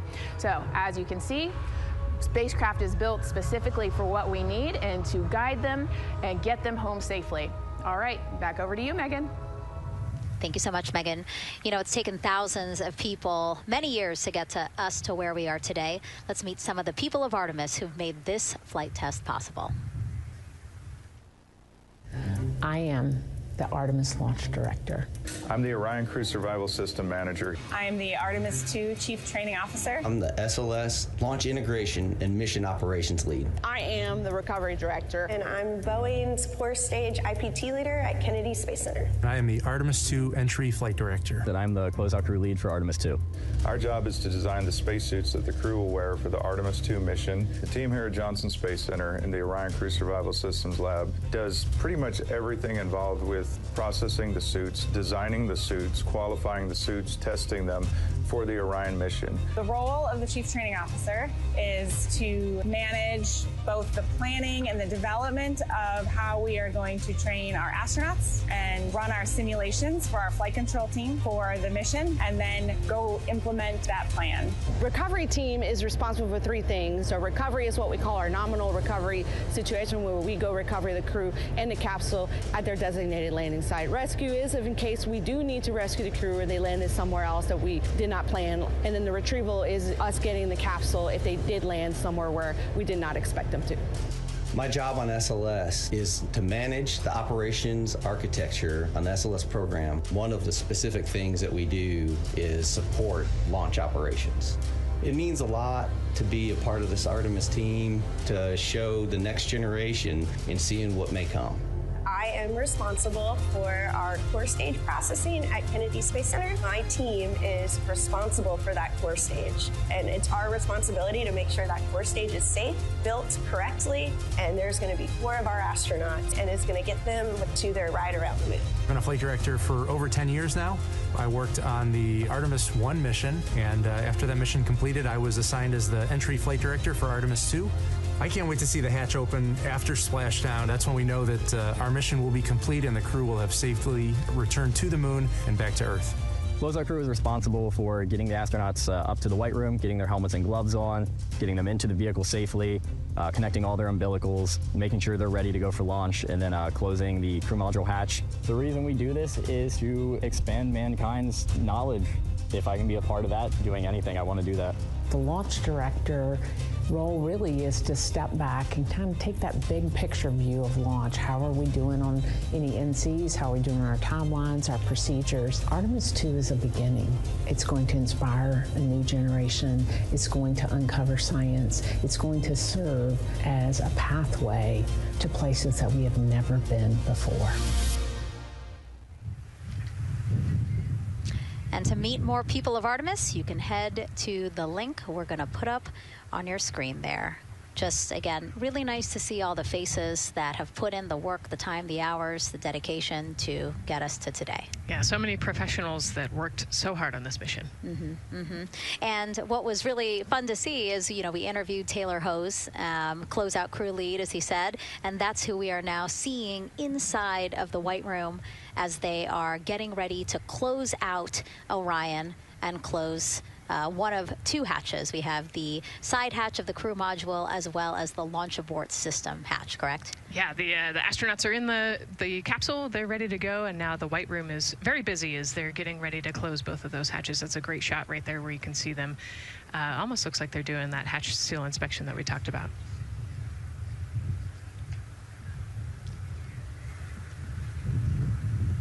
And so, Nicole, as we continue to see them get ready to close that smaller hatch, again, the crew module side hatch, let's take some questions now. Sounds good.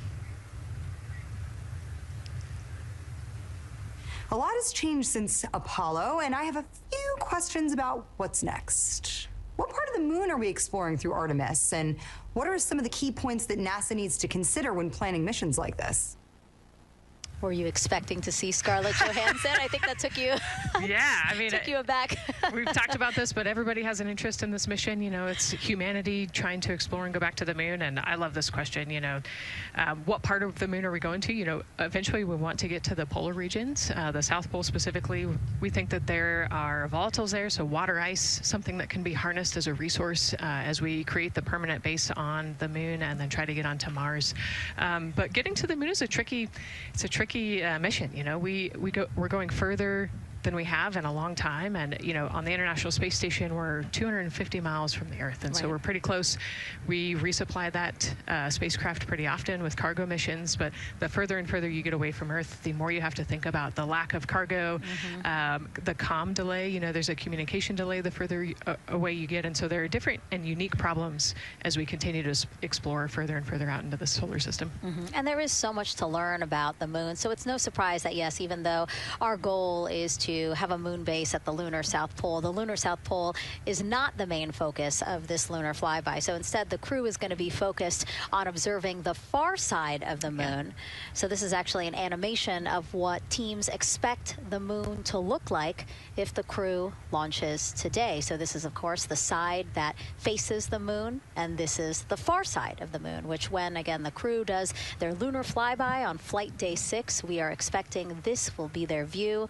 What an amazing view and an opportunity. Yeah, you know, there's so much to learn from this particular mission, because obviously we're not landing with this mission, and so they actually potentially could see the South Pole and kind of scope out what our landing regions look like in the context of the entire moon.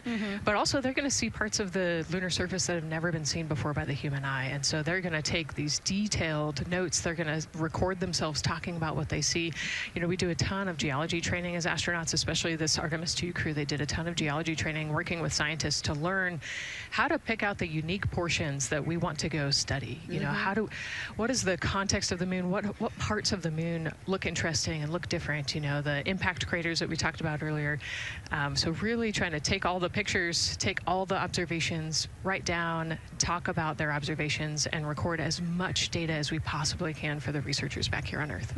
Yeah, it's so important to, yes, we're all talking about what they hope to do during this 10-day mission, but you really do have to think about all the training that goes into this. I mean, you have 4 crew members who won't, you know, have the support the way that they've been having the support. I mean, they'll be talking through communications, but you know what I mean? It's just them and the moon, right? So they need to be fully aware and equipped with everything that they'll need to do to be able to accomplish the objectives that we hope to accomplish during this mission. Right, and their specific flyby around the moon, you know, the lighting will be different and the path will be different depending on when we launch. If we launch today, it would be different from tomorrow. And so, you know, they actually had to learn the geography of the moon so that they can orient themselves when they're on the backside of the moon, because they're not going to have communication. You know, they're just going to have a, I think, 45+ minute blackout while they're while they're on the far side of the moon. And so they themselves have to know what things look like on the moon, how to orient themselves, and how to get the data that we're looking for. Yeah, really ambitious mission. Excited to be here at the start of it. All right, so another check of the clock, 2 hours, 57 minutes and counting to the opening of our 2-hour launch window for Artemis II. This pivotal test flight comes 250 years after America began its journey as a nation. As we celebrate that milestone, a special live performance now of our national anthem by singer Ann Wilson.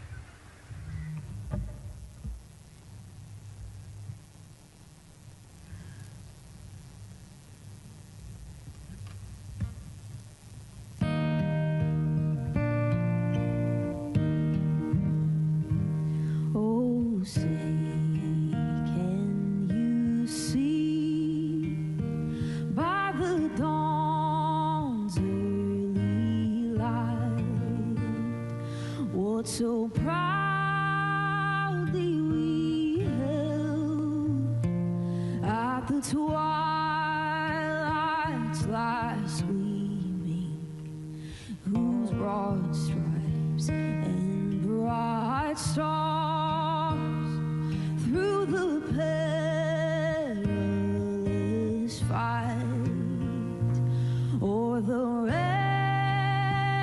ramparts we watched, were so gallantly streaming, and the rocket's red glare, the bombs bursting in air, gave proof through the night that our flag was still there.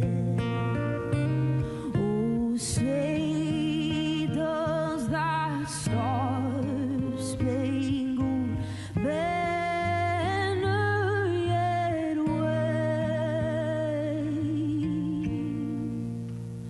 o'er the land of the free and the home of the brave?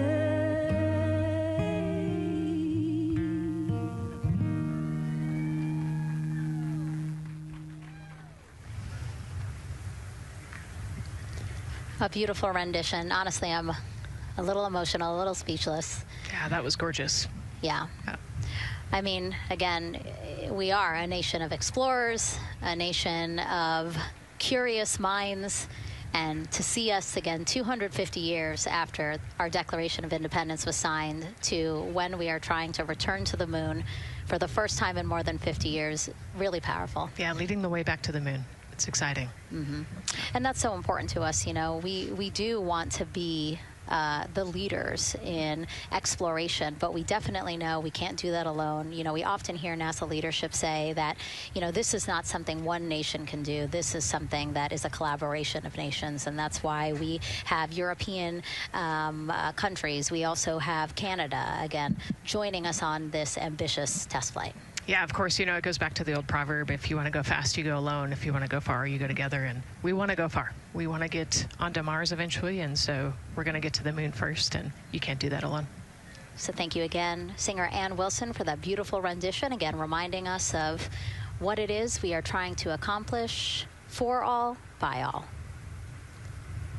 We are now back inside the White Room with the closeout crew. Again, backup astronaut Andre Douglas, number 2 there, just outside in the White Room, which is right outside Orion there, with the crew seated comfortably inside. As you can see, they've dimmed the lights a little bit. The crew has the opportunity to set the ambiance, if you will. They were given the opportunity to adjust the lighting as they see fit, again, just so that they can get comfortable. It's kind of like when we are on a plane and you get the opportunity to... Sure, yeah, you don't want the bright lights in your eyes. Also, you want to be able to see the screens well, or see the, you know, the tablet on Jeremy's knee well, so they're going to adjust the lighting to what makes sense for the mission. And we saw in that very quick shot there, our best camera view of the 2 hatches is actually that drag-on camera, like we were saying, that kind of moves around. So sometimes it's hard to show that. So there you have it. You can see that the closeout crew has closed the side hatch. And so right now, that's a panel that they have to close out in order to then close the next hatch, which is the launch abort system hatch. And so, Nicole, can you just quickly, again, talk to people about the 2 hatches, again, crew module first, and then the launch abort system hatch? Yeah, so the crew module hatch is the one they're working on right now. They just got closed. You can see he's torquing those bolts down. And that is the hatch that completes the Orion capsule. And then you have the launch abort system, which actually is kind of almost a shell that goes around the capsule and holds onto the capsule during launch. And it has its own separate engines that can pull the capsule away from the rocket safely in the case of an off-nominal data point. So it's actually looking at roll rates and attitude and thrust and all sorts of different data in order to make sure the launch is safe. And if it's not, then the launch abort system will pull the crew module away and get them into a splashdown zone safely.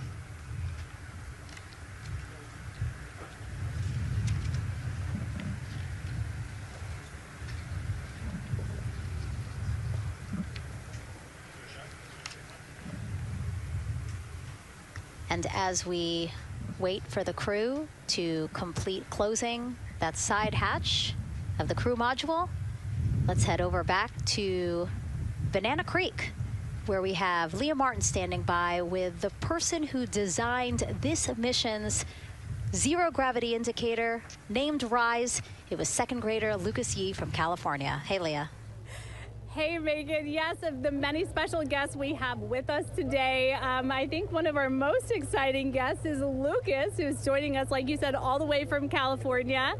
He and his family actually worked this as a group project to design the zero gravity indicator. Lucas, can you tell us a little bit about your design? Yeah. So you named him RISE. Can you tell me why you picked that name? It was very remote, representing the Artemis II launch and Earthrise. And yeah, that's pretty much it. So were you really excited to find out that you won the competition and that your zero gravity indicator would be going to space? Yeah. So how does it feel? We're actually just across the river right now from Artemis. We can see it from where we're standing. How does it feel to know that design you created is actually currently on that rocket just a couple hours away from going to space? Really, really, really, really, really, really, really surprised and very happy. And very happy. Now, Mom, you were telling me on the way over here that it was kind of hitting you what was happening. Tell me a little bit about that. It's definitely very surreal to be here in person. It's definitely very surreal to be here in person. That Commander Weissman said that it's for all and by all, that we couldn't have said it better. We're just very grateful to be here. Super, super excited. And we're so excited to have you here too. Now, Oliver, this is your first launch too, is that right? Yeah, that's right. And how does it feel to be here just a little bit away from watching the first group of astronauts in your lifetime on their way to the moon? It feels like very, very happy and surprised. So if you had one word of encouragement or something to say to the crew who's sitting on that rocket right now, what would you say?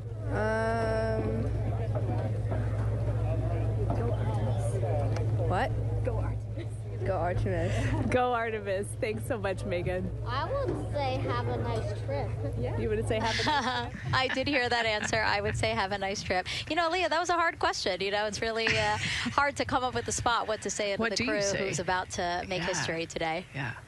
And so the Artemis II crew, again, ZGI, zero gravity indicator. It's a plushie, a soft toy that is brought in to the spacecraft with astronauts so that it can be a visual indicator for when we have reached the weightlessness of space, right? Yeah, you saw a little replica there that Lucas had, and then in some of the views in the cabin view, you could see it swinging and hanging earlier. So I think actually Jenny was the one who installed it into the capsule. Oh, really? Yesterday, yeah. So. Oh, we have to unpack a lot here. We got to talk about Jenny, who we will get to here in a second. But then, yes, we will also go back into the capsule so that we can show you where the ZGI is now. But the ZGI was chosen by the crew after a contest where the crew asked for submissions. They got submissions from around the world to, again, design their ZGI that is going with them to the moon.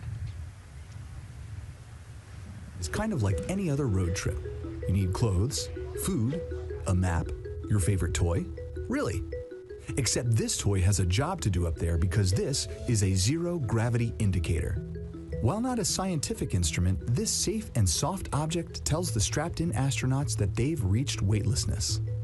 For Artemis II, the crew wanted a one-of-a-kind ZGI, so we asked you to come up with it.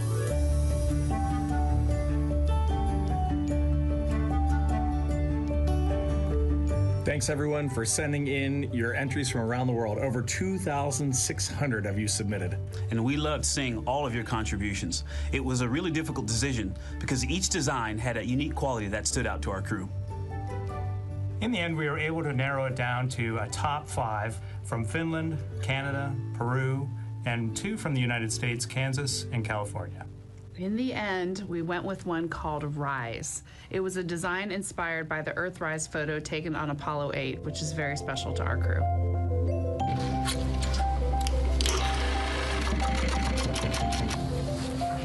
With the winner chosen, next came the task of bringing it to life here in the Thermal Blanket Lab at NASA's Goddard Space Flight Center.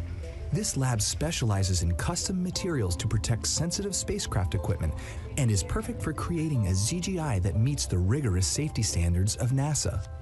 Because you have to be concerned with whether the thread's going to outgas or if it will hold up, if it's flame retardant. This is the Rise ZGI doll.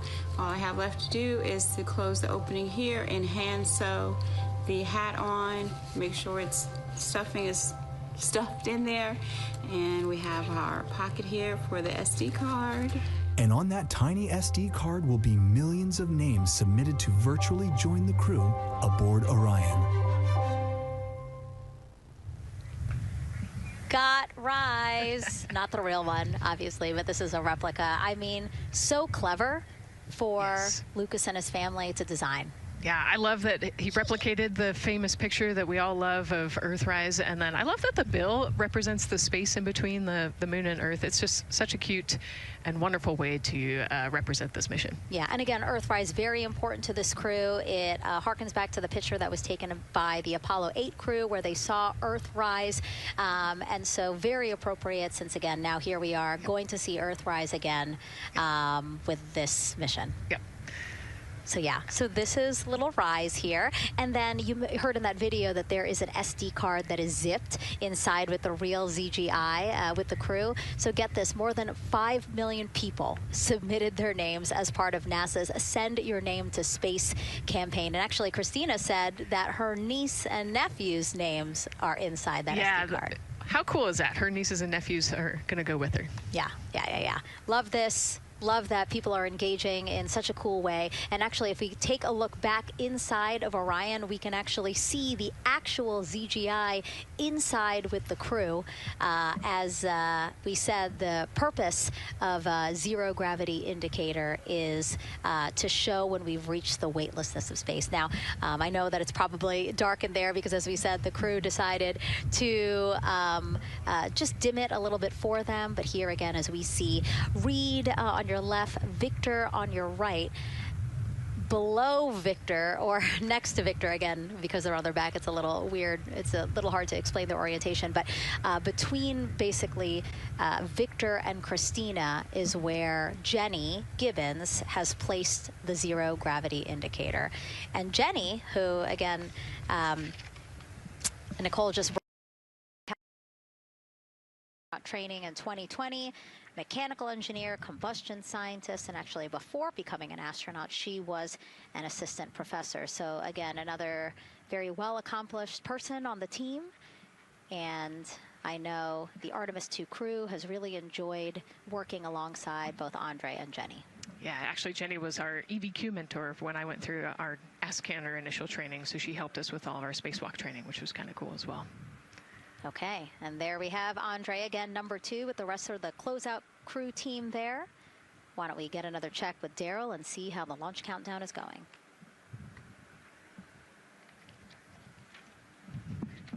Still going quite smoothly here from firing room 1 here at the Kennedy Space Center. Launch team working no major constraints to launch, which is great news. We did get an update on a weather balloon that the launch weather officer and his team released. This is an important weather balloon released at right around the 3-hour mark. And what it told us is that winds are around 10 to 11 knots in the upper parts of the atmosphere. That's important information for the launch abort system should the astronauts need the LAS. This would, of course, pull the Orion spacecraft off the top of the rocket in case there were an emergency, and then take them offshore to a water landing in the Atlantic Ocean. And so the winds are pushing onshore. And because they're pushing onshore, the launch weather officer is keeping a close eye on the strength of those winds, because if the Orion were to come off the top, and it's powered by 3 rocket motors which can propel it or pull it especially fast off the top of the rocket, it would go up into the air thousands of feet and then splash down in the water. And if you've got wind pushing against it, you don't want that spacecraft to come back and land on land. So they're watching that very closely because of the onshore flow. That onshore flow is also what's giving us a little weather action down to the south of us along what's called the beach line, 528. We got a whole lot of people out there. We're getting ready to watch the Artemis II historic launch. Well, they just got a good soaking. Line of storms, line of rain showers, I should say, passed through that area and soaked the place. Certainly rain is a possibility, spotty showers from time to time, but overall the launch weather officer tells us that we are trending towards getting that stuff to all push to the west the closer we get to our launch window. A reminder, that window is from 6:24 p.m. to 8:24 p.m. Eastern Time. We don't have a specific T0 at this moment. There's a lot that needs to be calculated before we get there. We also need to get through the rest of the countdown on time. As of right now, we are right on time. The launch countdown is going exactly as planned. That's not something that we saw certainly in Artemis I. There was a lot of flexing in the timeline during those 3 launch attempts back in 2022.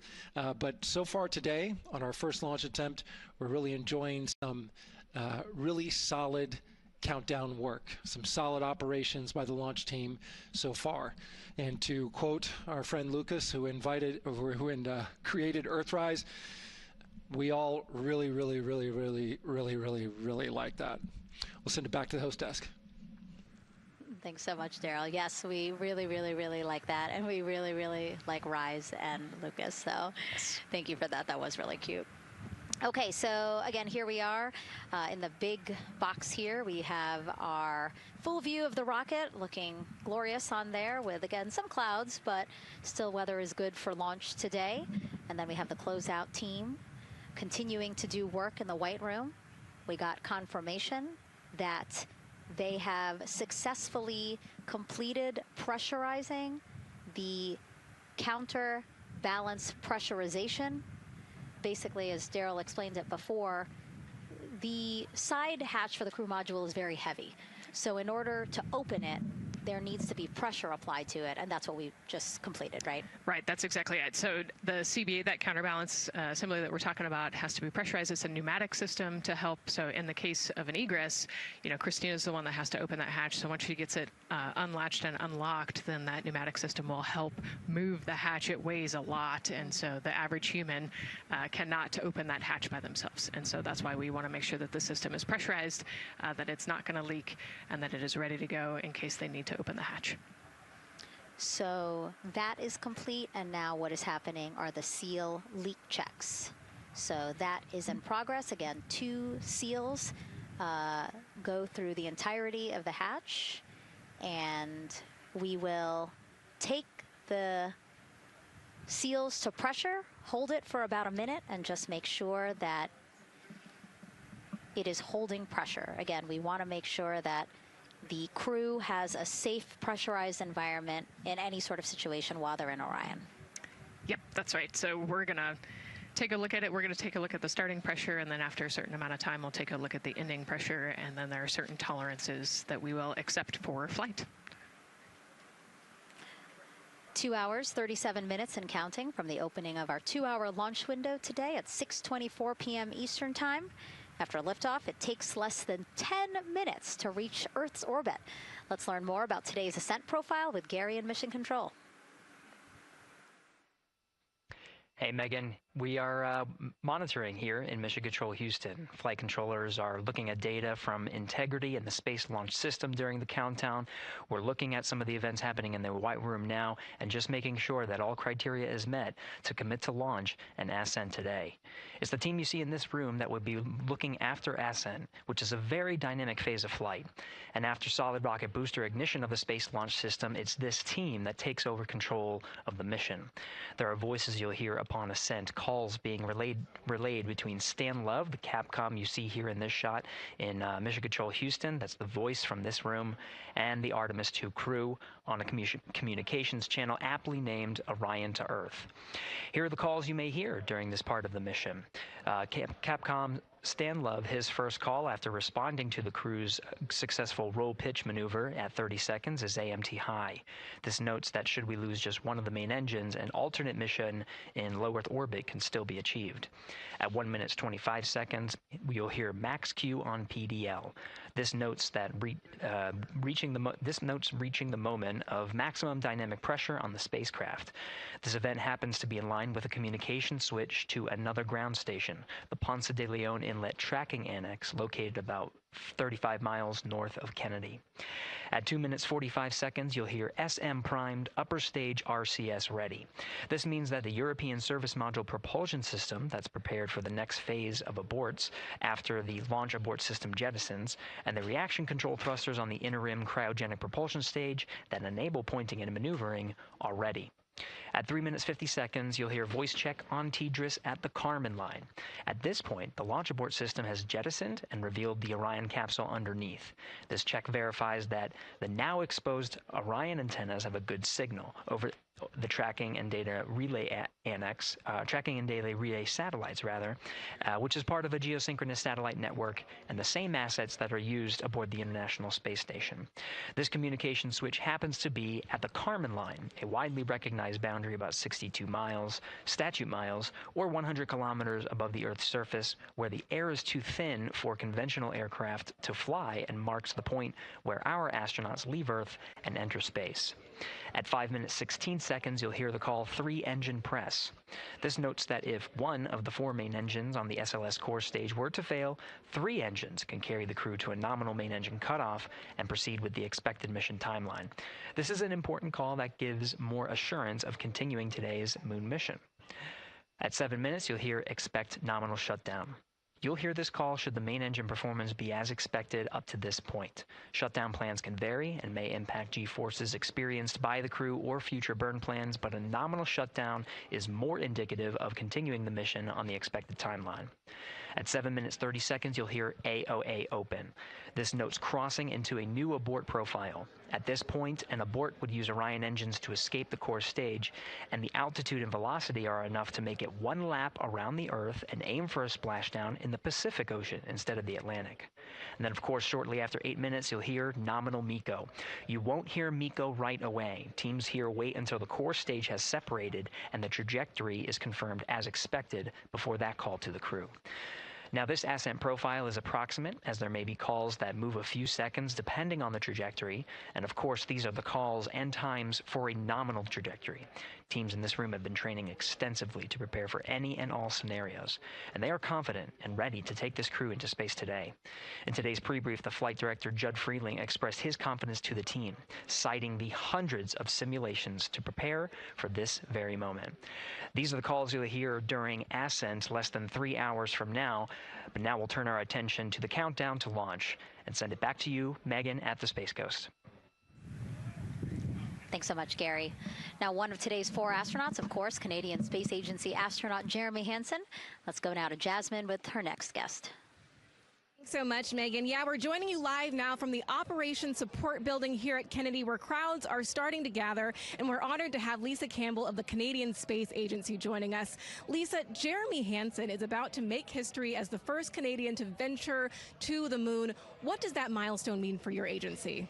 Thanks so much, Jasmine. It's wonderful to be here. It's such a special moment, both for our astronaut colleague Jeremy Hansen, but also for Canada. We're here because of decades of public investment in space robotics, in space collaboration, and so for our country, we're very proud. He's so ready. He's been waiting for this his whole life, preparing, training, and he's a wonderful example of Canada. Yeah, and that's a perfect way to capture Jeremy. He really has been prepping for this his whole life. This will be his first space flight. So what has it been like watching him become part of this Artemis II crew? Well, as I mentioned to you, I've known Jeremy since 2020, and he's a colonel, a fighter pilot, a father, and he really is a very dedicated, passionate human being. So both for him to realize this goal of being an astronaut and flying, he also is hopeful that witnessing that will raise awareness about the value of a space program, of the benefits here on Earth, of exploring the universe and our place in it. Wow, that's beautifully said. And really, this international collaboration has been going on for quite some time now. We've worked together in low Earth orbit and now going into deep space together. So why is it so important that we have these international partnerships? It makes us stronger. We can go faster and further together. Canada is one of the original signatories of the Artemis Accords, and Canada and the United States have been partnered for more than 60 years in space. Wow, that is phenomenal, Lisa. And this really is a team effort in many ways. We also have Jenny Gibbons. Yes. She'll be listening in on Capcom. What is her role going to be like? So Dr. Jenny Gibbons has been training all along as the Canadian backup with the prime crew. Last night, she was in the Orion capsule checking out all of the communications, making sure all of the systems test out and work perfectly. And then she will be among the first lunar Capcom, helping the astronauts navigate during their mission. Wow, Lisa, that is so exciting. Any final words for the nation of Canada before today's mission? Just, we are so proud, so excited, and we can't wait to welcome Jeremy home. Fantastic. Lisa Campbell, thank you so much for being here today. Thank you, Jasmine. Of course. And with that, let's get back to NASA's Megan Cruz.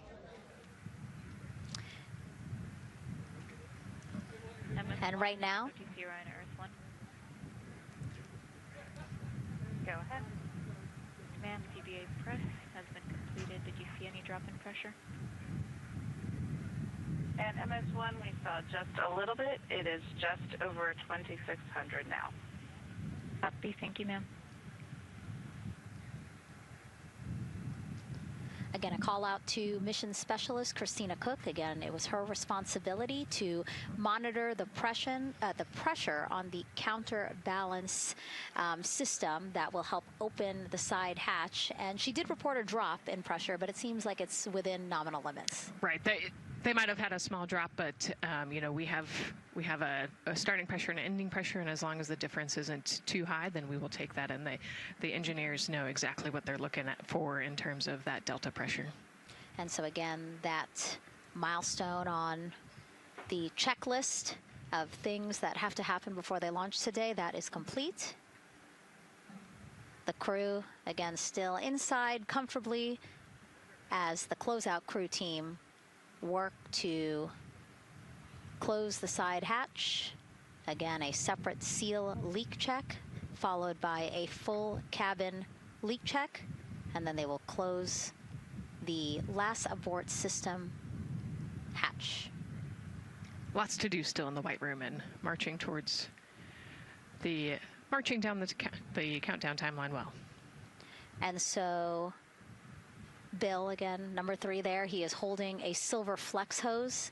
That hose is what will be connected to Orion in order to do that cabin leak check. So again, it does seem like we continue to march down through the milestones in this countdown.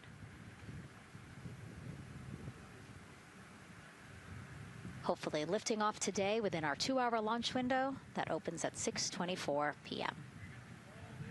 Now, right now, people inside the Kennedy Space Center Visitors Complex are learning about this mission. There are great exhibits there about the rocket and Orion, and of course, our Megan Carter with the moon board. All right, Megan and Nicole, yeah, you mentioned that checklist before launch. That checklist is going to continue during the mission, as well as there are several vital objectives that we are hoping to accomplish with this mission. So we've talked about the rocket. We've talked a little bit about Orion.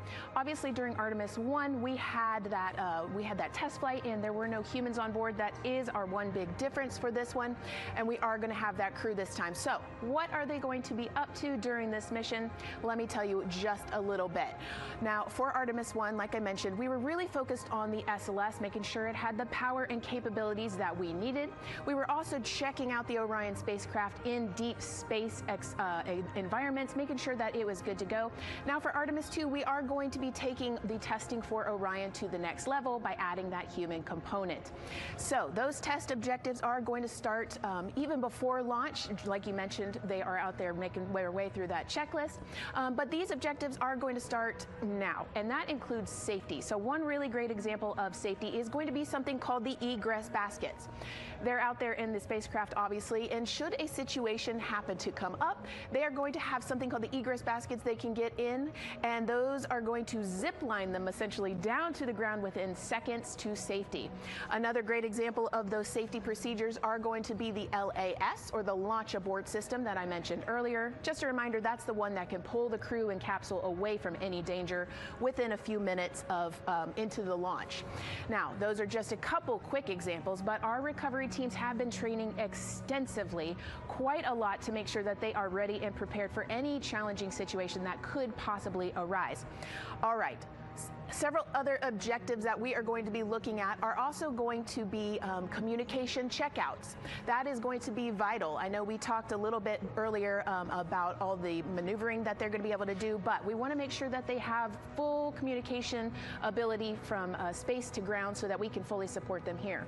We are also going to be checking out those life support systems. Obviously, we've talked a lot about the service module and what it is going to do for the crew, but we want to make sure that those life support systems are fully functioning, obviously, before we send them farther into deep space. That's going to be critical for them. So on top of being able to maneuver the spacecraft and check everything out, we are also going to be making sure that everything is fully functioning. So as you can see, big part of this mission is to make sure that the spacecraft, the hardware, and all the operations are working, and that the data is going to make sense. And speaking of recovery, we are also going to have the opportunity at Splashdown to recover that launch or that flight data, and we're going to be able to take that back, analyze it, and make sure there are if there are any enhancements we need or changes we need to make before our next missions, we'll be able to do so. So lots to do. They're going to stay very busy, obviously. And with that, I will turn it back over to you, Megan. 2 hours, 25 minutes and counting, and the crowd, check it out, continues to grow at our Banana Creek viewing location. They will have a great view of launch, and we will go back now to Leah Martin, who's standing with her next guests. Hey, Megan, yeah, we're surrounded by thousands of people, some here local from the Space Coast, but we actually have quite a few people who have traveled a pretty far distance to be with us today. I'm actually joined here by a group from the International Space Station Ambassadors Program who have come from all over the globe. Saku, you're here from Japan, you've come Val from Mexico, and then we have brother and sister Cosma and Jesco here who are visiting from Germany. You actually told me that you participated in the NASA Rover Challenge in Huntsville. How was that experience, and how is it kind of participating there in Alabama and then being here today? So it is an amazing experience because you meet so many young people with visions, with dreams, with ideas which inspire you and motivate you. And it's even better to be here now to see the SLS launch because we are going back to the moon, and that's what we're working for. Absolutely. And, you know, the Artemis missions, we talked a lot about the Artemis Accords and this being an international effort. You were actually telling me, Saku, that you're interested in becoming an astronaut with JAXA, pursuing your PhD to be able to do that. Tell me a little bit about that. Yes, actually, I applied for the Japanese Aerospace Agency, the astronaut selection like 2 years ago, and then I didn't make it all the way, but I'm still working on it, and hopefully I can be at the launch pad sometime, and then I hope to go back to the moon and Mars, and yeah, I'm working on it. Absolutely incredible. And Val, you're here from Mexico. We were talking a little bit about women in space. This is a team who, you know, is predominantly made up of women. What is it like knowing that Christina is on that rocket right now, about to be the first woman to travel around the moon? I think that's such an amazing news. It's just so inspiring that we are taking the first black person and also the first woman to the moon. It's just the first step in humanity and a big step in equality as well. Megan, a lot of excitement here, not just in Florida, but from around the globe, and we're keeping our eye on that rocket, and we're ready to see it lift off. Thanks, Leah. Yeah, a lot of excitement, but also a lot of inspiration. Again, this is part of, or a big part of the reason why. 130.6. Good readback. Aux 1 voltage, 131.3. I copy 131.3. Again, those numbers you hear, they're referring to specific steps in the launch countdown that the crew have to step through in order to get us to launch today. And so we were saying, yes, inspiration, a big part of why NASA does what it does. We want to go together and we want to explore together to learn more about ourselves and here on Earth. Yeah, humans, I think, naturally want to explore, and so going together, like Lisa said earlier, we're going to go farther and faster than we possibly can alone. And, you know, what a way to celebrate that today. Yeah. Going back to the moon in the first time in over half a century. And we have that great shot there in our small box of the rocket on the pad. And at the very top there, our Artemis II crew. Right now, we know that the crew has begun the closeout crew has begun doing that cabin leak check. So they are currently pressurizing the cabin, and it sounded like it would take about 6 to 8 minutes for them to get to pressure, and then they have to hold that pressure for 5 minutes, right? Yes, that's correct. Yeah, so there's quite a bit of volume. You know, we talked about it being a 6-person tent. I think it's 330 cubic feet. Don't quote me on that number, but you know, they have to pressurize that capsule, and then, like we talked about, take that initial pressure, wait 5 minutes, and take the second pressure. Yeah, and then it takes about 6 to 8 minutes again to depressurize the cabin. So this process will take a few minutes. OTC ascent switch configuration complete. OTC copies. Thank you. And then after the cabin leak checks, then they will finally close the last abort system hatch. So again, chugging along in the countdown, really excited to, again, continue to hear the crew's voice inside Orion, stepping through all the procedures. Yes, it's exciting to hear them making progress, right? It's all good news hearing the crew talk to the ground and working together to get to the launch. And what I think is really cool is that this is the first time NASA is going to have astronauts in low Earth orbit, but also in deep space at the moon. So here's a message from some of the crew aboard the International Space Station right now. Hello, Megan, and a big hello to everyone around the world counting down together to the launch of this historic flight test. If we weren't in microgravity, we would also be on the edge of our seats. Here on the International Space Station, all of us are honored to have the chance to wish our fellow explorers Godspeed. Throughout human history, the moon has sparked our imagination, curiosity, and wonder. With our return to the moon, we're not only going to be learning about its history, the history of our solar system and of our planet, but also about our place in the cosmos. We are so proud of the Artemis team and so excited for what you will see and learn on behalf of all of humanity during your trip around the moon. As we push the boundaries of exploration and expand our knowledge with scientific discovery, we advance our collective civilization together as one. Test flights are crucial to the mission of exploration. We all learn in test flight schools that the more challenging the missions are, the more incremental the tests should be. This Artemis II mission is one more increment on the way to further exploration. Thank you to the crew, our friends, for your dedication. And from the entire Expedition 74 crew, thank you to all of the teams that had a hand in getting the Artemis II mission to where it is today. Back to you, Megan, as the countdown continues. Oh, I love that so much. I just love seeing them there. And again, you have to remember the International Space Station is an orbiting lab. We learned so much there, and we're going to learn so much more from Artemis II, because this isn't just a test flight. It's an opportunity to learn more about the moon, deep space, and how humans can live and work so far from home. So here are some of the science objectives that NASA hopes to accomplish with Artemis II.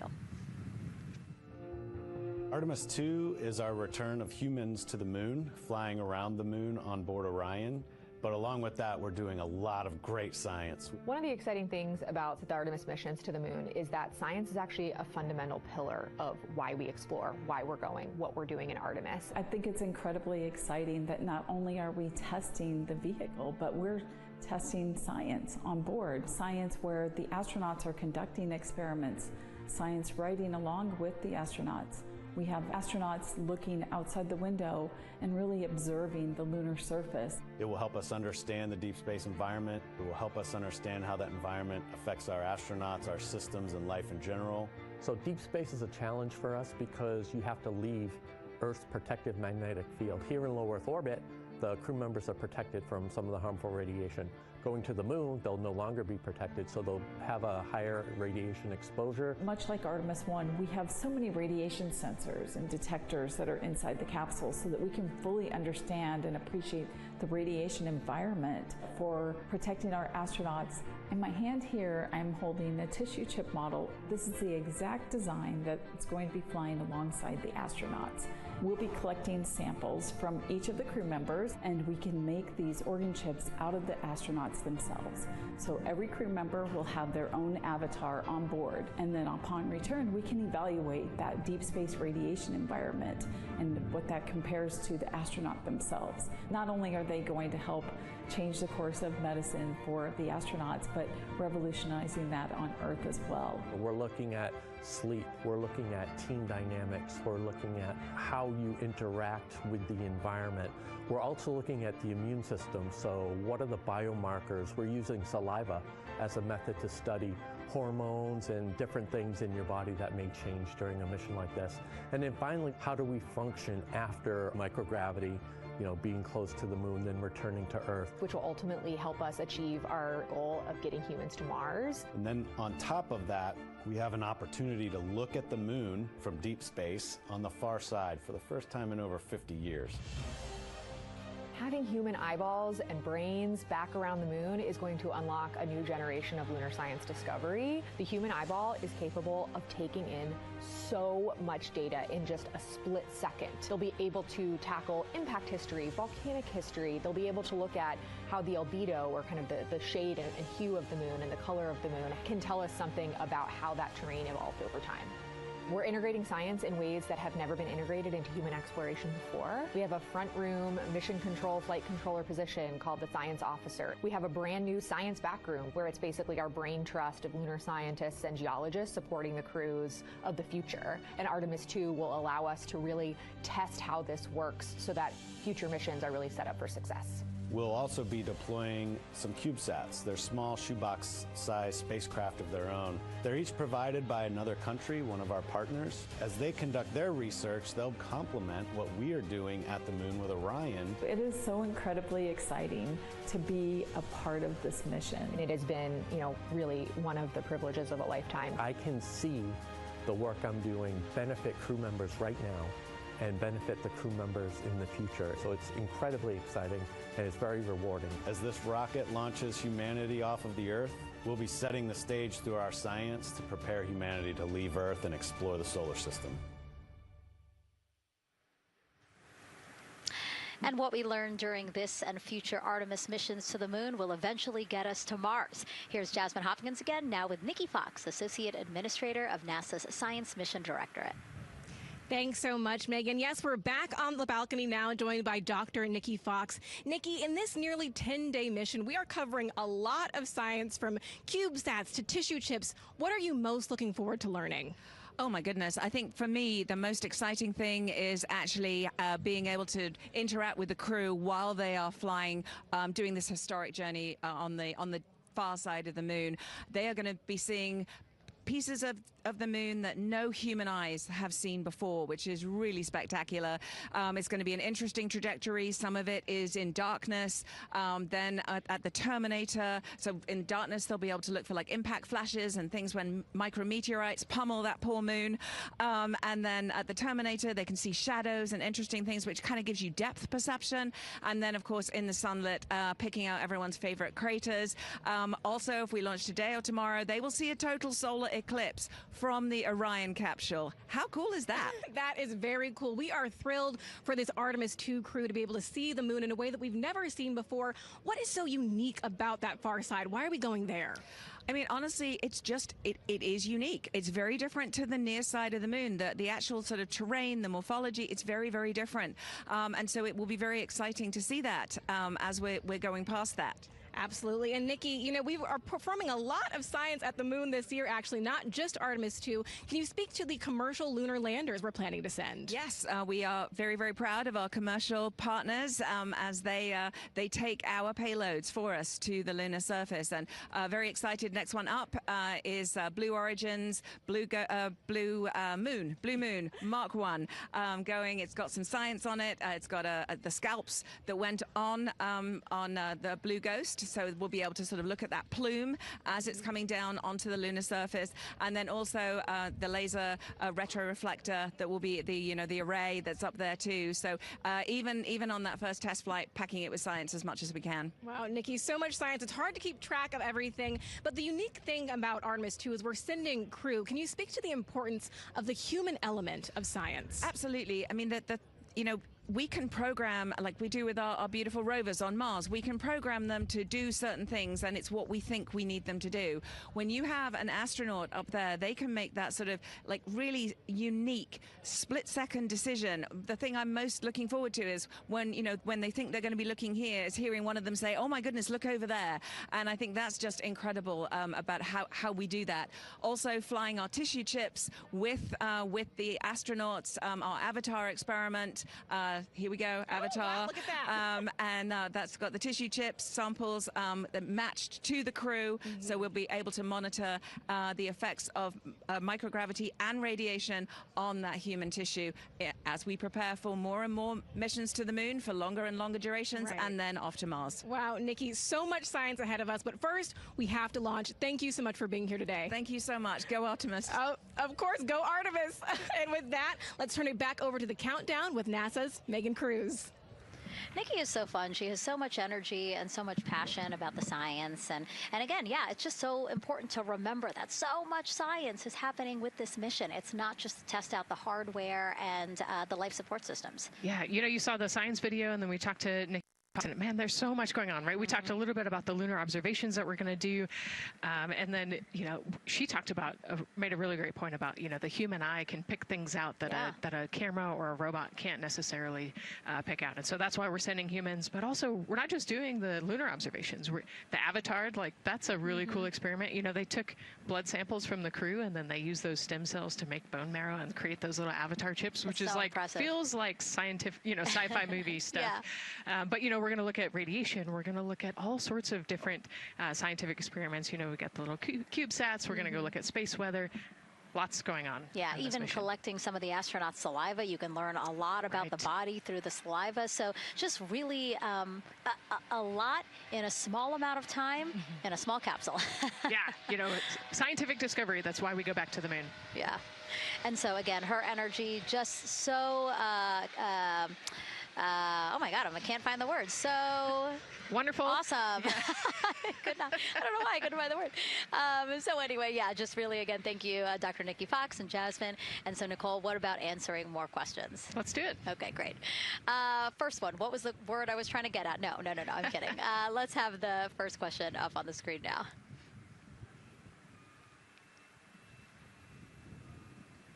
I know we got him. I see him being asked. And CDR OTC and Earth 1. Go. For your awareness, scrubber cycling is about to be restarted. Integrity copies.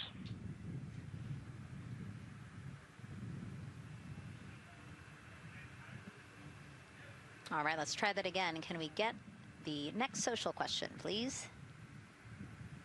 What are the G-forces experienced by the Artemis astronauts during launch and reentry? Ooh, these are actually pretty similar to, a Dragon launch or a shuttle launch. We have to accelerate to get out of the Earth's atmosphere, and then, we talked about the secondary burns that they will do to get away from Earth. But, for me personally, it kind of felt like we got slingshotted off the Earth is how I like to describe it. So, you get set back in your seat and the G forces are into your chest. CDR OTC on Earth 1. Go ahead. Moon leak check complete. The cabin is going to be vented to flight pressure momentarily. Integrity copies. That's fantastic news. Yeah. Again, so the spacecraft is holding pressure as expected, and so now they will depressurize it, which will take about 6 to 8 minutes. Exciting. Yes. Yeah. Go ahead, Nicole. Like we talked about, continuing to march towards the launch. So the G-forces are into your chest, and it's kind of a slow build, and you can get all the way up to 4.5 Gs into the chest during the launch, and often they have to back off on the thrust a little bit so that you don't get too high in the G-forces, and especially as we go through kind of max Q or that max aerodynamic force, so as they get through the thicker parts of the atmosphere. And then very similar G-forces on the way home, so slow, steady build up to about 4.5 Gs as the rocket actually decelerates. You heard in one of the packages, when they come back, they're going to be going 7 miles a second. Gosh, that's and incredible. So you have to slow down somehow, and to do that, you have to actually, when you brake in a car, you feel those G-forces, and so for the astronauts, it'll just be, again, into the chest based on the orientation. Great. Thank you so much for that answer, Nicole, and for that question. We're going to continue to try to take as many as possible. Again, you know how to send them to us at NASA Artemis. But now we again have another question for you, for our audience. We want to know, what part of Artemis II are you most excited for? Liftoff, Earth views from Orion, lunar flyby, or splashdown? Tell us again on NASA's Instagram or Twitch accounts, and we'll share your answers a little later in the broadcast. That's a tough one. I don't know what my answer would be. I know. I don't know either. I'm excited for it all, but that's a cop-out. All right, now let's head back over to Banana Creek. Again, the crowds there, really excited. People coming from all over the country, from around the world. Why don't we get another check with Leah Martin to see who she's caught up with now. Well, Megan, we were a little while ago talking to some students from around the globe. Today, we're actually talking to some local students who are from right here, locally Merritt Island in Titusville. We talk a lot about the Artemis generation and about the students who are going to become the next generation of dreamers, of engineers, of scientists and technologists. And I'm actually standing with a group of those students here today. Our local high school has actually implemented a really neat new program in the spirit of being able to create these pipelines for employment and engagement. Can you tell me a little bit about what Merritt Island High School is doing? Sure. Well, this is a new program, first of its kind here at Florida, and basically what we're studying is astronautics and aviation, kind of blended the two together. We have flight simulators in our lab, but students are also learning about engineering, aerospace engineering, and we're trying to make all kinds of pathways available for them, trying to give them opportunities to see which pathway they might want to be interested in. So yeah, it's just a great opportunity for them to learn about space. We just finished doing a whole model rocket build where the students took CAD software, developed their own rockets, put them together, and launched them right from our school. So it was very exciting. Incredible. And then another local high school, Titusville, you guys also have a similar but slightly different program. Yes, we do space mechatronics with advanced manufacturing, preparing students to build and manufacture things to automate, do automation to build things on Mars and things like that, or locally too. Now, you told me that you're actually trying to figure out a little bit what you want to do when you're done. You're a freshman in high school. What things are you learning in your class here that are really kind of tweaking your interest in the aeronautics field? So we're building a lot of things with like metal and how we're supposed to do it on the rockets. We're also doing computer programming, which would help with NASA and like programming and coding. Absolutely. And you were actually telling me that I think were telling me that you're interested in becoming a pilot. We talked a little bit about the pilot who is on board the rocket right now. How is this program preparing you for your future? I mean, it's teaching me everything that I know about aviation, and it's really inspiring that I get to learn it in a classroom, like locally as well. It's amazing. I love it. And then you were also telling me you're taking this class. What's the most interesting thing you've learned? I really like the whole design part of it, like actually like engineering, like because I want to be an engineer. Engineering the products we use when we build stuff, that's definitely my favorite part, learning how to use those kind of softwares. Absolutely. Well, Megan, when they're seasoned NASA employees, you'll be able to say that you saw them here first when they were still in high school. Back to you at the desk. I can also say that they have fans. Nicole Ayers here. As soon as that girl said that she wants to be a pilot, Nicole went, yeah, why is that something that's so thrilling for you to hear? I mean, I love when kids in high school have goals and they set their goals high and they want to go do something. You know, the kid who wanted to be an engineer or a pilot, like, I love that. You know, find something that you're passionate about, go work hard at it, and go get good at it. Yeah, and speaking of passion, I mean, we definitely have a whole bunch of people here passionate about what NASA is doing here. Again, the lawn behind us just filled with media from around the world, making sure that they can help tell our story to everyone who is interested in hearing it. So back here in Florida, of course, we have NASA leadership also keeping a close eye on launch operations. Let's go now to Jasmine Hopkins, who is standing by with Lori Glaze, Acting Associate Administrator of NASA's Exploration Systems Development. Thanks so much, Megan. Yeah, we're honored to welcome Dr. Lori Glaze to the balcony now. Lori, this is our very first time having crew on an Artemis mission. How does that feel, and how does that change our overall approach to the mission? It's a really good question, and it really came home today when we were watching the crew walk out, and then we saw them get into their van and go out to the pad, and we've been watching them getting into the crew module. And so we've really put an enormous amount of rigor into assuring the safety of our crew. One of the most important things on this mission, different from Artemis I, is we now have environmental controls and life support systems. One of the most important things we're going to do on this mission is test those out and make sure that we can keep our crew healthy and safe throughout their mission. We also on this mission have an activated launch abort system, which we had the system for Artemis I, but it wasn't active. But we definitely have that active on this mission. We want the ability, again, if something goes wrong, to be able to have that ability to abort and get them back to the ground again, safe. Absolutely, Lori. I mean, as you're driving home, safety is paramount here at NASA, and your program is responsible for all of these Artemis elements. We have the Space Launch System, Orion, ground system. So how do you get everybody cohesively on the same page for a day like launch? And that's a great question, and it's really been wonderful to watch our teams working together.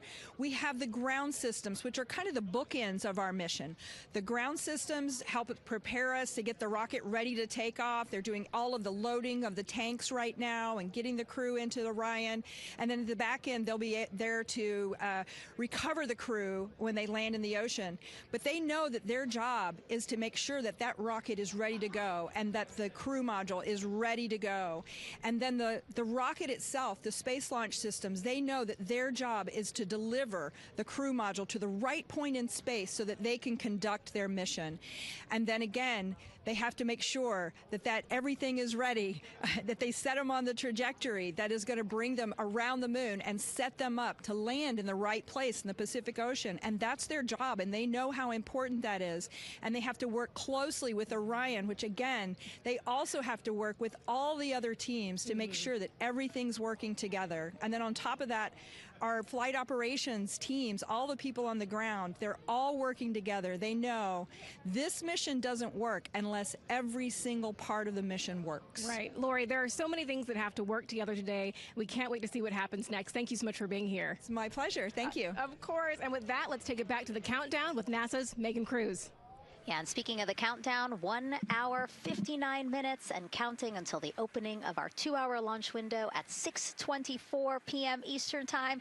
This is a shot of Jetty Park. It's a nearby popular viewing location of rocket launches, and it is so great to see how many people are here. I mean, this is a Wednesday. Like, people had to take time off of school and off of work, but it's something that they felt like they wanted to do, to be here. Yeah, you know, I think just based on the chatter on the airplane ride yesterday, half of my airplane ride oh, no here way, was, really? They were coming to see the launch. You know, everybody's excited and traveling from all over the world to come see this launch.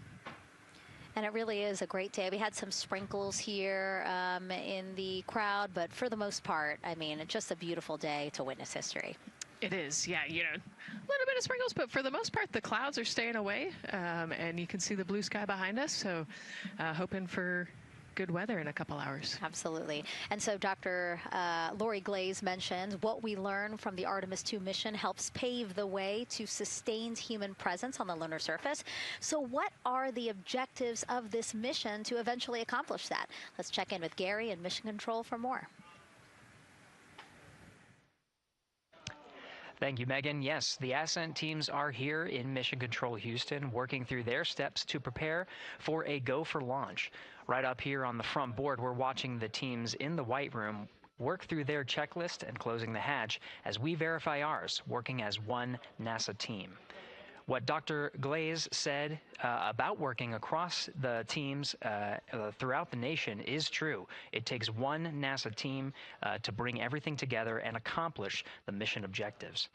The Artemis II is designed as the first crewed test flight of NASA's Artemis campaign, sending astronauts into lunar space to validate systems, operations, and human performance ahead of a more complex lunar landing missions. NASA has identified an extensive list of mission and flight test objectives that serve as a checklist to verify the capabilities needed to land humans on the moon. For the Artemis II mission, there are 5 overarching priorities that cover the mission and flight test objectives. First is, of course, the crew. As the first crewed mission inside the Orion spacecraft, this mission serves to demonstrate the capability of safely sustain the flight crew throughout the mission, including launch, the deep space component, and return.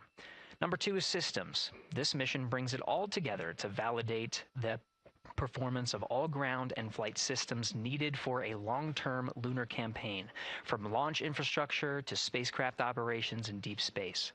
Third is hardware and data. We'll be gathering performance data as much as possible over the Deep Space Network, but we also aim to retrieve onboard data and hardware after splashdown to gather additional insight and improve future Artemis missions. Fourth is emergency operations. The crew and flight control team will be testing emergency systems such as abort procedures, rescue operations, and contingency responses.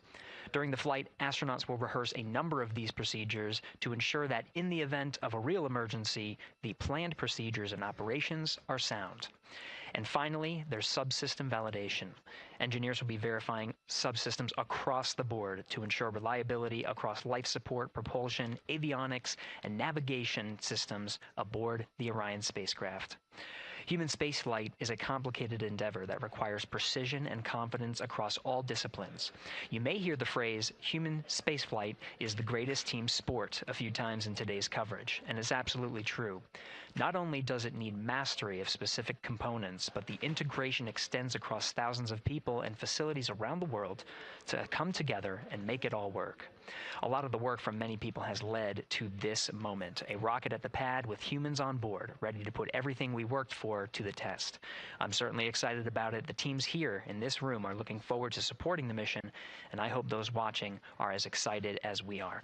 We are following the countdown here in Mission Control Houston. Everything continues to look good. Now inside 2 hours from the beginning of the launch window. With that, I will send it back over to you, Megan and Nicole. Hey, Gary, thank you so much. We are getting word that the launch team is working something that we would like to give you an update on. So let's get on over to Daryl.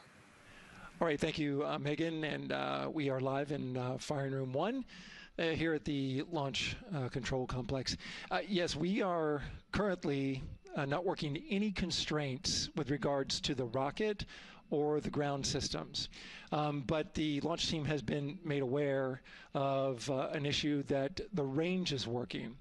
And currently they're monitoring that work that is going on over at the range.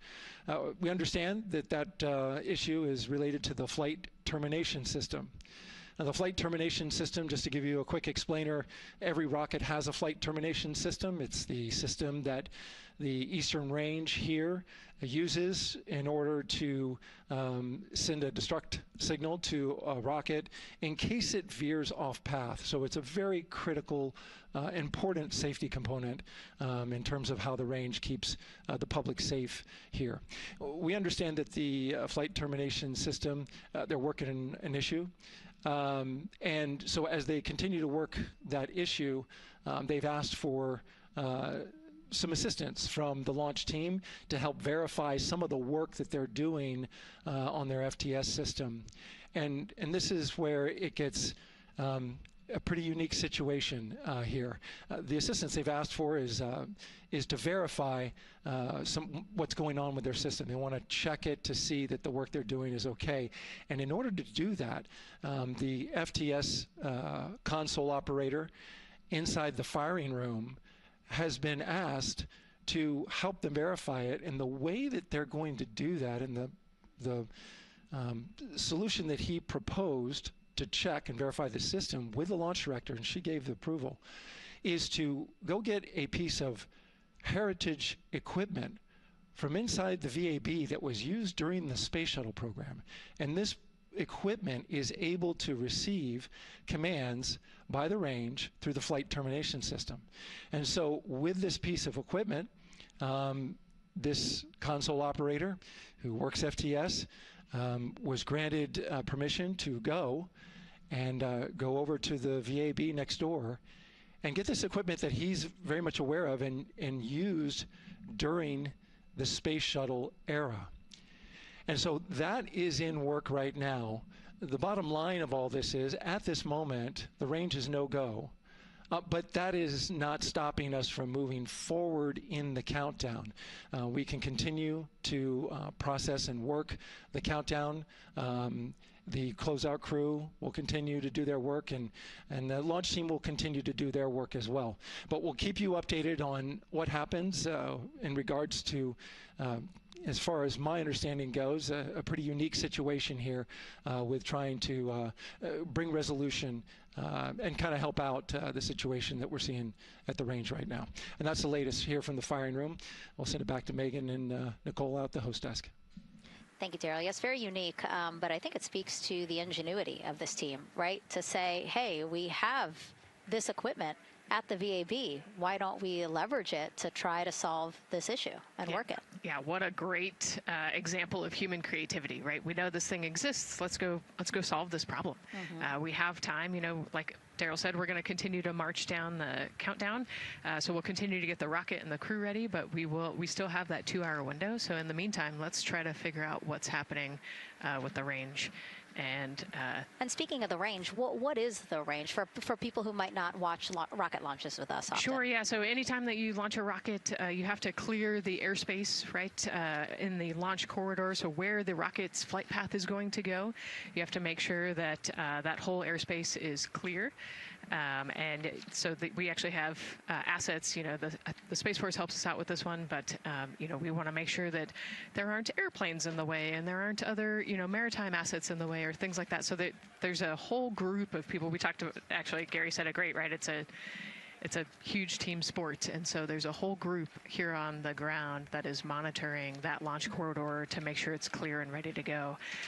And so if they're having issues, then we definitely can't launch this rocket. We don't want to launch blind into a corridor that we can't see. Yeah, because as Daryl said, I mean, it is very important, the flight termination system, needing to activate it in case of an emergency. So yes, something that we will closely be monitoring throughout the countdown, and hopefully again won't be an issue, that they can fix this issue by going to the heritage hardware that's in the vehicle assembly building. Right, what a great idea. Okay, so again, under 2 hours from the opening of our 2-hour launch window, 6:24 p.m. Eastern Time. The crew, as you can see there, inside of Orion, relaxing, getting updates from the team, but also just getting in the right headspace for hopefully launch today. Let's learn a little more about each of them now.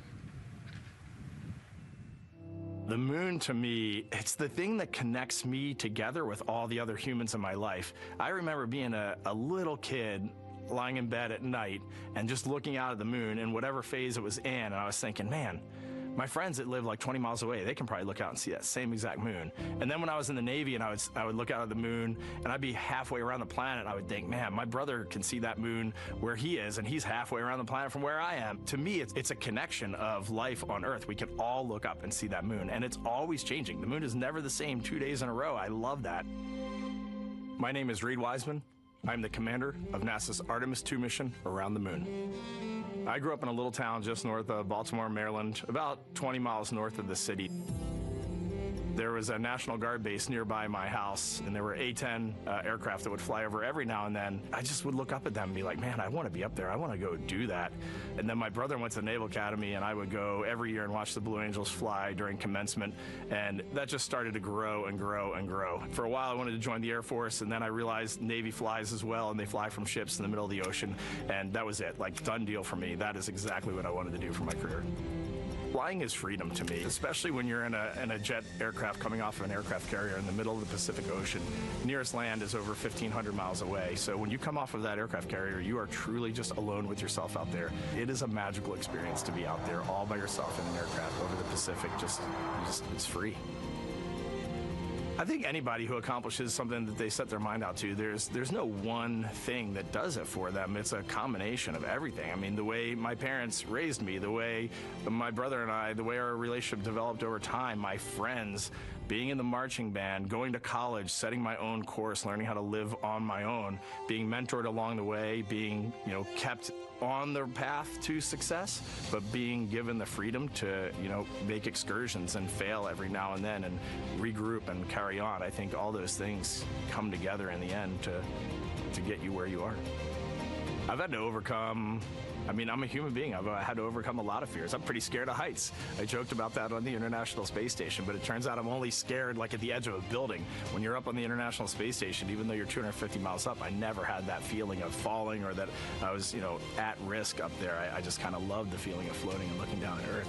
There have been challenges all throughout my life. By far, the biggest challenge was losing my wife in 2020 to cancer, and now raising two daughters who are grown up now, but that's been the biggest challenge by far I've ever had to face. It is not easy being an only parent, trying to work a full-time job, and raising two kids is something that I think about every single day. I'm very proud of the work I've done. I haven't always done it well, but I've always shown up and tried as hard as I possibly can. I do wonder what it's going to be like when we are really far from Earth and can see it. The sensation of being so far away from everything that you know. I had that sensation on the space station the first time I got to sit in the cupola for a really long time. So I can only imagine what that's going to be like from 200,000 plus miles away. My name is Victor Glover, and I'm the pilot for NASA's Artemis II mission around the moon. When I was in 4th grade, I was 10 years old, and that's when the Challenger accident happened. And it helped me understand how the general public felt about the astronaut corps, right? Like, these are the people that we want to be, and that just gave me an easy thing to strive toward. The biggest fear that I've had to overcome in my life is doubting myself. Going to college when no one in my family had gone to college was a huge risk. I had more confidence in my athletic ability than in my academic abilities. I could play football with those college students that I saw on TV. But my classmates that I saw in the lab and around the University Union, I didn't know if I had what they had. I think addressing that self-doubt was a part of, swinging for the fence and trying to go get an engineering degree, not just go to college, but get an engineering degree and then go do something challenging and technical like flying. Apollo is known for sending humans to the moon. Artemis has an opportunity to continue the Apollo story, but I actually think it's important for this story to stand on its own. Artemis is a new program, and we're trying to do new things. And it's great to compare and contrast. When you look at our spaceship, you can see parts that were designed, built, and integrated in another country. When you look at our crew, you see that our crew is international. There are also men and women. And I just think that comparing and contrasting makes the story even richer.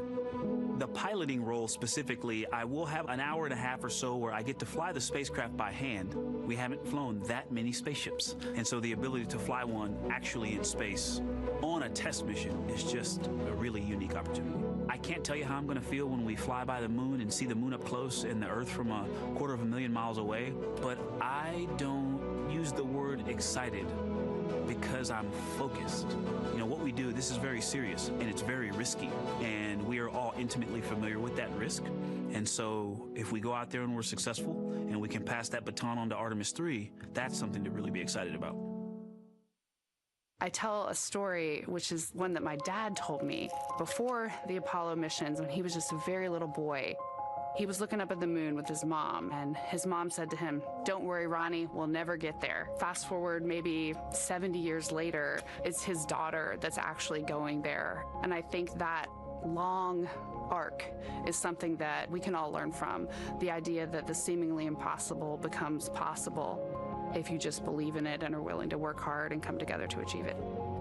My name is Christina Cook, and I'm a mission specialist for NASA's Artemis II mission around the moon. When I look back at my dreams as a kid, I definitely never thought I would actually get here. I was very pragmatic. Even though I'm a dreamer, I knew that the odds were way against me again, so I might as well do something I'm loving in the meantime.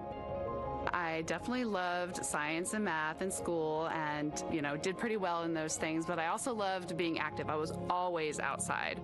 I loved things that made me feel small. I loved looking at the night sky, oftentimes between the pine tree branches, or I loved the ocean. North Carolina also has mountains, and when we go there, I just love the vastness of all of those things. I loved how they made me feel and what they made me think about, and the vastness of the universe and how much out there was to learn. I'm drawn to exploring. I'm drawn to challenges that involve both mental and physical, and I'd much rather be solving problems wearing a whole lot of equipment and in a harsh environment, and that's just something I've carried with me ever since I was a kid. Thinking about the fears or challenges that I've had to overcome, there are just so many. I mean, basically, it's just that has been the journey. I always say to people, do what scares you, and that means I have to follow my own advice. So doing what scares me meant getting on a plane and going to the Antarctic, getting on a plane and going to study abroad in Ghana, applying to become an astronaut, opening the EVA hatch in the airlock and going out of it into the darkness, strapping myself onto a rocket. And so for me, I think that no matter what the challenge, recognizing that if people believe in you and you believe they believe in you, the challenges seem always a little bit easier. To me, believe the moon, it represents history. It is a witness plate. Everything that's ever happened to the moon is still written on the moon. Every single person has looked at the moon their entire lives. We see the same moon. That's something really special. It's just the epitome of a symbol of something that's in each of our hearts, but that's also represents exploration and reaching. I have this very distinct memory of seeing an image of an astronaut standing on the moon. It's burnt in my brain because I went back to it so many times in my childhood, and I would look at that image, and I know it had a huge impact on me that humans had walked on the moon. My name is Colonel Jeremy Hansen. I'm an astronaut with the Canadian Space Agency, and I'm a mission specialist on NASA's ARTEMIS II mission around the moon. My elementary school years, I grew up on a farm outside of London, Ontario. I spent as much time as I could with my dad on the farm. I learned the value of hard work, for example. If I wanted to go to work with Dad, it was going to be a long day, and I was going to have to not complain, or I wasn't going to get to go the next day. I had a treehouse. I had a vivid imagination, and I changed my treehouse into a spaceship. I made all these dials and controls. I had circuit breakers for switches that I found in the barn, and I was exploring space in my imagination. The most important thing I did to get to where I wanted to go in life, which was flying fighter jets and eventually becoming an astronaut, is I shared those desires with other people. And it turns out, just like you don't go to the moon on your own, if you could, I would have done it a long time ago in my treehouse as a kid, you have to go as a team. I think the biggest impediment to achieving my goals was, of course, myself. And I think that's a common human experience. There are many times where just little things would get in my way, and my immediate interpretation of that was, well, now that goal's out the window. You know, people must have lifted me back up, and somewhere in the back of my head, that persistence came through. And I think that's a common human experience, to doubt ourselves. I've come to this, I guess, realization that I believe that we all have gifts to contribute, and the goal is to figure out how to use your energy towards adding positively to humanity's existence on this planet. But I love it when humanity sets big goals, like sending humans to the surface of the moon with an eye to eventually going to Mars, because when we do that, we can bring together genius from not just even in one country, but around the world. I've also learned from my indigenous mentors that they refer to the moon as Grandmother Moon. So you've probably heard of Mother Earth. They use Grandmother Moon because Grandmother Moon is responsible for the water in their community, just like the moon moves the water around the planet, affects the tides. And I think that's a really beautiful thing for us as we go back to the moon, to think about all the different cultures around the world and how they view the moon differently. And that's really neat because we all share that same moon in the night sky.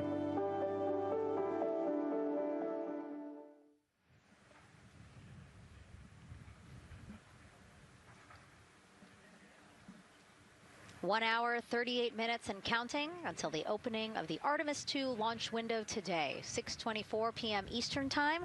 And we are looking at the rocket and Orion out on the pad, historic launch pad 39B here at Kennedy Space Center. What a great view, Nicole. Yes, it is. You know, we can see the clouds out in front of us, but they are to the west. And you can see that there's some blue sky peeking through behind that rocket, which is good news. And more people continue to come on center here. About a couple of hours ago, folks with special passes to come on center were allowed to start driving on with family and friends. And of course, we have media growing by the moment here at the press site here at Kennedy Space Center, setting up their cameras, setting up tents, interviewing folks. Again, this great jib shot that we have from our camera here showing all the interest that we have here at the press site. And actually, even to the right of us, so camera left, no, sorry, the right of your screen, left of us, plenty of other people there set up with their own tents, broadcasting to their own viewers. And so again, just really cool to see everybody wanting to share in this moment. Yeah, that's, I mean, how many media tents we can see from here. It's a beautiful thing. Yeah. I think it's important to share this message with the whole world. Yeah. And so let's take a look now at people who are watching in other parts of the country. We have this shot here from the U.S. Space and Rocket Center in Huntsville, Alabama. Oh, man, look Just at that. kidding. Museum of Flight, Seattle, Washington. So sorry. Hello to you over there. Sorry, I thought that you were in Alabama. But here you are from Seattle, Washington. Again, the Museum of Flight.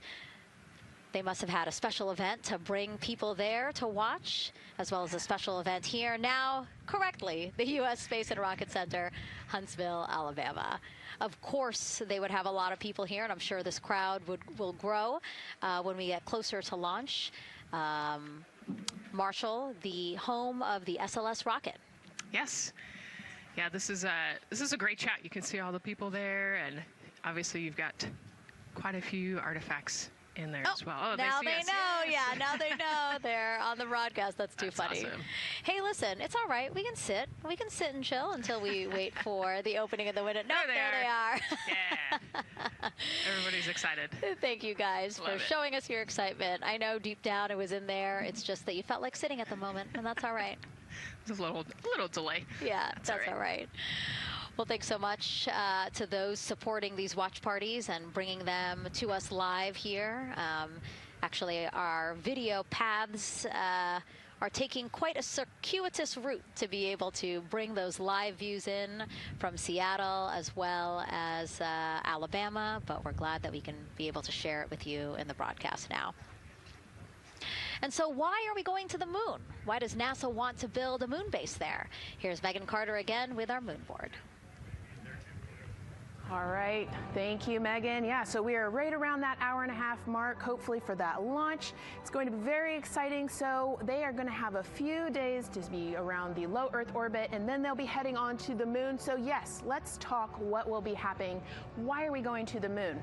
So obviously this is not going to be a landing, as we've discussed. They are going to be coming with 4,000 to 6,000 feet around the moon's surface, and this is going to connect us directly to our past. Those Apollo missions did have 6 lunar landings, and the Artemis campaign is looking to build on that past by going back to the moon, staying longer, and then going farther. So how are we going to do that, and why? We have obviously talked a little bit about that lunar South Pole, and we are focused specifically on the far side of the moon for this one for a specific reason. You might have guessed we're going to be looking for some resources especially, and that's going to be water or water ice. That is going to be giving us some really critical pieces for future missions. And as you can see here, we have identified 9 potential landing zones. So this is going to be a critical objective for our crew. Depending on when they launch, it will determine what is going to be visible, but we do have these 9 landing zones right here around the Shackleton crater. And as you can see here, a lot of that area is deep and dark, and that is where we are going to be looking for that water ice, because that is obviously going to give us not just water to drink, but as we know, that can actually be converted into our propellant potentially, that hydrogen and oxygen. So that is going to make the moon a critical place for that moon base, because we want to think of it essentially as a backpacking trip. If you have your tent and your hiking boots and your camping stove and all your gear, you don't want to take that out and be on the trail for the first day and then try everything out. You're going to test things out a little bit closer to home before you go out on that adventure. And that kind of goes for us as well. So the moon is going to be critical for us in the future steps towards our lunar landings, and then also for going farther on to Mars in the future. It's going to set us up for that deep space exploration, and we can't wait to see what they see once they get to that flyby. But for now, we are, like I said, getting closer. So I'm going to turn it back over to you, Megan. Exciting stuff. Again, the idea of accomplishing a moon base, like as we've been saying, sometimes things just seem like science fiction, and it's amazing that we're making it science fact. Yes, yeah, we're going back. We're going to scout it out, and then on the future Artemis missions, we're going to put boots back on the moon for the first time in over half a century. But we're going to stay, and we're going to learn from the moon, and we're going to, you know, as Megan talked about, the water ice, and harness that resource, and, you know, not only learn from the moon about Earth and about the solar system, but also figure out how we get to Mars from the moon. And so what we're seeing now back inside the White Room with the closeout team, they are removing basically fixtures that protected the crew module hatch while they did work around it, right, Nicole? Yep. Yeah, so anytime that you're moving around and working, there are some sensitive sensors and parts of the crew module that we don't want to kick or bump into, and so it's easier to just put a guard up while you're working in there and then take it down later. And so this is a visual cue for us that the team is getting ready to close the last hatch, again, the launch abort system hatch. Can you tell us about what the LAS is? Yeah, so launch abort system, this is, we have the crew module, and then what sits out basically on top of the crew module is the launch abort system, and it has its own motors, so that we'll arm it about 5 minutes prior to launch, and then it stays with the crew module until about the Kármán line, so that 100-kilometer point in space. Once the crew could safely get to orbit, it will actually be jettisoned, and the crew module will then be exposed. So this is just a safety mechanism that stays on the outside of the crew module, and then as they monitor the attitude and the thrust and all sorts of the roll, all sorts of different data points to make sure the crew is safely getting to orbit. And once they are safely to orbit, then we will get rid of that launch abort system. And it looks like they're putting all these parts that they're removing from around the crew module hatch into a bag, because they have to take this out with them once they leave the pad, right? Yes, yeah, we don't want anything left up there in the white room, and especially because that crew access arm will move away from the capsule and the rocket, and so we want an empty white room, no FOD like we talked about, so that we can have a safe launch. And this orange tube that you see on the right side of your screen, that had been inside the crew module providing breathable air to the crew. And now again, with the crew module closed and them getting ready to close the second hatch, that has been removed and is out of the way. So again, the closeout crew can continue to do their work. Yeah, that's just a duct to provide some cooling air and some breathing air to the crew and the closeout crew while they're in there. That's actually a good point, yeah. And so as we continue to watch the crew prepare to close the launch abort system hatch, why don't we take a look at the crew's mission patch? Now, crews have designed their official mission patches since the Gemini 5 launch in 1965. Reed, Victor, Christina, and Jeremy, they really wanted to play on the abbreviation of Artemis II to all, signifying not only the second major flight of the Artemis program, but also a mission to explore for all, by all. The crew chose the iconic Earthrise photo for a reason. It was taken by the Apollo 8 crew in 1968, the first crew to ever fly around the moon. The mission was to prove teams then were ready to land on the moon the same way Artemis II hopes to fly around the moon ahead of a lunar landing with Artemis IV. This time, as we've been saying throughout the broadcast, to stay on the moon and pave the way to Mars. Yeah, we talk about incremental steps, right? And so Artemis II is very similar to Apollo 8 in terms of that increment. They're going to fly around the moon and set up the rest of the Artemis program for landing on the moon, but also with a nod towards the fact that we do this for all humanity. And I love the thoughtfulness and how much importance they put on their patch design. Another camera angle of inside the Orion spacecraft. I was going to say, we might be able to see Rise, but I think it's right behind Reed's foot there.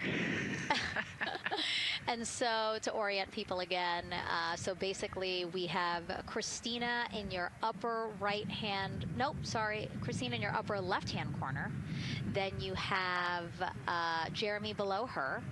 And then the feet you're seeing, those are Reed's feet.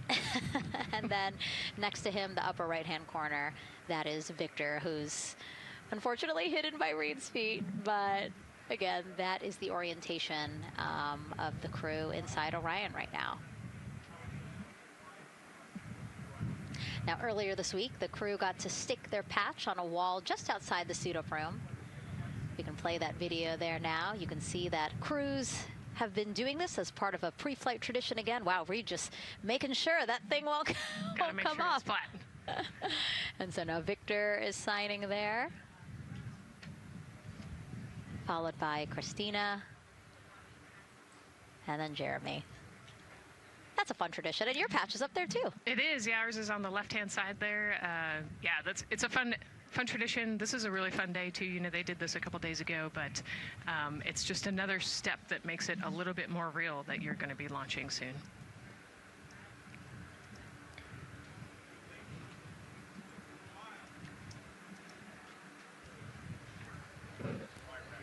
Again, we talked a little bit about this before. The basically like a computer there on Jeremy's leg, a way for him to just check out the data, see some of the data that also Reed and Victor are getting to see, but in those much bigger displays for Orion. Right, yeah, it's basically a tablet on his leg, and it's actually plugged into a cord nearby that allows him to have a screen repeater so he can see what they're looking at.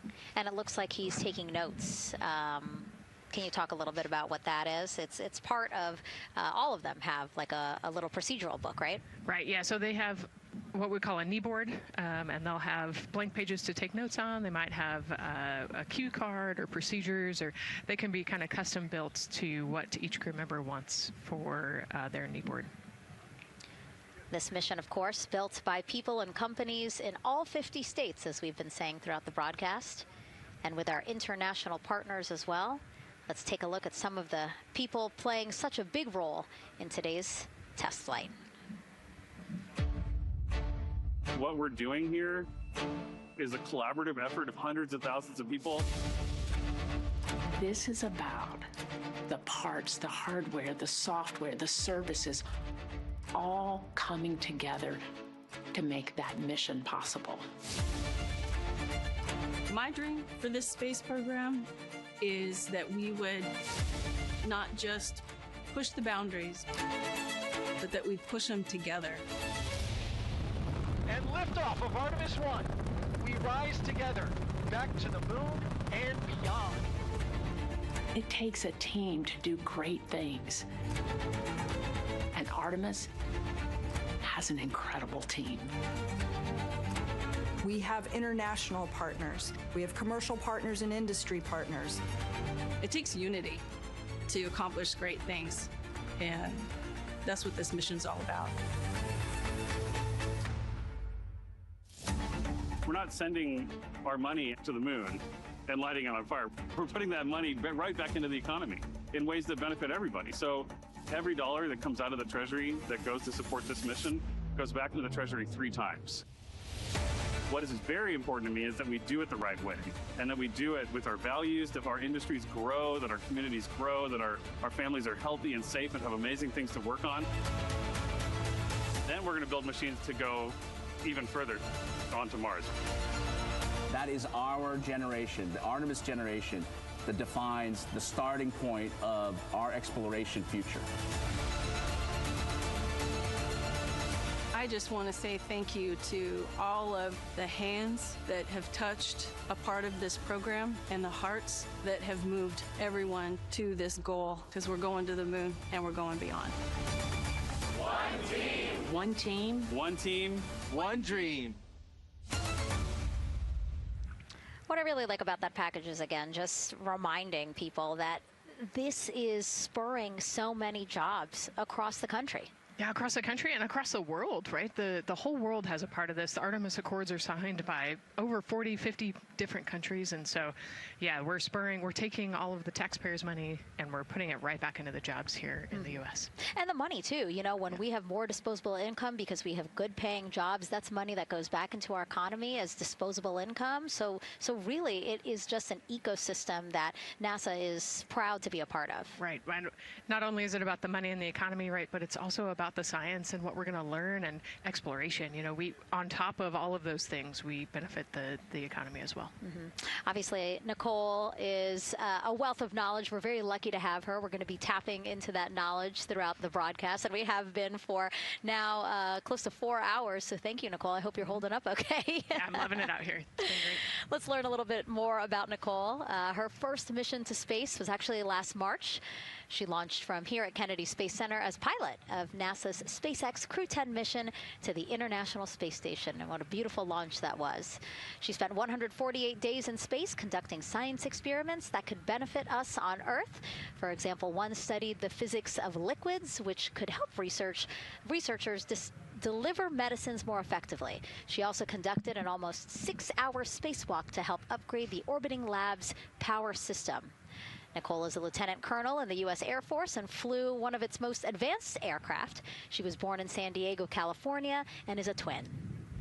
That's a cute photo of the two of you. Oh, that one too. Young explorers, yeah. Yes, yes. That's so great to just see how far you've come. Again, I think that speaks to what we've been saying. Like, you know, just if you're passionate about something, go for it and see where that takes you. Yeah, I think that's a great example. You know, I was a serious little kid with really high goals and, you know, just kept working hard and never got bumped off the path and ended up here. And, you know, I think it's a testament to the human, like we talked about, you know, if you're willing to work hard, be a good team player, you can really get anywhere you want in life. And that's what I love to talk about. Christina has mentioned similar things. And so it's been kind of a theme for the day. Yeah, definitely a theme for the day, a theme for the team. The team has said the same, the crew has said the same sort of things. So absolutely, Nicole, thank you so much for being here. And hopefully only a little bit more until launch today. Hopefully. So today's Artemis II test flight will mark only the 7th time NASA astronauts will launch on a new NASA spacecraft designed for crew. And then controlling the flight will be Mission Control in Houston. Our Gary Jordan is inside with flight controllers. Hey, Gary. Hey, Megan, you are right. This is a significant milestone, and we may be putting the names of a few more astronauts in the history books today. The Artemis II crew is set to launch today will join a select list of humans to fly in a spacecraft for the very first time. And Artemis II, like missions before it, is a test mission. During ascent, the crew and the teams here in the room are prepared for a variety of scenarios. Some of these will be called out directly by Capcom's Stan Love during ascent, and some are a little more subtle. These calls can be split into two categories: alternate main engine cutoff or MECO targets and aborts. First, there are two alternate MECO targets, or AMTs. These note milestones to give flight control teams and astronauts an idea of what would happen after that moment should the core stage lose one of the main engines. First is AMT low. You won't hear it called out by the crew or Capcom since this happens right at liftoff. If the core stage loses one engine at this moment, an abort once around option could be made at main engine cutoff, meaning the crew could target a splashdown in the Pacific. The second is AMT high, which will be called out by Capcom's Stan Love around 22 seconds. After this moment, if the core stage loses an engine, we can still pursue an alternate mission in low Earth orbit to accomplish some of the test objectives. And at about 5 minutes, 16 seconds into the flight, you'll hear the call 3-engine press. This is a good moment. After this point, if the core stage loses an engine, we can still make a nominal main engine cutoff and pursue a moon mission as expected. Again, these MECO targets give the flight control teams and crew an idea of what lies ahead should one main engine be lost, but assumes we are otherwise continuing to a main engine cutoff target. This differs from an abort, where the Orion capsule separates from the Space Launch System prior to the planned separation time. There are abort options at every moment that integrity is attached to the Space Launch System, from the pad to more than 3 hours into the mission. During the first 8 or so minutes of powered flight, there are 3 abort options. First is the use of the launch abort system, which you see at the very top of the rocket and here in the White Room where the hatch is open and teams are working to close it. This particular abort capability can be used from here at the pad through roughly 3 minutes and 22 seconds into the flight. Next is an untargeted abort splashdown, or UAS. This uses Orion's service module engines to escape the SLS and becomes available immediately after the launch abort system jettisons. Third is an abort once around, or AOA. You'll hear Capcom Stan Love call AOA open around 7 minutes 30 seconds into the flight. This also uses the service module engines, but the burn profile is a bit different to aim for a splashdown in the Pacific after one trip around the Earth. NASA's expedited recovery teams are staged off the coast of San Diego to get to the crew and integrity quickly for this abort option. An AOA option continues to be available until solar arrays are deployed on the Orion service module a little more than 30 minutes into the mission. At this point, an abort to orbit, or ATO option, becomes available until separation from the upper stage around 3 hours and 23 minutes. Mission profiles can vary depending on when an ATO is executed in that window, but with power being drawn from solar arrays, it buys more time for astronauts and flight control teams to make decisions and stay in Earth orbit, return for a splashdown, or continue to the moon. The Artemis II crew and flight control teams are well trained on all of these scenarios, and the calls you'll hear to the crew on Orion to Earth may help them be in a ready state for whatever challenge may come their way. At this time, we're not tracking any significant issues here in mission control in Houston, Texas. That would be showstoppers for today's launch. We're continuing to, of course, monitor the countdown along the way MS1, and make sure all systems are go for when we reach T0. With that, I'll send it back to you, Megan, at the Kennedy Space Center. All right, we are ready for another reading if you are ready over there. Yes, sir. CBA is steady at 2,600 PSI. All right, copy that. And you know, the more times we ask you to do that, the closer we get to launch, so that's a good thing. Copy. You heard it there from NASA Test Director Jeff Spaulding. The more that they keep on asking her how the pressure is holding in the counterbalance assembly mechanism is a good thing, because it means we are getting closer to launch. So that's amazing news over the loops that we just heard on Orion to Earth 1. Again, that communication channel with the crew. But now I want to get back over to Daryl with the launch team. He has an update now on the flight termination system that the team was tracking. All right. Thank you very much, Megan. And we're getting an update now from the launch team as we speak.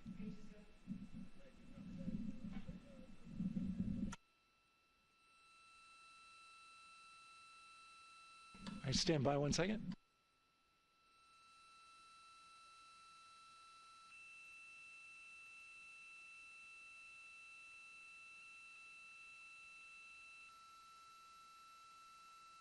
Okay. Sorry about that. We're just getting an update, in fact, about what I was about to report out on the range. And the good news is the range is go. So we reported that they were working to verify their equipment regarding the FTS system. And they asked for a little of that verification work to be done by one of the FTS engineers here in the firing room. He went out to the VAB to get some legacy hardware to help out with it. But in the end, this is a fix that the range had come up with to get clearance, to clear the range rather, and to as well work the FTS system. And so now they are go. Again, the range is go. That is no longer a constraint. And so you combine that with the fact that the rocket and the ground systems here also working, no constraints, clear board here is great news. So again, the range is green, and we're continuing to work through the countdown. We got a weather update that came in to the launch director from Launch Weather Officer Mark Berger. He reported out that there's still a little bit of feisty weather activity that's happening up in the Titusville area. That's the city neighboring the Kennedy Space Center. Those showers had passed over Kennedy, and then now they're currently over in Titusville, currently still within that mile kind of constraint of flight through precipitation rule. But we're still far enough from the window that it looks like it won't be an issue. And in fact, we're seeing some good sunlight now breaking through onto the launch pad. As you can see, it's actually shining on the other side of the rocket here. But to the west, we're starting to see some of that clearing that was forecast. And so the launch weather officer held his forecast for 80% go for flight during our launch window tonight, which, as a reminder, is 6:24 p.m. Eastern Time until 8:24 p.m. Eastern Time.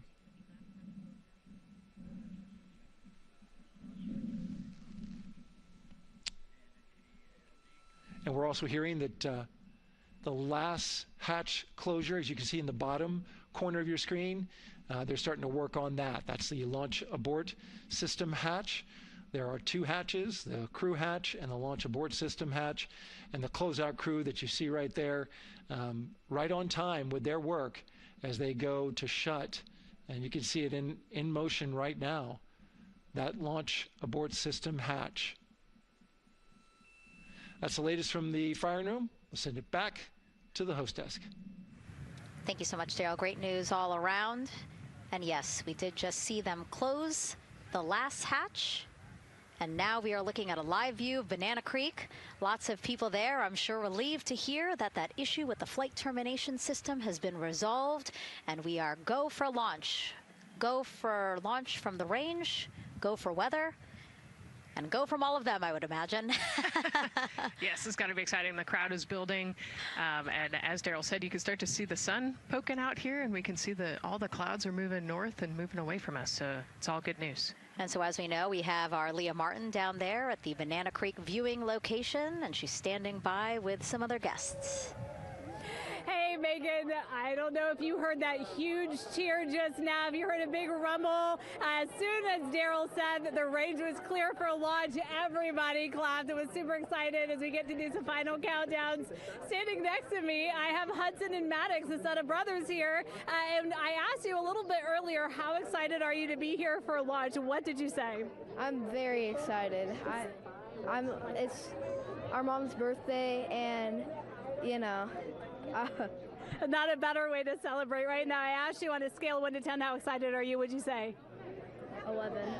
Yeah, 11. I'm very excited. Super excited. Yeah. So, Megan, we've been watching the launch broadcast here and hearing some of the questions that you and Nicole have been asking and answering. And I actually wanted to ask these two kids, if you could take a 10-day trip around the moon and take 3 people with you, who'd you take with you?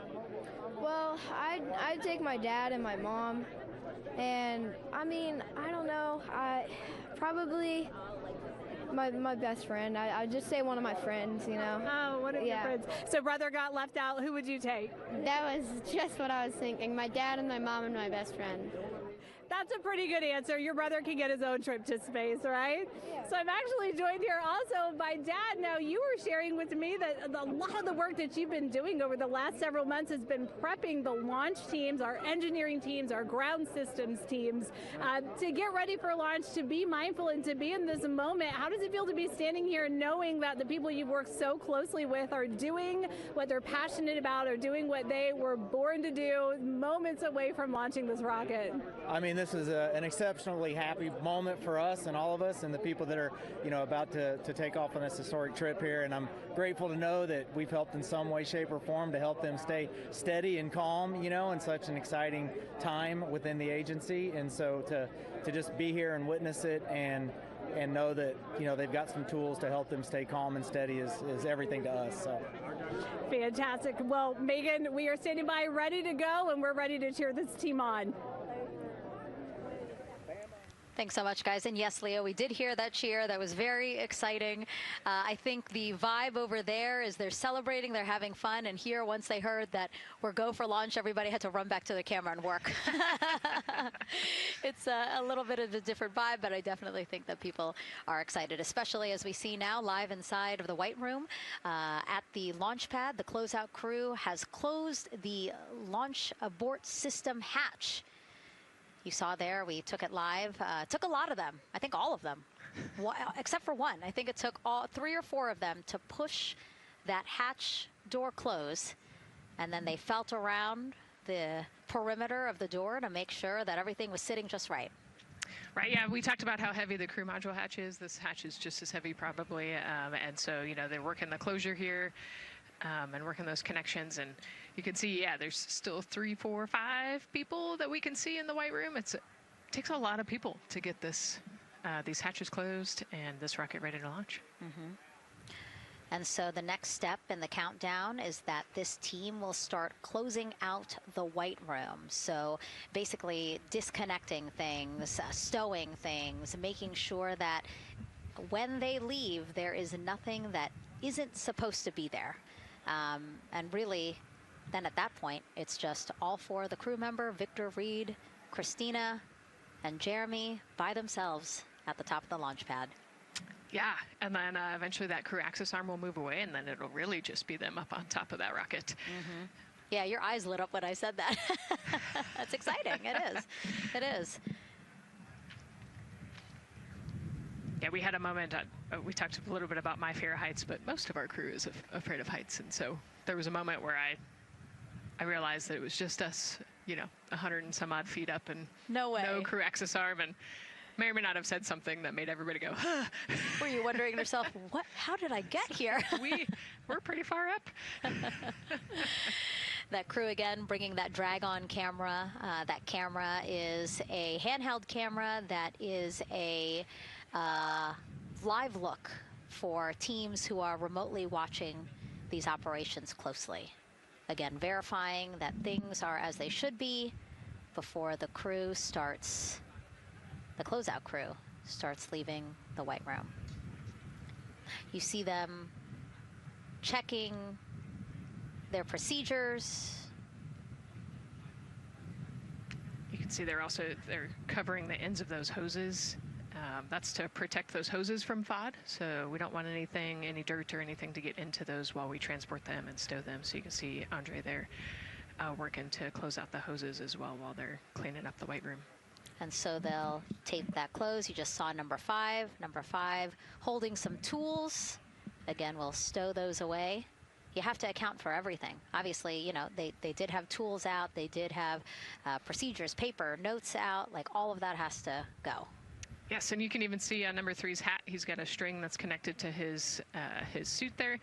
That's, again, just to make sure that we don't lose anything. If, you know, gust of wind or you get knocked or something, you don't want to lose a single thing in the White Room. So everything is tethered, everything is accounted for, and everything is protected. The crew now, another live view of them inside Orion. Jeremy, Christina, and Reed and Victor on the right side of your screen. What do you think they're thinking right now, Nicole? Oh man, just over an hour to launch. You know, there's probably a little bit of a lull right now, monitoring some systems, but you can see Reed's got his feet crossed. So I think just trying to relax and, you know, pass the time by maybe thinking through the items that they're going to monitor through the launch, you know, the different jobs that each of them have throughout the launch. And once they get to orbit, you know, this first day on orbit is actually really busy for them. They've got, you know, 2 burns that they have to monitor. They've got to get the system set up, and they've got to get the cabin set up. So there's a lot going on in the next 24 hours for this crew. I think they've got a couple sections where they get to take a nap, but I don't think they get a full night's rest for quite some time. So, yeah, you know, going through what's next. And so as we say that, I mean, imagine what it would be like to live in a spacecraft for 10 days. Let's take a look at what life will be like in Orion. Artemis II is our first crewed mission back to the moon since the Apollo program. A lot of the focus of Artemis II is really checking out systems to be sure that we're ready and well positioned for continued human exploration. My name is Susan Baggerman, and I'm the Chief Health and Performance Officer for the Orion program and the Artemis II mission. And this is 10 Days in Orion.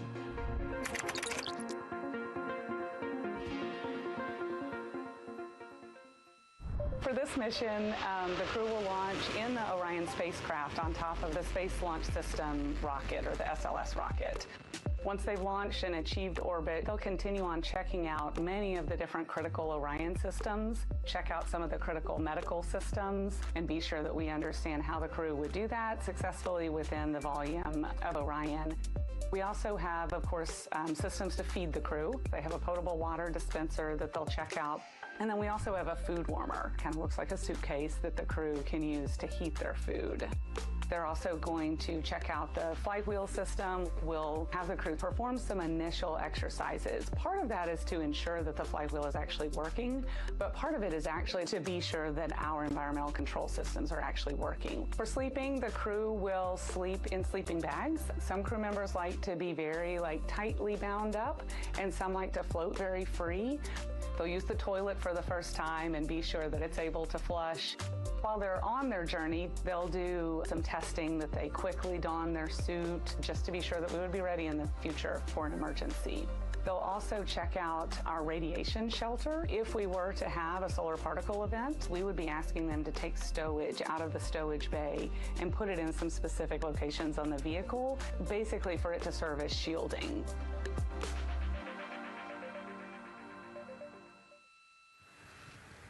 And so I want to talk a little bit more about what we just heard in that package. I am interested in the space food. So Reed, Victor, Christina, and Jeremy have a pretty big menu to choose from, so that's really cool. We're actually going to pull up a graphic now that kind of shows you some of the food that they're going to have with them on their 10-day journey around the moon. We know of more than 10 types of beverages. There's coffee, a mango peach smoothie, apple cider, lemonade. So those all sound delicious. And now I've just remembered I haven't eaten lunch. They're actually not too bad. I actually have a mango peach smoothie with me today. No way. Yeah. So you can see they come in these little packets here, but it's just kind of a dried powder that you add water to. So this would actually, you'd add 175 milliliters of water and let it sit for 2 to 5 minutes, and then you can stick a straw in it. You saw in that package they put a straw on the top septum portion there, and then you can drink it. And so this is the packaging. This is food that you brought up with you, or that you had while you were at the ISS. Yes. Yeah. Actually, this is all food that we have available to us on the standard, what we call the standard menu on the space station. And so, actually, the graphic there showed quite a bit of the standard menu that they're going to take with them. So, yeah, let's pull space it back food up, is space actually. food. Yeah, we can use the food that we have been using. You know, our food lab at Johnson Space Center actually creates that food, and then they stabilize it and they package it for us and everything. So they do a really wonderful job out there. We've got different types of food. You know, you can see I've got this is a soup, tomato basil soup, so thermal stabilized. It's already hydrated, so you just throw it in that food warmer that we talked about, and then you can eat it. But then we also I have some shrimp cocktail here that's, you know, irradiated, so it's in a package that protects it. I'll show you. I've got a brownie too. This is probably my favorite one. But are we eating it? We might, if you're. Yes. Look, see, they want us to eat. I don't know what happened, but it worked out. Yeah. With what we were saying here. So it's in an outer package to help protect it against, you know, radiation, and then it's this inner package. And so this cosmic brownie, actually the trick, Ann McLean, my crewmate, taught me, the trick is you got to put this in the food warmer and get it nice and warm. Ooh. And then you can get it. But so what we do is we just take scissors and you open it up, and then it comes right out. So these brownies are nice because they don't have a ton of crumbs, and so you can actually just eat it pretty easily in space. You know, if you imagine, that would not happen in space. It would not fall. But yeah, so we've got all sorts of things that you can actually eat. The menu's pretty good and pretty diverse on the space station, and then as you saw, pretty diverse for Orion. Nice. Yeah, that's amazing. And again, here's a look at the crowd that's starting to continue to grow here as we get closer and closer to launch. We are now under an hour from the opening of our 2-hour launch window at 6:24 p.m. Eastern Time. And so let's take some questions from social media. We haven't taken some of those for a while. You put that brownie away, Nicole, or I'm going to steal it. Nicole, we have another celebrity who submitted a question. Let's take a look. Okay. A quick question for the Artemis crew. What food from Earth would you bring with you into space? And why would it be lasagna? Because that's the greatest food. Again, not really a question. Yeah. Because he was like, it's lasagna. It's got to be lasagna. You know, there is lasagna on Space Station, and it wasn't too bad. Probably not my favorite food of all, but yeah, lasagna's not a bad option. It's a high-calorie meal. If you're trying to, you know, carb load for a spacewalk or something, it's a great option. Yeah, I remember Christina saying that her favorite food on the menu, and actually, she was saying that she was getting in trouble because people kept on saying, you can't eat mac and cheese every day, Christina. You know, we mentioned the mac and cheese and brisket earlier. Man, I would put those two on a tortilla. That would be great. That sounds delicious, delicious. Well, thank you so much, everyone, for sending in those questions. For everyone from a 5-year-old that we got a question from to all the way to Roy Woods Jr. there, a comedian. So thank you so much. And if you're just joining us, welcome to the Space Coast of Florida, where we are counting down to liftoff of Artemis II. You see a beautiful aerial shot there of our rocket on the pad. For the first time in more than 50 years, we are sending humans to fly around the moon and back, and we're taking you all of you with us on this next chapter of human spaceflight. I'm NASA's Megan Cruz, and this is NASA astronaut Nicole Ayers. Great to have you here, Nicole. Yes, this has been a beautiful day.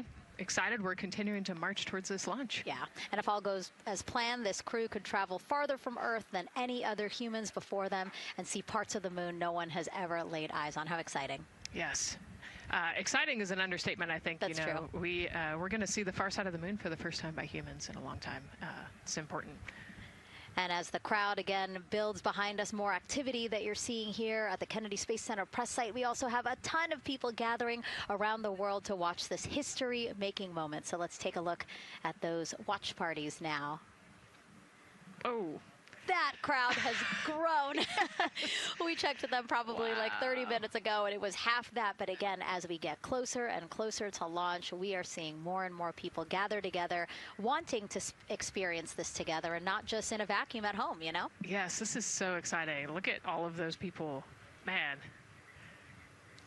And now here we are back in Seattle, the Museum of Flight. Again, people gathered there to show their kid. We see someone walking in the second row there. His first crewed launch to the moon. How exciting. That is exciting. Hello, everyone. Woo. Oh, that's so great. And now let's get you up to speed on what's happened so far. Again, we are now within an hour of the opening of our launch window. So what has been happening so far today? Well, a lot. After waking up and grabbing a bite to eat, our Artemis II crew suited up inside the historic crew quarters, a tradition that dates back decades. Teams helped them into their custom Orion crew survival suits, and just like other crews before them, they gathered around a table for a card game to pass the time, but to also burn off any lingering bad luck before they walked in the footsteps of every NASA astronaut launching from Kennedy Space Center since Apollo 7 in 1968. They walked outside the Neil Armstrong Operations and Checkout Building to greet a crowd of family, friends, supporters before getting into their Astrovan for their security-escorted ride out to historic Launch Complex 39B. They got a close-up look at the SLS rocket, then walked across the crew access arm and climbed one by one inside their Orion spacecraft. After that, teams conducted final checks with the crew before closing both hatches, the crew module hatch, as well as what you're seeing there, the launch abort system hatch. And now we are back live at the pad where the closeout crew is getting ready to leave the White Room. They are now tethered, Nicole, because they are about to move some pieces that connect the Orion spacecraft to the White Room, correct? Yes, there's kind of what I would call a shroud. You can see them working that there. So it is actually connected, so that way the gap between the crew access arm and the crew module, and well, I guess that's the LAS there, is covered. But they're about to remove that so that the crew access arm is not connected to the rocket in any way, so that it can retract here in the next few minutes. And for how we're looking with the launch countdown milestones, let's go to Daryl Nail in the Launch Control Center. All right, thank you very much, Megan. And as you can see there, the finishing touches, as you've been talking about, to the LAS, which brings me to that subject, because we currently are hearing the launch team is working an issue that was reported out with the LAS. At least there's an issue apparently with a battery on the LAS. The engineer who is in charge of the launch abort system sits on console here, reported that a temperature for one of the two LAS batteries is out of range, and although it's not a constraint for launch right now, it would be when that temperature is checked inside of T-minus 6 minutes, which is inside of terminal count. So right now the team is working some troubleshooting on this issue.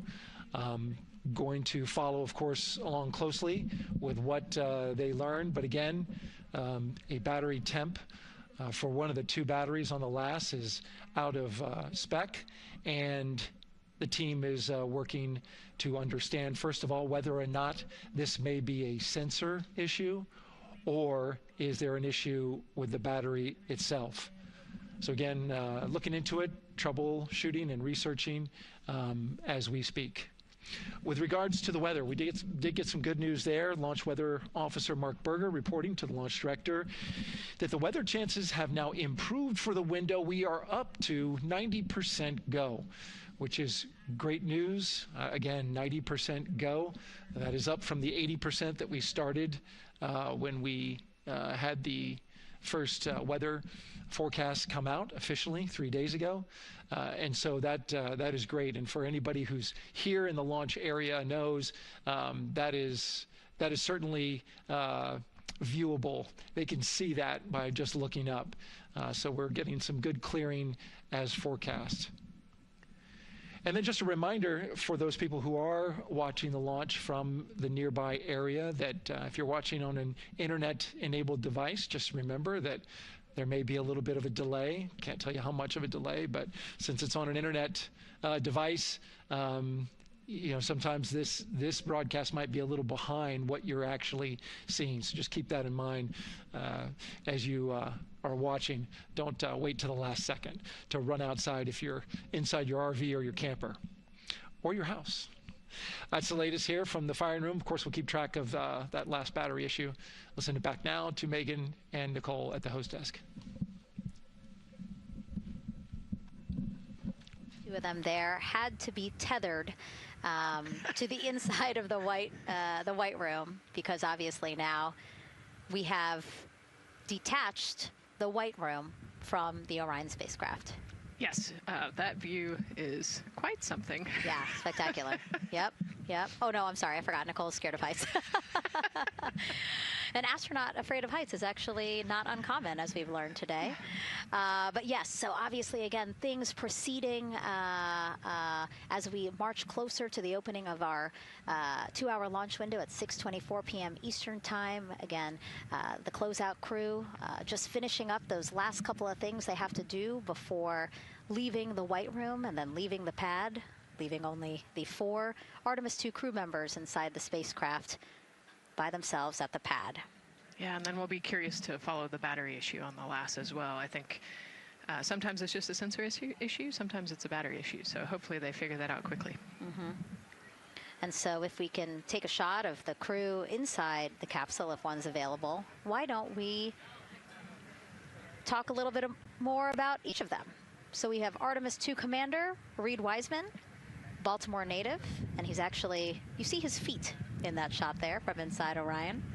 He's been in space once before as flight engineer for Expedition 41 aboard the International Space Station from May through November 2014.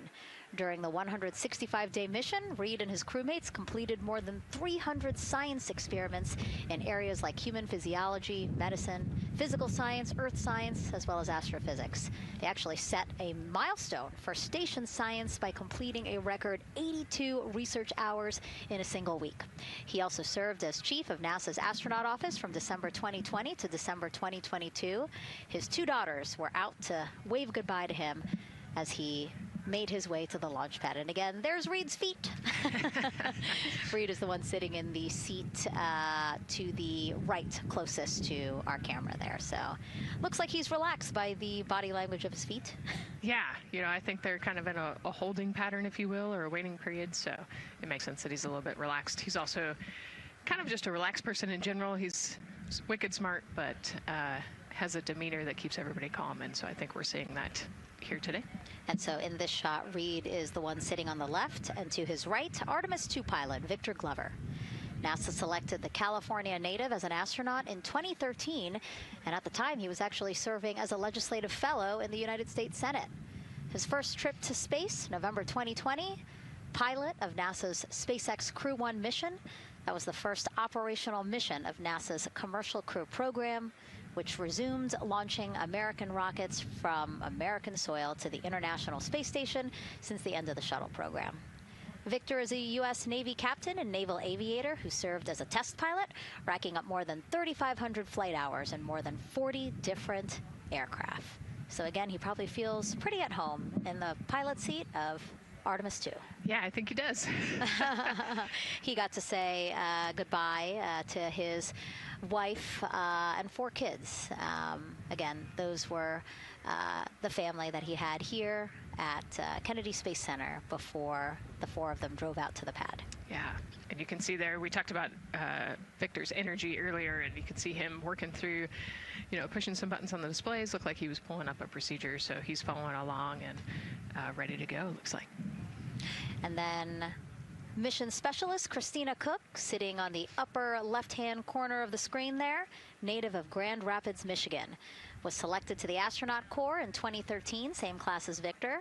Served as flight engineer on the International Space Station from March 2019 to February 2020. During that time, she set a record for the longest single spaceflight by a woman with a total of 328 consecutive days in space. How cool. She also participated in the first ever all-female spacewalk. And before becoming an astronaut, Christina helped build space science instruments and led scientific fieldwork in some of the most remote environments on the planet. Her hobbies include surfing, rock climbing, and community CDR, service, yoga, and photography. Go ahead, NCD. There's a couple of suppressed overvolt messages. We're going to go ahead and clear those off your screen. We see them and we copy. All right. NASA test director. We're still working here, trying to get through everything. So we're getting close, and then trying to talk that other issue that we just picked up a little bit ago. But I think work-wise, we're doing really well. Sounds good, NCD. We're doing great on board. Glad to hear it. NASA test director giving an update to the crew. Some messages flashed on their displays. Just wanted to say that they didn't have to worry about that. We're going to clear that. And that also just reassuring the crew, again, that they are tracking and working the issue with the launch abort system battery. Yeah. All right. And then first-time flyer, Canadian Space Agency astronaut Jeremy Hansen will fly to the moon as mission specialist on the Artemis II mission. The London, Ontario native selected as an astronaut in 2009. After that, he worked as Capcom at NASA's Mission Control Center in Houston. Capcom stands for Capsule Communicator and is the sole direct voice communicating with astronauts while in space. Jeremy also participated in training exercises, really cool ones, like living on the ocean floor off the coast of Florida to simulate deep space exploration for a week. In 2017, he became the first Canadian to lead a NASA astronaut class. He also enjoys getting out on a sailboat, rock climbing, and mountain biking. He has a wife and 3 children. And he's the one that you see bottom left-hand corner of your screen. I know, I'm trying to see what he's doing there. Christina's looking too. And so there is your Artemis II crew inside the Orion spacecraft. And this is actually the 7th time NASA astronauts will launch on a new NASA spacecraft designed for crew. And if you're wondering about the first 6 crewed test flights, here they are.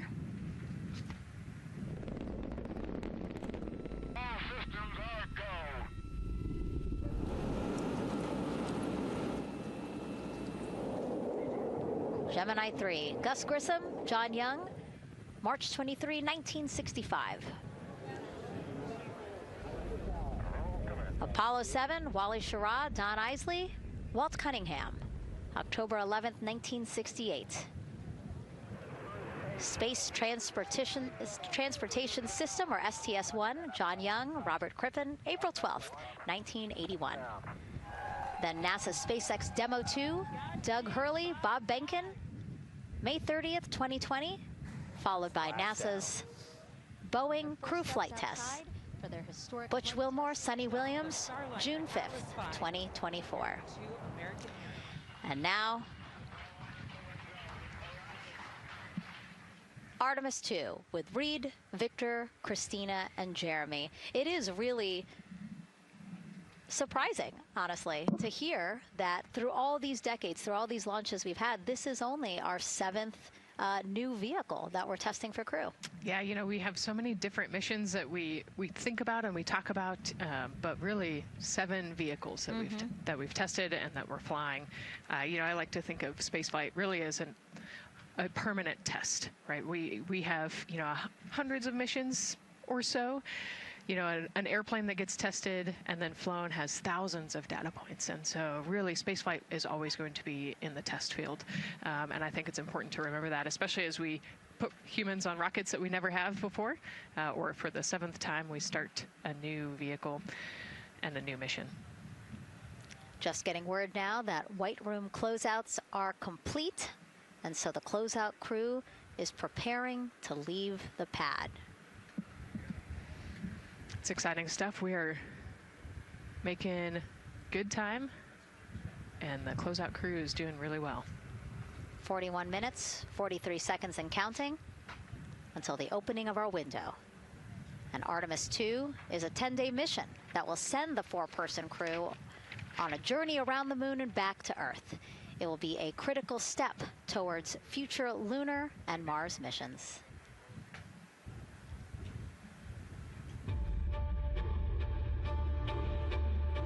We're going back to the moon because it's the next step in our journey to Mars. We need to go explore the moon. There's vast regions of unexplored areas with the coldest, darkest places in our solar system. This is a test mission, and when we get off the planet, we might come right back home. We might spend 3 or 4 days around Earth. We might go to the moon. That's where we want to go, but it is a test mission, and we are ready for every scenario as we ride this amazing space launch system in the Orion spacecraft. But another reason we're going back to the moon is to fulfill NASA's mission, which is to explore the unknown in air and space, to innovate for the benefit of humanity, and to inspire the world through discovery. And when we succeed and when we accomplish the things that we set out to accomplish, that inspiration not only can set up new things to happen, but it also is a reminder in tough times that we're capable of doing great things when we work together. The thing I love about the moon is that it's not just a beacon for exploration and this platform of possibilities for incredible missions like this, but it has benefits. That's actually why we're racing towards it. Those benefits are really wide in nature. You have everything from innovation, technology development, not only for future missions going deeper into the solar system, but technologies that come back to Earth. You have inspiration, a whole generation of people starting this pipeline of STEM workers and manufacturers and operators that are excited to see what you can do when you work hard and you come together as a team. When I think about the 4 of us flying around the far side of the moon, seeing that Earth rise, taking images and video and sending them back to you, the feeling that I have inside is hope. We know that Artemis II is not the solution for humanity on planet Earth, but it is a contribution in the positive column. We hope that just for a moment that people will pause and say, wow, it's extraordinary when you look back upon the Earth with over 8 billion people, and you see this concrete example of what humanity can do, this extraordinary thing when we set big goals and CDR NTD to achieve them.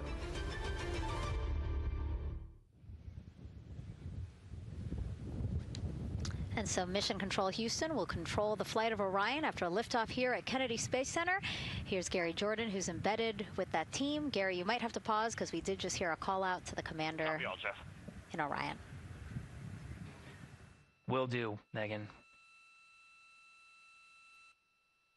I think that was Commander Reed Wiseman responding to prepare for some of the next steps. We are now holding at the T-minus 10-minute hold. Expected a 30-minute hold. So we are well on the countdown. We are well on the timeline to meet this L- time and launch towards the beginning of the window, but continuing to track progress along the way. Again, I'm here with the Artemis II flight control teams in Mission Control Houston. The team in the room behind me has been monitoring the countdown and verifying their own mission-specific launch criteria of the Space Launch System, the Orion spacecraft integrity, and its crew. During the final poll before launch, if all looks good from each of the flight controllers in this room, Flight Director Judd Freeling will report a go for launch from Houston Flight. Upon liftoff, teams here take control of the mission and communicate with the crew while they fly on the Space Launch System. This phase of flight is highly dynamic, and each console position has a dedicated and important role of looking after critical systems. You'll hear calls from Capcom and NASA astronaut Stan Love in this room to the Artemis II crew as milestones are reached during the more than 8 minutes of powered flight on the core stage. Liftoff and ascent are just the beginning. This room will be staffed around the clock over the next 10 days to oversee every moment of the mission through splashdown. Here from the Johnson Space Center, we'll be streaming the mission live 24/7 so anyone can follow the crew's journey, take peeks inside the spacecraft, and share the experience of a lunar flyby with astronauts looking down at the moon's surface. Teams here have been rehearsing tirelessly in simulations to throw every conceivable and inconceivable scenario their way. We are ready and eager to begin the Artemis II mission. Still milestones to come as we continue the countdown, but we'll be right back with you during the ascent phase of today's flight. With that, Megan, I will send it back over to you at the Space Coast. So much, Gary. Under 37 minutes until the opening of our 2-hour launch window, 6:24 p.m. Eastern. I've never been more excited for a time. But why don't we send it back over to Megan Carter with the moon board to learn more about what happens after ascent. Absolutely. I am definitely also getting excited. Things feel like they're starting to pick up a little pace here.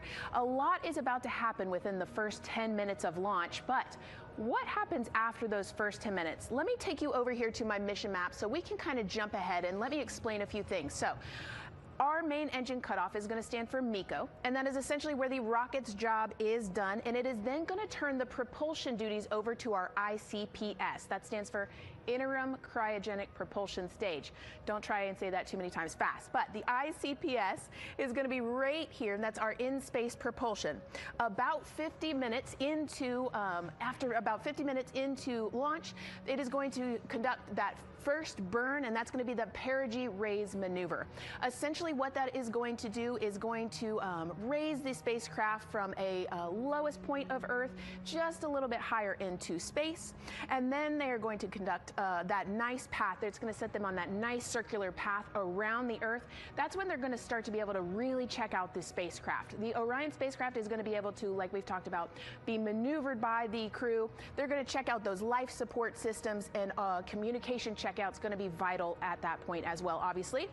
Then they will be conducting that another burn, and that's going to raise them just a little bit higher again, and then they will it'll be about time for the ICPS to separate, and they will start another lap around the Earth as well.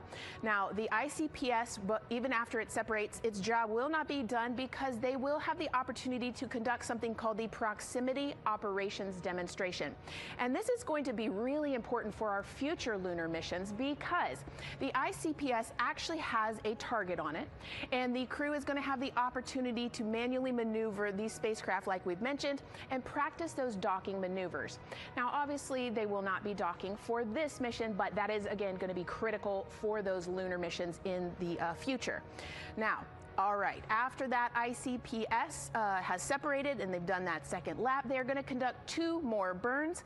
And what these burns are going to do is set them up to the high enough orbit and a fast enough speed in order to conduct the translunar injection. This is going to be that critical moment and that critical milestone where they are going to produce about 6,000 pounds of thrust. And this is that point that is going to take them out of low Earth orbit into deep space, and it's going to set them on that nice path towards that lunar flyby. And I know we have talked a little bit about why this could be a record-breaking flyby and journey to the moon. And with that, I'm going to turn it back over to Megan so she can tell us just why. Yeah, she's talking about the distance record set by the Apollo 13 astronauts in 1970. They were 248,655 miles away from Earth, and this Artemis II crew might surpass that on flight day 6 when they fly around the moon by more than 4,000 miles. Yeah, it's a long ways. It's tough to fathom 250,000 miles from Earth, right? I mean, space, the space station is only 250 miles, and so we're going, I don't want to do the public math, but we're going much further than that. But it's important, right? Because we want to get back to the moon. We want to see the surface. We want to see the far side of the moon. And the way we do that is by breaking distance records. Yeah, and the exact distance record depends on exactly when they launch, like the time, the day. So we'll learn more as we go into this 10-day mission with the Artemis II crew. But here we are, 32 minutes, 50 seconds and counting from the opening of our launch window. Feels really, really surreal here as more and more people come to gather on the press site lawn here at Kennedy Space Center. Why don't we take a look at this video that we have here? Some familiar faces who wanted to wish our Artemis II crew a safe journey. Reed, Victor, Christina, and Jeremy, you are the real deal. You're flying to the moon for all of us, and we are in awe. You're the true heroes. You are not just astronauts. You are pioneers, venturing deeper into the unknown. But you are not alone. We will be all cheering you on from planet Earth. Hey, I'm Victor Wembanyama, and I play basketball in the NBA. But I'm not only interested in shooting hoops. I'm also interested in shooting stars, dark matter, and all other types of astronomical phenomenon. And to the Artemis II astronauts who are shooting for the moon, I wish them good luck and Godspeed. Hi everybody, I'm Ryan Gosling and I play a biologist who goes to space to save the planet in the film Project Hail Mary. But the Artemis II astronauts are going to space for real and they will travel farther from Earth than any humans in history. Sending all our best wishes to the Artemis II crew.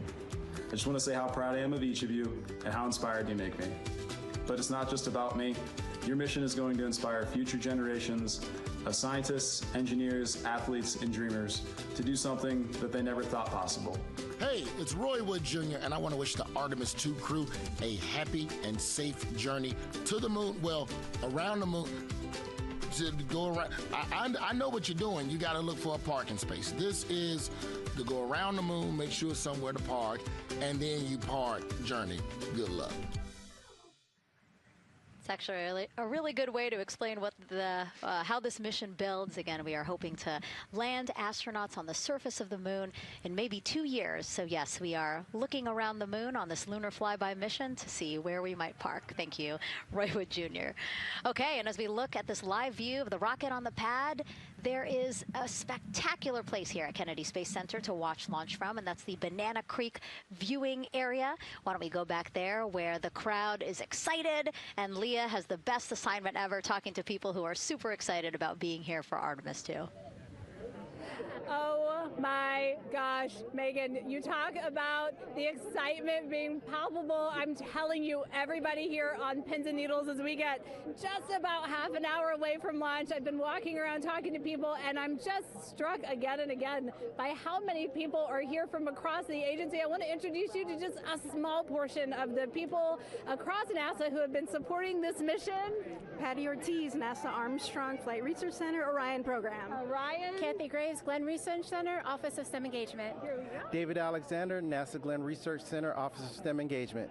Jennifer Becerra, Johnson Space Center, the Office of STEM Engagement. Here we go. Right back here. Where are you from? I'm from NASA Glenn Research Center, Joseph Panakitis. Joseph, here we go. Wes Furman from APL. Maria Arredondo from Headquarters, Next Gen STEM. Mark Robinson, Stennis Space Center, Commercial Space. Amira Flores, Armstrong, Office of the STEM Engagement. Molly Kearns, NASA Glenn, Space Communications and Navigation. Matthew Pierce, Goddard Institute for Space Studies in New York City. Here we go, and right over here. Lauren Ring, Ames Research Center, Data Integration. So we're coming together. We're one big NASA team, one big NASA family, and we have one major message before we launch tonight. Okay, guys, what are we going to say? 1, 2, 3. Go!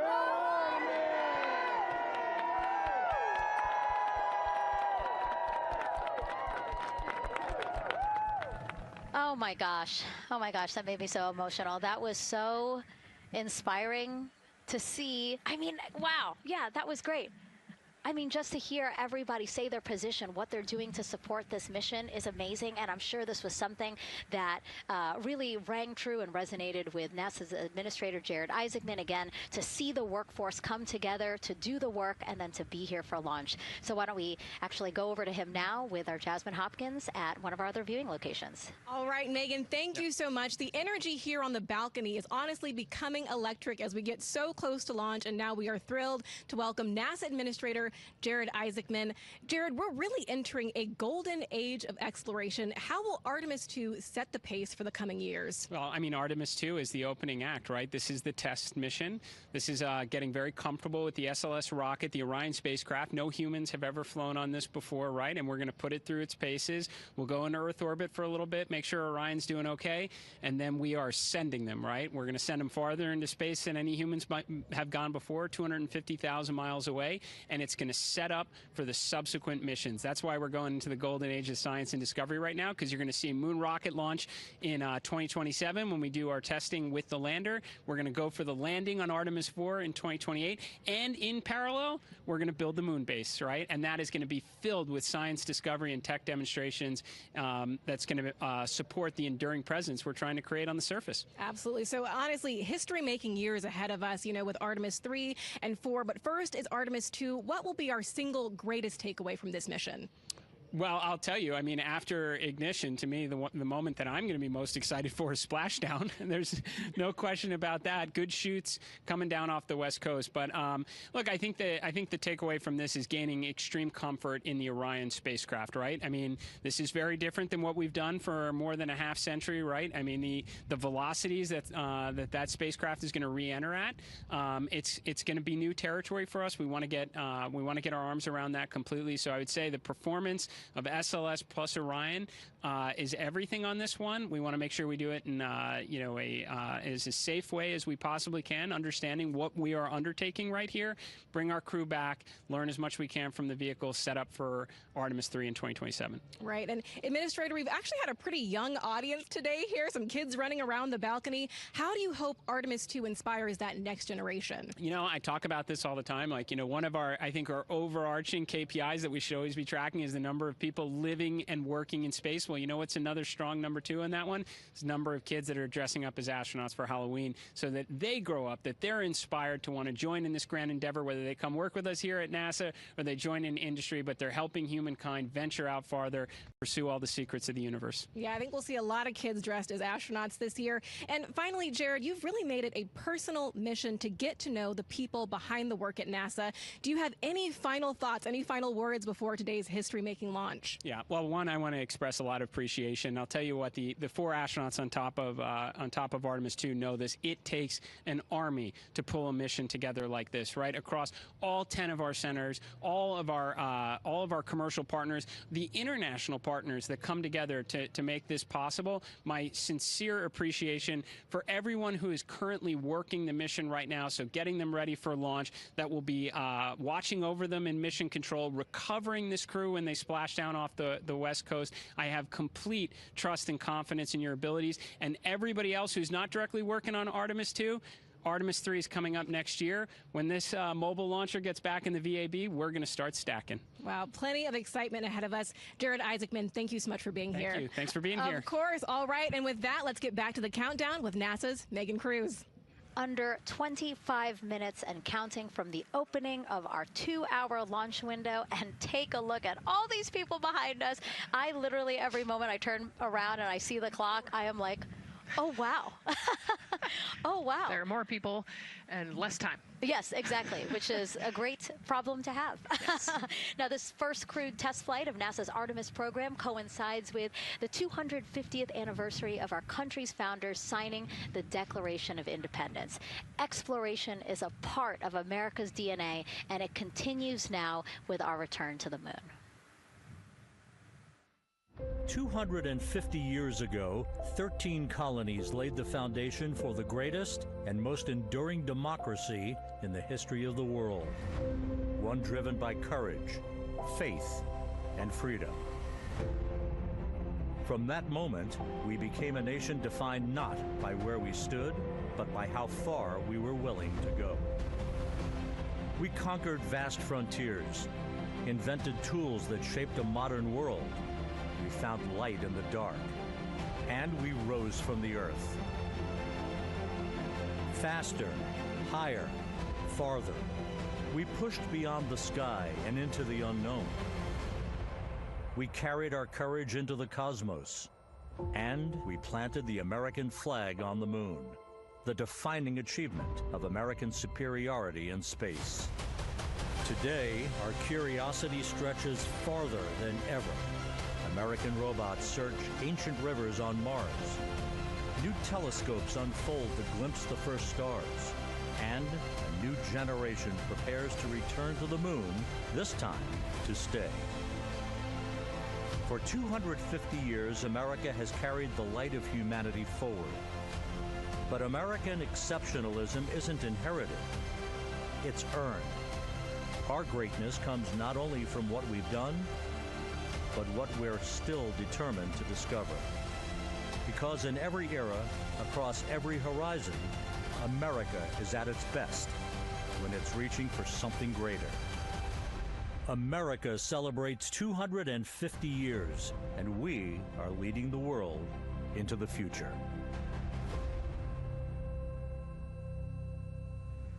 22 minutes, 15 seconds and counting from Artemis II, NASA's boldest test flight in a generation. The crew has said this often, that they hope it inspires children around the world. And recently, a group of kids here at Kennedy Space Center got a surprise of a lifetime while watching that rocket roll to the launch pad. So tell me what color it is. Orange. And who's going to be on that rocket? We're going to be on that rocket. I could make it a little bit longer. Did you see it? Okay, so everybody's looking at the rocket because it is kind of cool and impressive. One of the coolest things happening over there right now, though, is it's on top of a giant tractor. Doesn't all food come in like tubes? It's in these like little plastic bags. You have to like rehydrate it. Sushi. There's not. I haven't seen sushi in space. It's probably hard to keep that back. Sushi mashed together. My favorite part was this one little girl. She had a question. She had patiently held her hand for a long time, and Christina turns to her and says, "Okay, what's your question?" She just goes, "I forgot." It was like, that's a perfect little kid moment. I just wait, are you my mother's cats too, astronauts? What? Say that again? Never mind. It's a little hard to say. Go Artemis! These two? Yeah. Yeah. There you go. I like your dabbing astronaut back there. It's just so fun to see the enthusiasm, the energy, and a little bit of chaos. 3, 2, 1.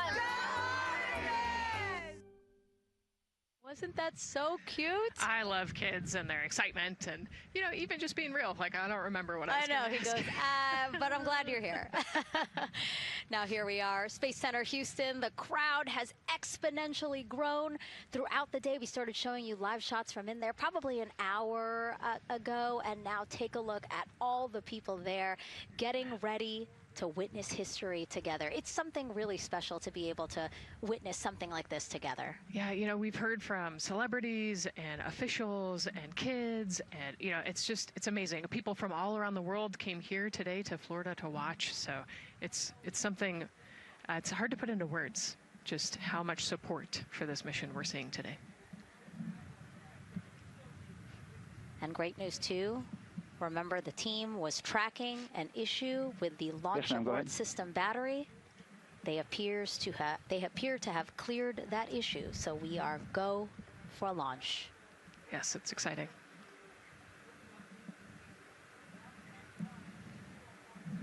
U.S. Space and Rocket Center here, Huntsville, Alabama, waving to the Artemis II crew sitting right there inside Orion.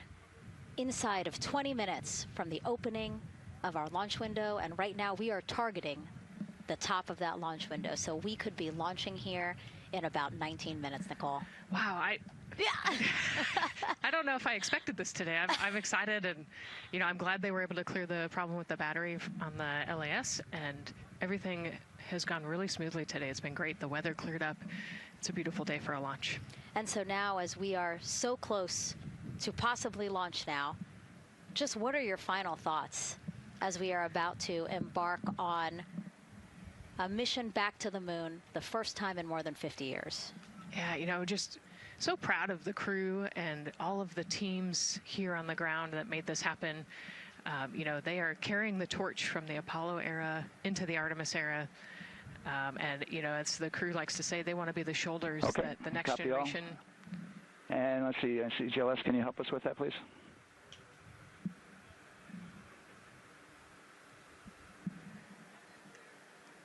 They want to be the crew wants to be the shoulders that the next generation can climb on. 001. You know, I think it's in their patch. We're going for all. It's in the name of their capsule, integrity, representing humility and the professionalism of everyone that got them there today. So proud of them. We love them. We're excited for them, and we cannot wait to see what they see. Just leveraging everything we've learned so far as an agency, taking us from Apollo now to the launch pad here, 39B, with Orion and SLS poised to again fly us into the history books. And before we leave you now here at the host desk to get back into operations, we just wanted to answer one question for you guys. We asked you earlier on today, what are you most excited for? And we asked you to go vote on Instagram and Twitch. Instagram, you guys said launch. Twitch, you guys said lunar flyby. So I think you guys will all be very excited since we are now about 17 minutes from the opening of our launch window today. And so with that, as we approach terminal count, let's send it back to Daryl Nail in firing room 1. Daryl.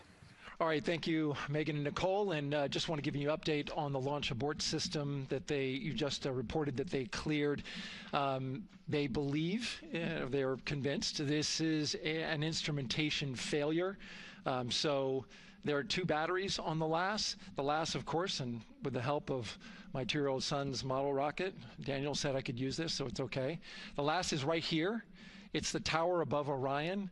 Orion capsule's inside of here. It's used to pull Orion off the rocket in case the rocket something's going on with the rocket, either on the pad or in flight. 2 batteries are bad. Well, I'm sorry, one of the 2 batteries reported an out-of-family temperature, and it was very much out of family. And so they checked their data going back into the vehicle assembly building where they recharged the batteries and worked on them. And they have good, solid data, they reported, that tells them that this is an instrumentation failure, that there's something wrong with the sensor. And so they took it before the mission management team, which has to accept the risk, any changes to launch commit criteria, which this would be one, and they all fully accepted it. So now we are clear as far as that constraint is concerned. And one quick thing as we count down now, we are getting into the final minutes before liftoff. There's a 2-hour window. We haven't quite set the T0 yet, but this is a list of the cutouts. There are 150 cutouts that are included for this 2-hour launch window, and that's important. They're in very small print. That's important because there's basically 16 minutes inside this window that they cannot launch. And these are because of small things flying in orbit. There's a lot more things in orbit than there were back in Artemis I when we had 35 to 40 cutouts. For that reason, because of these 156 cutouts, they're going to be managing the launch window as we go forward. So they may have to wait out one of these cutouts. They range in time between 2 seconds to 23 seconds, but you'll hear the NASA test director talk through that. We're getting ready to merge that loop from NASA test director Jeff Spaulding.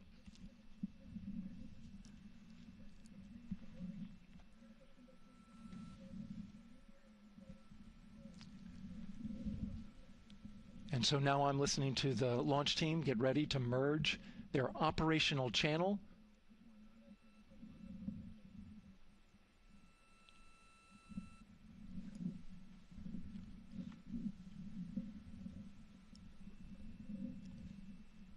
We're now entering one of the most consequential phases of launch day, and that's terminal count, the final 10 minutes. And OTC, NTD on 212 for comm check. Good, comm. Help me. I hear the same. STC? 2. GTC? GTC is on 212. All right, copy that. NASA Test Director Jeff Spaulding confirming communications with his team.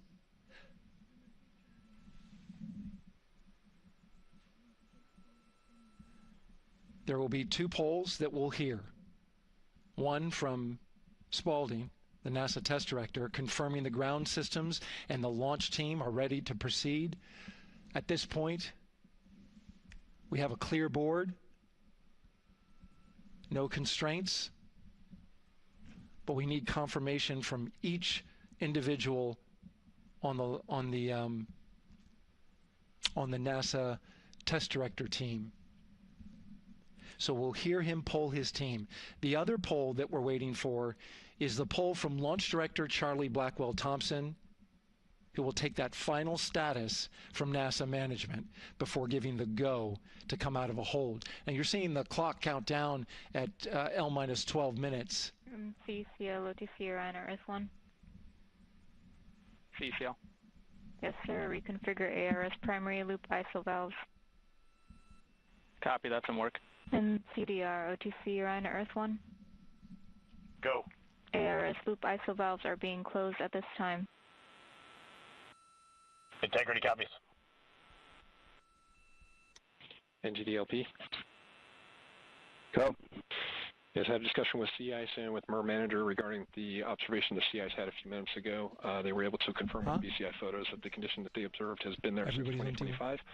MER Manager has had a chance to review the findings, and they do not have any constraints from either a Sea Ice or MER Manager perspective. Okay. Copy all. And Launch Director, NTD, you copy? Yes, sir. I copy. That's good news. OTC, CCL 212. OTC. ARS primary loop isolation valve configuration is complete. Copy.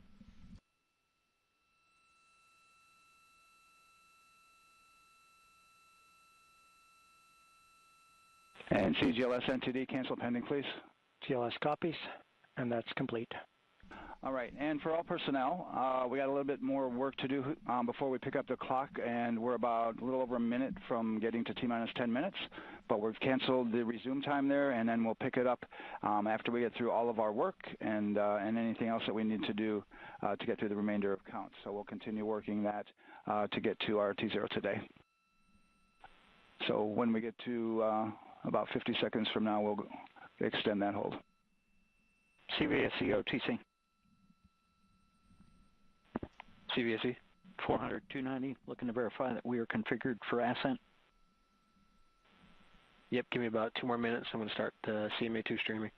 Copy. NTD, COSE, hold requested. Copy that. I have an LCC violation of O-CT-004, S-band transponder anomaly.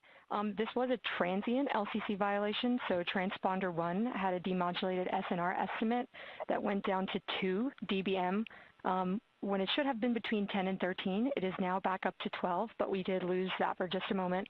It does not appear that we lost our bit sync or carrier lock, which would be indicative that we lost our lock with the vehicle. So at this point, recommendation would still be go. However, we do have a pre-planned contingency procedure if we want to look at that. But again, this is transient, so we're back in a nominal range. All right, let's see, LPE NTD. Yeah, we're not seeing that hit. So I guess the question for COSE, was that less than 3 samples? Is that below our persistence? Stand by, let me look. It did look like it did persist for several seconds on mine, but let me take a look at the number of samples. Could I get a repeat on the affected LCC, please? Yes, ma'am. That's going to be O-CT-004. Thank you.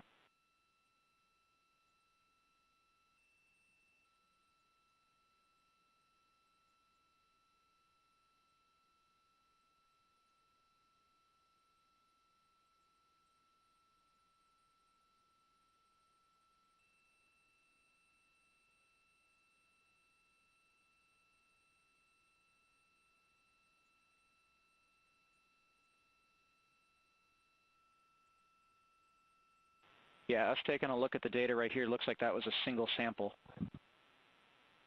Yeah, copy that. RFTS does report that they also lost lock for about 5 seconds. So I would love to ask KUS and see if they also lost lock with the vehicle for any extended amount of period.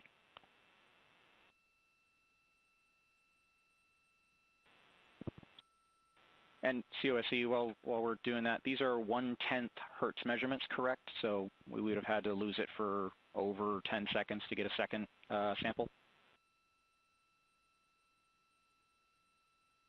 Yes, sir, that's correct. It is 1/10 hertz. Yeah, so from our perspective, the allowance is effectively up to 30 seconds, up to 3 samples based on the 1/10 hertz. This is not an LCC violation, I believe. Yes, sir. I would agree with that at this point. Copy that. We're checking with KUS on 232. I don't think they have 212 access. We're trying to verify, but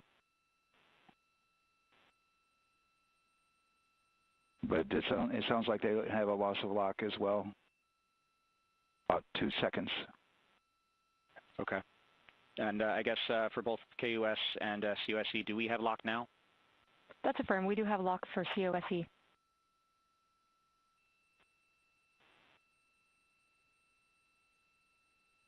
Yeah, so from the integration console perspective, we did have a temporary loss there within the allowable, and per the requirement, let's go. And this is Houston Flight. We have lock-in. We have good telemetry here in GSC. And KUS has reported too, they have good lock now. So with all of that, OSC, then are we going to go configuration per your LCC? Yes, sir. Recommendation would be go. Okay. LPE, you concur with that? Yes, sir. LPE concurs go. And Launch Director? Yes, sir. Launch Director concurs go. All right, and I'm going to go ahead and just verify everybody has everything else complete, Launch Director, and if we do, we'll be ready to pick up the poll at that time, unless there's something else that you're aware of. No, sir. Let's verify all our work is complete, and I would like one last check of our constraints list. All right, let's see. OTC, are you still waiting for ComConfig, or are you? That is affirmed, sir. Okay, is that your only open item? Yeah, OTC, this is CVSC. That 400 step 290 is complete. Copy. Okay, so OTC, you're complete with all of your work? That's affirmed. All right, copy that. STC? STC is complete. And GTC? GTC is complete. Okay, excellent. All right, and LPE, just want to verify we have no open constraints at this time. No open constraints. We have a clear board, sir. Okay, tracking the same here. And Launch Director, with that, we are clear and ready to pick up the launch readiness poll with your go. All right, sir. I am go for the poll. All right. And for all personnel, this is the NTD conducting the ARTEMIS II launch readiness check. Verify ready to resume count and go for launch. OTC. OTC is go. STC. STC is go. GTC. C's go. MCO. TO's go. Safety Console. The Safety Console is go. LPE. LPE's go. RTD. RTD's go. Houston Flight. Houston Flight is go. ROC. ROC is go. And CDR. Crew is go. Copy that. Thank you, Reed. And Launch Director, NTD, our launch team is ready to proceed at this time. All right, NTD, I copy all. At this time, I'll perform my poll. Attention on the net. This is the Launch Director performing the final poll for launch, verifying no constraints, and go for launch. EGS, Program Chief Engineer. ARTEMIS Chief Engineers are go. Copy, thank you. EGS, Chief Safety Officer. The ARTEMIS CSOs are go. Copy, thank you. Range Weather. Launch weather is go. Thank you, LWO. And Artemis MMT Chair. MMT's go. Thank you, John. And Integrity Launch Director. Good air your voice, Charlie. PLT. Thank you, Charlie. This is Victor. We are going for our families. MS1. This is Christina. We are going for our teammates. MS2. This is Jeremy. We are going for all humanity. All right, Charlie, your ARTEMIS II crew is go for launch. Full send. I copy that. Reed, Victor, Christina, and Jeremy. On this historic mission, you take with you the heart of this Artemis team, the daring spirit of the American people and our partners across the globe, and the hopes and dreams of a new generation. Good luck. Godspeed, Artemis II. Let's go.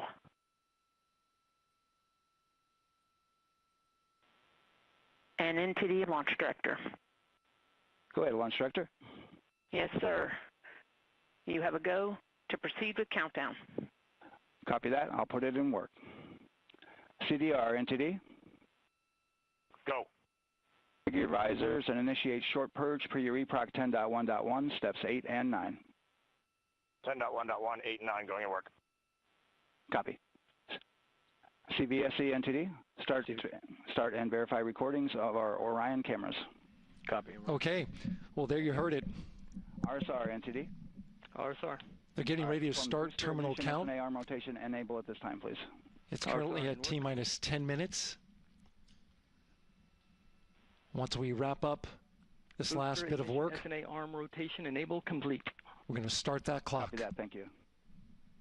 Integrity crew, close and lock visors.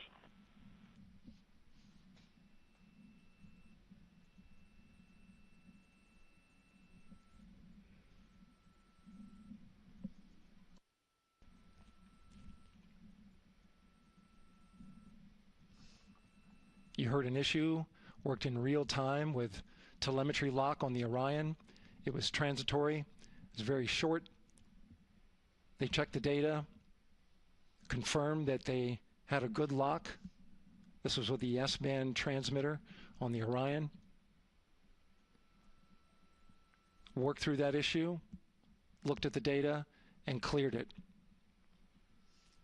All with the world watching. Impressive work by the launch team. So we have a 2-hour window, which starts in just a few minutes at 6:24 p.m. Eastern Time and goes until 8:24 p.m. Eastern Time. And ECL NTD will be waiting for your verification on the short purge. ECL copies. And for all personnel, once we get that short purge verification, we'll verify that we are clear to go, and then we'll proceed with the terminal count.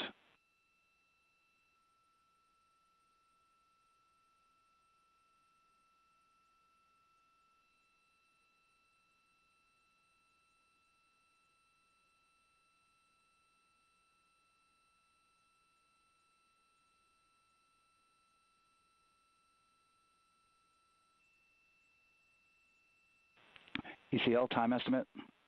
About a minute. Copy.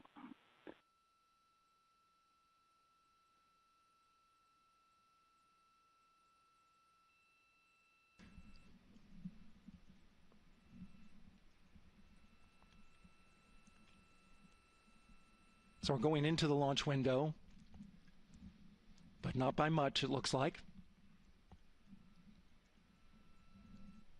Just wrapping up some final work. And once that's completed, you'll hear NASA Test Director Jeff Spaulding ask for the ground launch sequencer operator to go ahead and start the clock.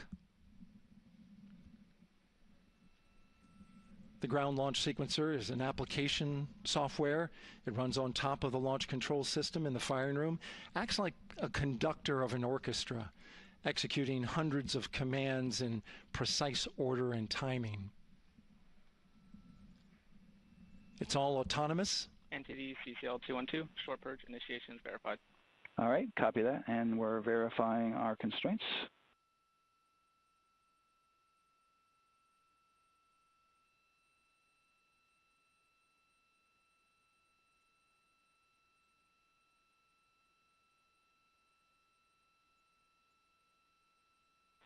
All right, and we're clear from cutouts. And with that, we're going to resume the clock momentarily. And CGLS, you can resume the clock on your mark. GLS copies. 3, 2, 1, mark. GLS mainline has been initiated. T-minus 10 minutes and counting.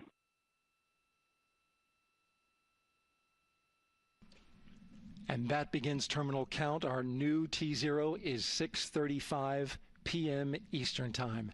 6:35 p.m. Eastern Time. We are now counting down to liftoff of Artemis II.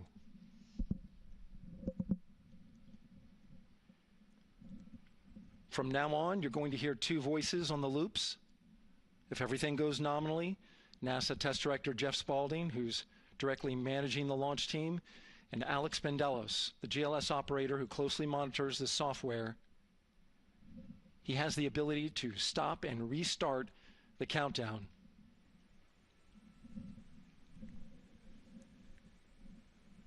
A lot of people ask about whether there's a launch button. There certainly is not. Flight and Rock, our new T0 is 22:35:12.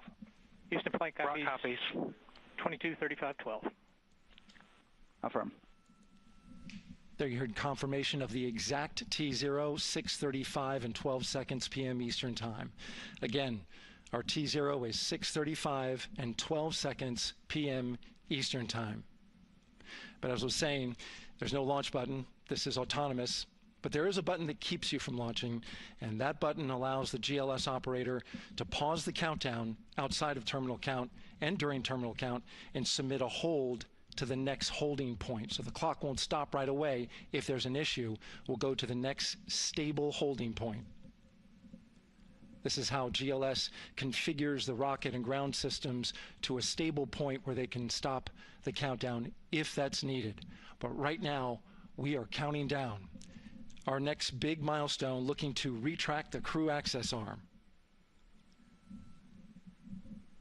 GLS is go for crew access arm retract. And there you see the crew access arm moving away.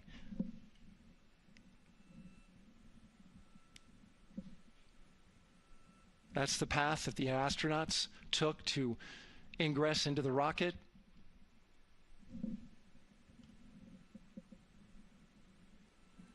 Until this point, that was their way off the pad if they needed to evacuate. But now with that arm retracting, the backup transitions to a launch abort system. And they'll begin arming that shortly.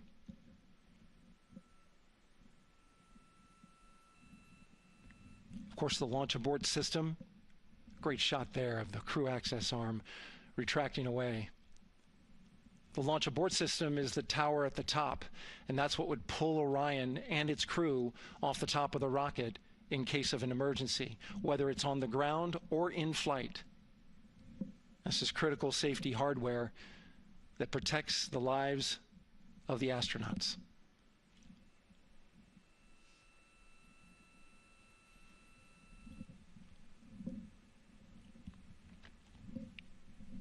Starting at T-minus 6 minutes, the GLS will start bringing that and other high-energy systems online, starting with core stage pressurization.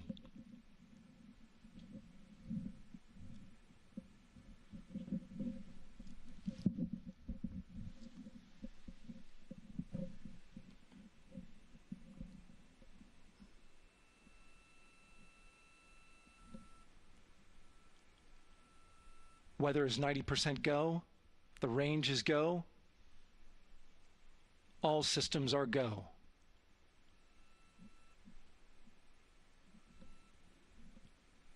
GLS is go for core stage tank pressurization. That means the replenish valve for the liquid hydrogen tank has now closed, and that tank is beginning to pressurize to flight levels because that hydrogen is naturally boiling inside the tank. We'll get the liquid oxygen tank a little later in the count. Now the team is waiting for verification that, if needed, the Artemis II crew could use the launch abort system to pull Orion safely off the top of the rocket in an emergency. Let's listen in for that call. GLS verifies last capability available. And CDR, do you copy? CDR copies, last available. That's great news, and you heard the NTD verify that with the commander of the mission. GLS is go for FTS arm. Now work is being done to arm the flight termination system. This is so the range safety can send a flight termination command if the rocket flies too far off track. There's a brief built-in delay, so the launch abort system has time to pull the astronauts to safety first. GLS is go for LH2 high flow bleed check. All right, the high flow bleed check. That's so the cryo team gets verification that the RS-25 engines, all 4 of them, are in the proper temperature range for launch.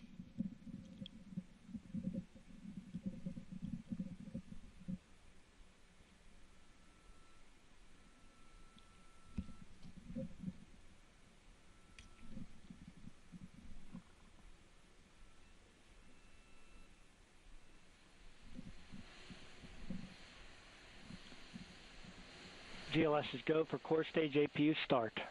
Core stage APUs start. Those are auxiliary power units, high-speed turbines which provide pressure to hydraulic pumps that steer the RS-25 engines. We're going to see a gimbal test a little later at T-minus 2 minutes and 30 seconds. This is what allows that to happen.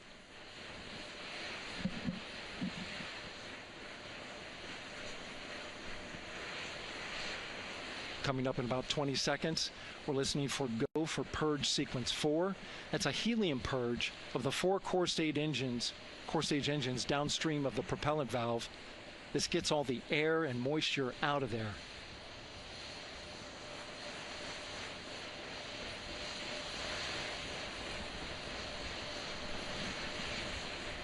GLS is go for purge sequence 4. Moving through the milestones. All is looking good.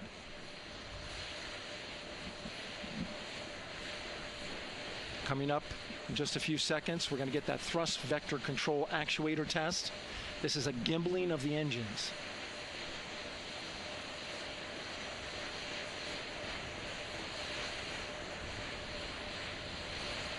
There are the 4 RS-25s, 3 of them Shuttle Heritage, 1 of them built from shuttle parts.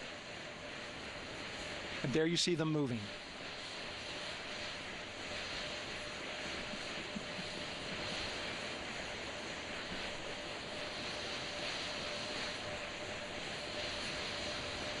Now we're going to start moving the power from both the upper stage and the lower stage of the rocket to internal, taking ground power away and now going to battery power. GLS is go for upper stage to internal power. All right, power is removed from the rocket's upper stage, the ICPS, and it's been switched to battery. Same milestone for the lower core stage coming up at T-minus 1 minute and 30 seconds. Right now, the 4-person Artemis II crew is 248,000 miles away from the moon. And if all goes well, they will fly by it in 6 days. GLS is go for core stage to internal power. All right, there's the rocket's core stage, which houses 3 flight computers, is now on its own power. There's no more hold time because there's no more margin on these batteries. So we would have to recycle back to T-minus 10 to recharge if we had a hold.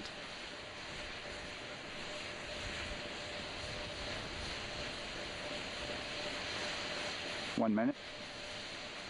Right now, the rocket does not know what the T0 is, but coming up at T-minus 33 seconds, control shifts from the ground launch sequencer to the rocket's onboard autonomous launch sequencer, or ALS. The rocket will count itself down, but honor any holds that could come from the ground. Now, shortly after liftoff, Houston will take control of the rocket, and my colleague Gary Jordan will take over commentary. GLS is go for ALS. Great call out. The rocket is on its own. 4 brave explorers ready to ride the most powerful rocket NASA has ever launched. Sound suppression water is flowing. 15. And here we go. 10, 9, 8, 7. RS-25 engines lit. 4, 3, 2, 1. Booster ignition. And liftoff. The crew of Artemis II now bound for the moon. Humanity's next great voyage begins. Good roll pitch. Roger, roll pitch. Houston now controlling the flight of Integrity on the Artemis II mission around the moon. Integrity, AMT high. AMT high. On time, passing 30 seconds into the flights. Integrity passes the alternate beacon. Target milestone. Mission Control Houston seeing good performance on the 4 main engines. Space Launch System core stage. Integrity, 3 miles in altitude. Traveling more than 1,200 miles per hour.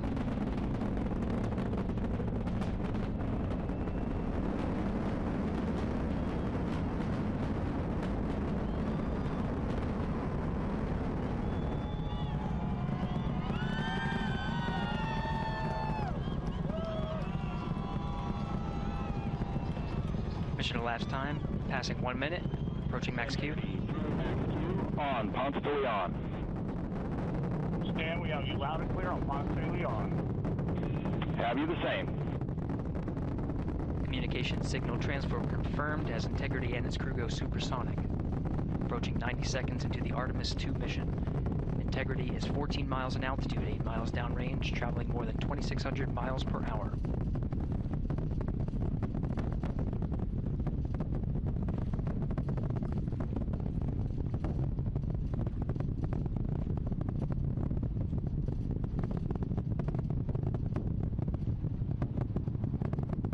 Minute 50 seconds of mission elapsed time, standing by for main engine throttle down to 85%, ahead of solid rocket booster separation, expected at the 2-minute 9-second mark. We see throttle down.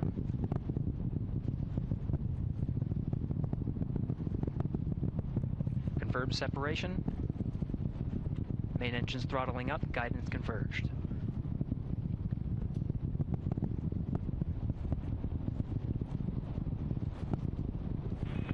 Integrity, guidance converged, performance nominal, upper stage RCS ready. Copy all, Stan. Integrity, SM priming complete. SM priming complete. 2 minutes 45 seconds of mission elapsed time into the Artemis II mission. Thrusters on Integrity and upper stage confirmed in a ready state, ahead of service module fairing separation.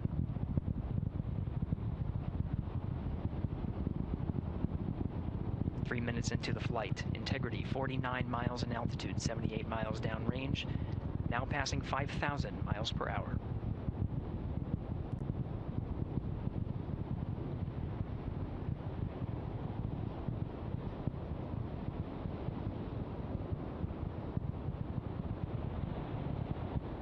Standing by for launch abort system jettison.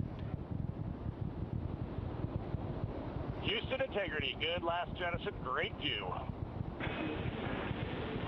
Copy jettison, Team Eco 8+02. We see the same on board, Stan.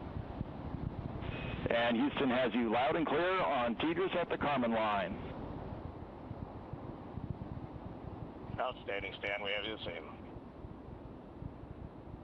3 minutes 50 seconds into the flight of Artemis II, Wiseman, Glover, Cook, and Hansen cross the boundary to space with good comm checks. GPS signals acquired after last jettison now working on internal checks to verify accuracy. Flight Dynamics Officer analyzed the time of main engine cutoff, confirmed at 8 minutes 2 seconds, time of MECO.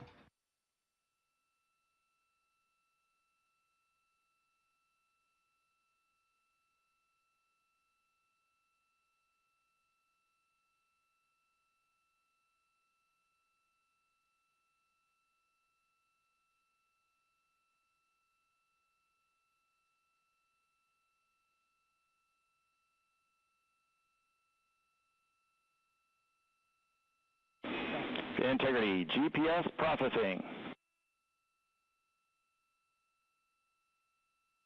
Outstanding, Stan. We see the same, and we have a beautiful moonrise. We're headed right at it.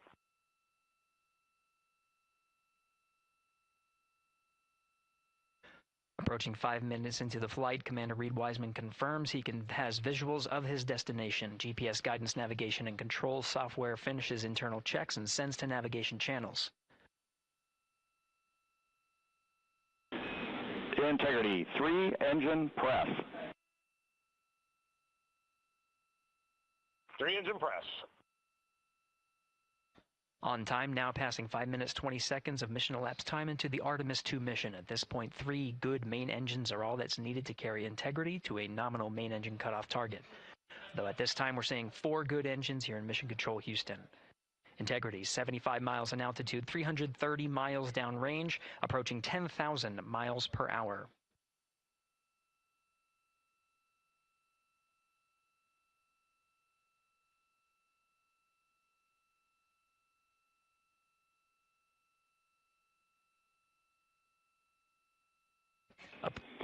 Integrity, looking good at 6 minutes. Same on board, Stan. Good trajectory and engine performance.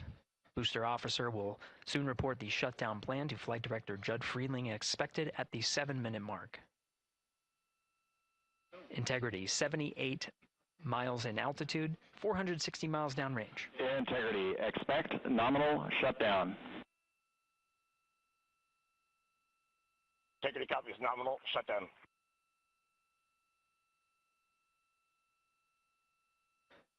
Six minutes, 40 seconds of mission elapsed time. Shutdown plan is as expected. Again, the time of MECO was confirmed at 8 minutes, 2 seconds into the flight.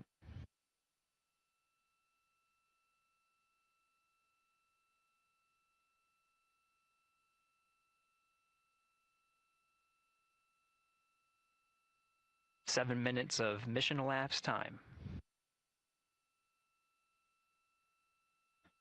Throttling down as we approach the abort once around option. Milestone at the 7-minute 30-second mark. Now 84 miles in altitude, 650 miles downrange, traveling more than 15,000 miles per hour. Integrity, AOA open. AOA open. The window is now open for an abort once around option that would target splashdown in the Pacific Ocean. Still following nominal ascent at this time.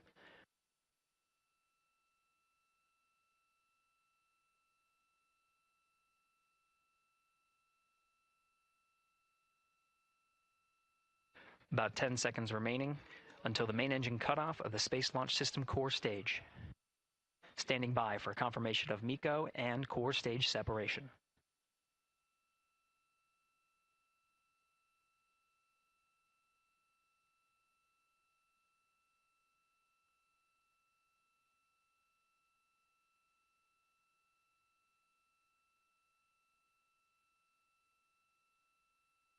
Integrity and nominal MECO, core stage separated.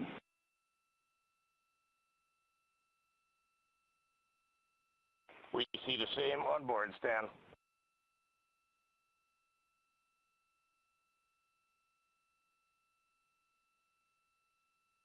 Eight minutes, 40 seconds into the flight, we have a nominal main engine cutoff heading in the right trajectory on the way to swing around the moon. Core stage has separated, done its job. The Space Launch System upper stage, the interim cryogenic propulsion stage, or ICPS, still attached to the Orion spacecraft.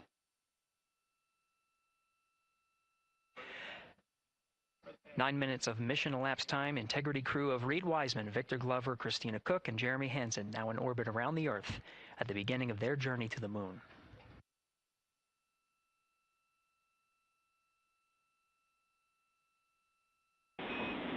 Integrity Houston, looking ahead to PRM numbers so far per the pad.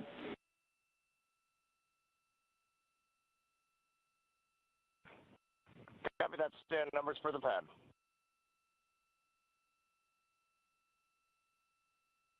Capcom Stan Loves now reminding the crew that the perigee raise maneuver time of ignition is as expected prior to booster ignition. That time being 49 minutes, 50 seconds of mission elapsed time.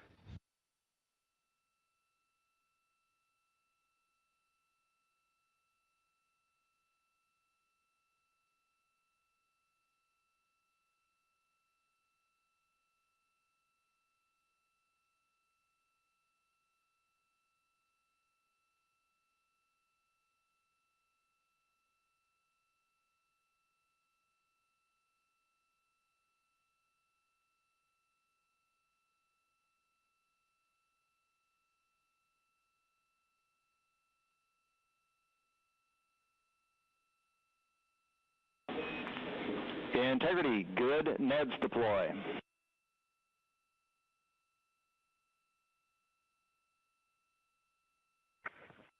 Copy that, Stan. Good, Neds.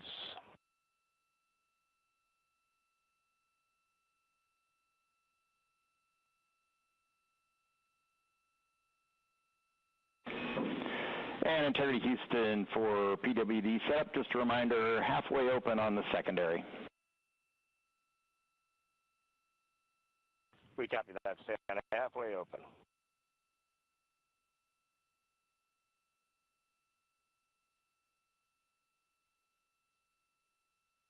Passing 11 minutes of mission elapsed time. overhearing the conversation between Capcom Stan Love and Commander Reed Wiseman, already passing some milestones. We have a good nozzle extension deployment system. That is confirmed, complete. We also have the visors are confirmed up, now past the dynamic phase of flight, that is ascent. Their launch and entry suits that provided them an extra layer of protection. Now not as needed. They're going to raise those visors.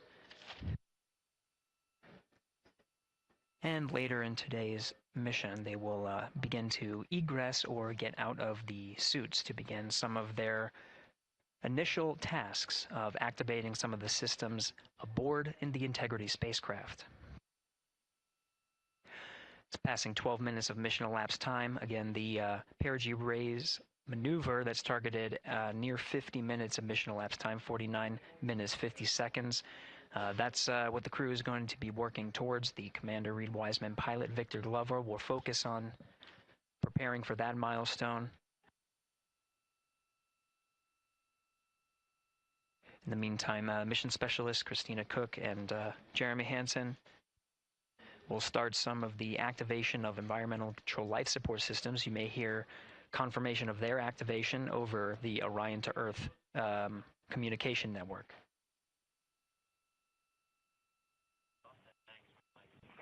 Houston, C3 aux power back in auto. Copy C3 aux, and we're 2 minutes to maneuver.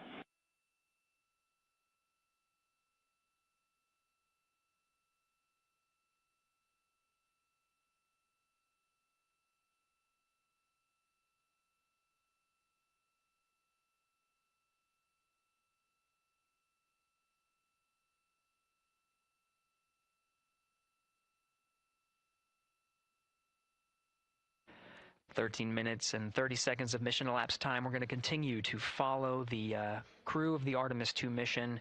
They are beginning their journey around the moon to verify the systems that will take us to its surface. An incredible ascent. Artemis II is underway. Reed Wiseman, Victor Glover, Christina Cook, and Jeremy Hansen begin their journey to the moon. Still milestones to come up as we await solar array deploy and the critical burns that will get Integrity into high Earth orbit around the Earth before engines are fired to get us around the moon. We'll keep tabs on Integrity and its crew from here in Mission Control Houston. But for now, we're going to send it back to you, Megan and Nicole at the Kennedy Space Center. Very jealous to hear how the launch experience was over on the Space Coast. Yeah, Gary, if people are just joining us, welcome back to the Space Coast, where we just saw Artemis II lift off 14 minutes ago. And wow, what an amazing launch, and an emotional one, too. As soon as the rocket lifted off, Nicole, you had tears in your eyes, I had tears in my eyes, and we had all these people around us cheering. It was amazing. Yeah, the energy was wonderful. I mean, it was a beautiful launch. You know, we've got 4 friends and family members headed to the moon. It's pretty amazing. Yeah, how does that make you feel as someone who, you know, is an astronaut as well, but also, as you said, friends? Yeah, so proud of them. You know, man, we don't have the words in the English language to describe this kind of an event, and pride, love, so many emotions. You know, they are truly breaking some barriers, and hopefully, you know, as Gary just said, they've got a long day ahead of them, so wishing them well on everything. But so far, what a beautiful launch to watch. Yeah, to be returning to the lunar orbit in more than 50 years.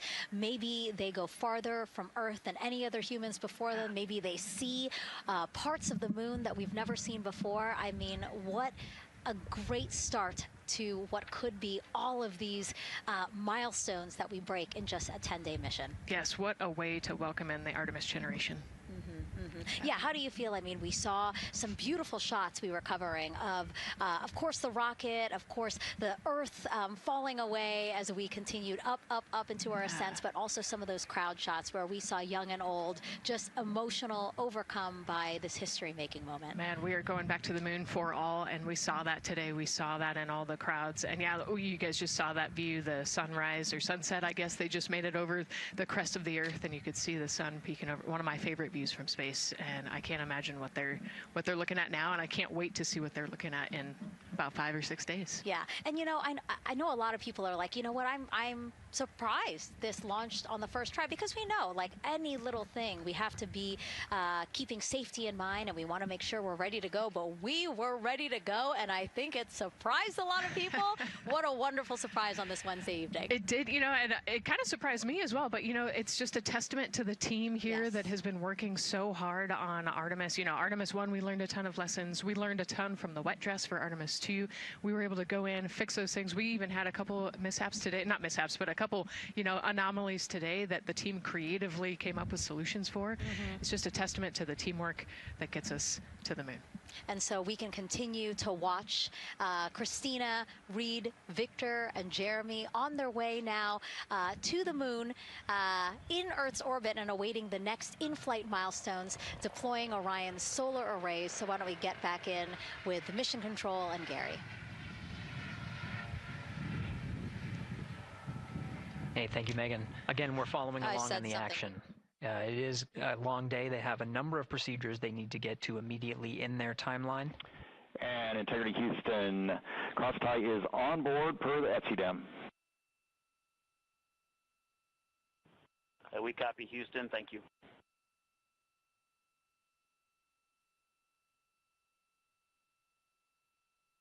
Cross-tie referring to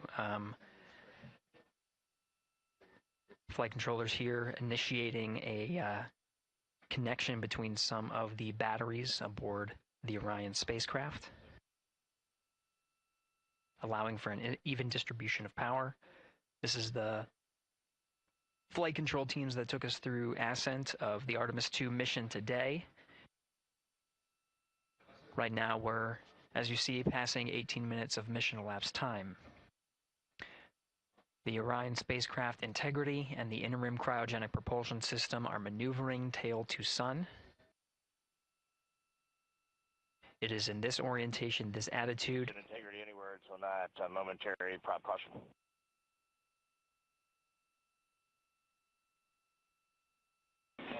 And Reed, no action. We're looking at it.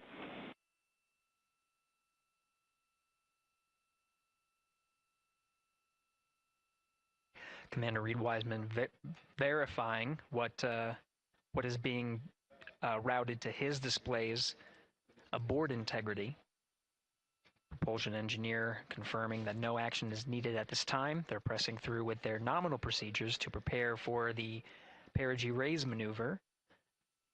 And of course, the solar array wing deploy ahead of that. The solar wing deploy is a critical milestone. We'll continue to have our coverage follow the mission until that deployment.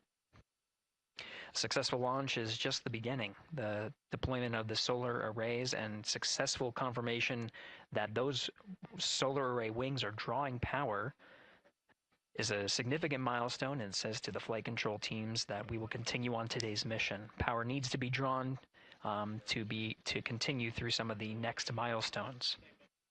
Until then, the AOA open option that was called up upon ascent, the aboard once around, is the current option, and the board to orbit option ATO will be switched to a preferred mode at the time that the solar array wings are deployed and latched. It gives the flight control teams a little bit more flexibility. Integrity Houston, update on TDRS handover for your pad.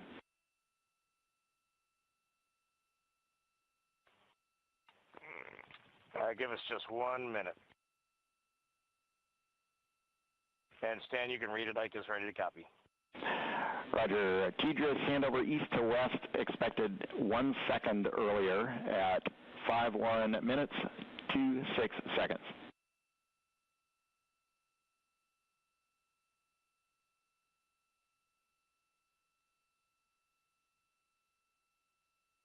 Hi, Stan. We copy 1 second earlier for 5126 TDRS east to west, and saws are starting to deploy. Thermal knives are firing.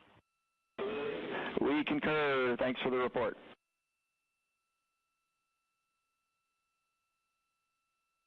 Read back of the reports that you just heard on the Orion to Earth network. Integrity has maneuvered tail to sun. The RL-10 nozzle on the end of the ICPS is pointed towards the sun, and the solar array deployment sequence has begun. With the deployment confirmed, It'll be several minutes until they are what is called in a latched position. Once they are latched and confirmed to be drawing power, they can switch the mode to ATO and continue along the mission. The teacher's handover at the pad, that message meant the crew was provided some preliminary numbers of when to expect handovers between the tracking and data relay satellites. Currently orbiting Earth at an altitude of 545 statute miles above the Earth, they are in a near-Earth network communication system. The tracking and data relay satellites, geosynchronous satellites that are stationed about 23,000 miles above the Earth. After the apogee rays burn, that occurs later today, the burn itself will put them in an altitude that surpasses the range of the tracking and data relay satellites, and they will transition to the deep space network today. And integrity for prop messages, we see 2 temperature measurements right near the line. It's that momentary message you saw earlier. We're going to suppress those. It's CM helium heater 2 T1 and heater 1 T1. They're going suppressed. Integrity, thank you. We see the same.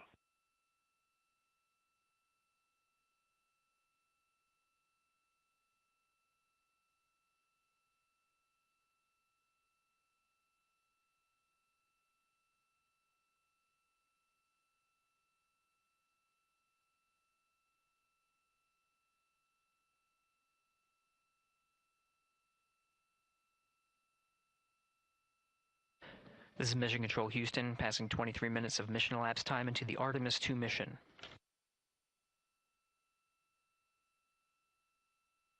This is after a launch that began at 5:35 and 12 seconds Central Time, 6:35 and 12 seconds p.m.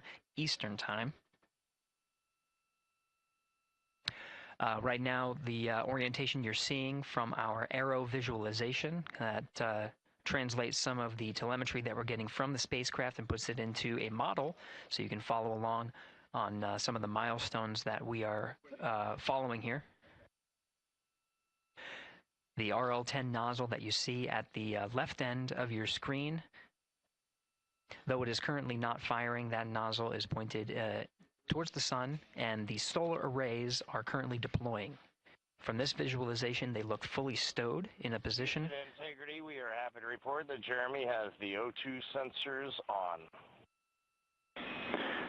Copy O2 sensors.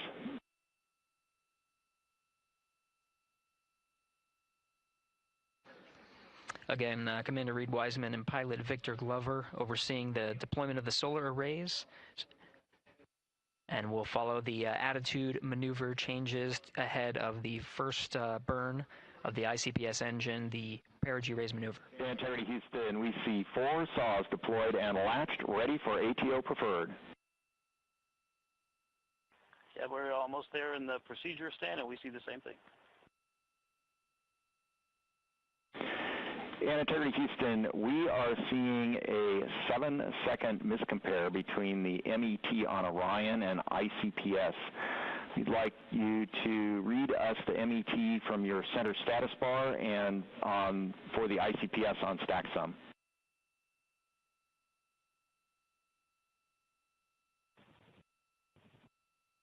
And Stan, we see a absolutely precise alignment. MET 25, 14, 15, 16, precisely aligned with ICPS MET. Copy, thank you for that. We'll investigate a ground issue. And Houston Integrity, ATO preferred set. Copy, ATO preferred.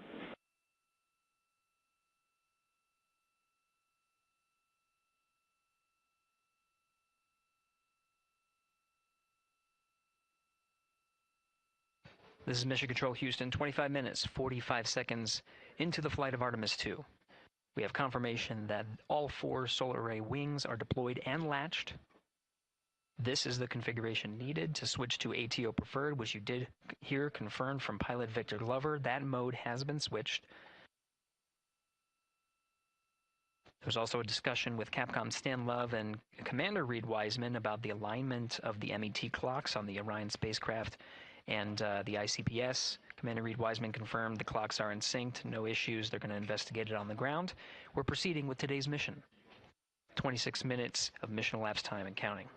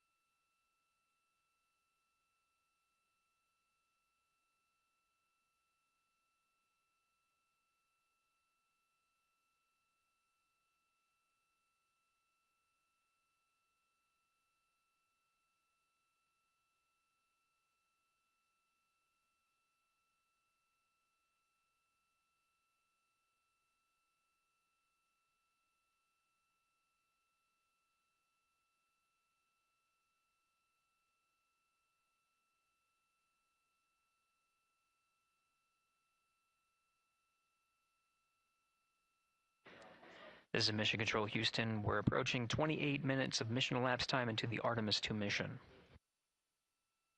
At this point, we've had a successful liftoff from the pad at 5:35 p.m.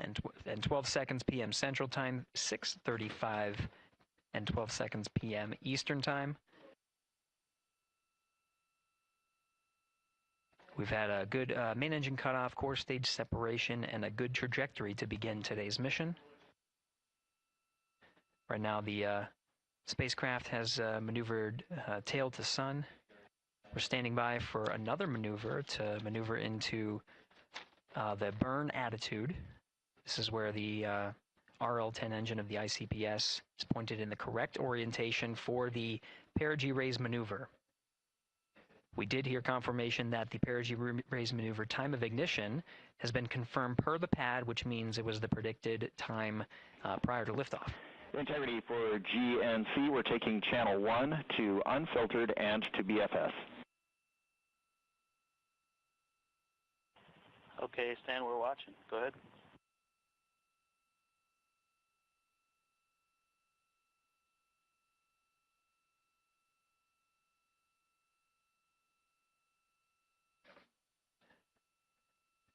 Capcom Stan Love reading up to the crew of Integrity.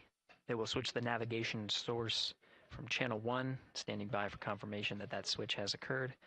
Pilot Victor Glover will receive confirmation when, and as at least watching to confirm that that switch has occurred. Again, the perigee raise maneuver that we're heading towards, not too long from now, we're actually inside 20 minutes at this time from the time of ignition of the perigee raise maneuver. We did have a successful deployment and launched of all 4 solar array wings. This is the configuration needed to commit to the perigee raise maneuver. Of course, flight controllers here in Mission Control Houston will continue to evaluate that everything is good before committing to that burn. The perigee raise maneuver does raise the perigee, the lowest point in the orbit, from 15 to 100 nautical miles. The 100 nautical mile mark is needed to continue in low Earth orbit and hit the target for the apogee raise burn. That will put them in a high Earth orbit for the remainder of the day and set them up for the right position to execute the translunar injection and head to the moon tomorrow. The burn duration of the perigee raise maneuver is 26 seconds.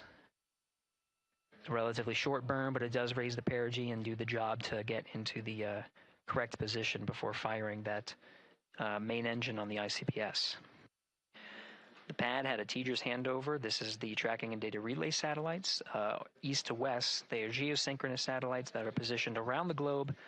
And as Orion makes its way around the Earth right now, above the west coast of Africa, at an altitude of about 923 statute miles, and counting.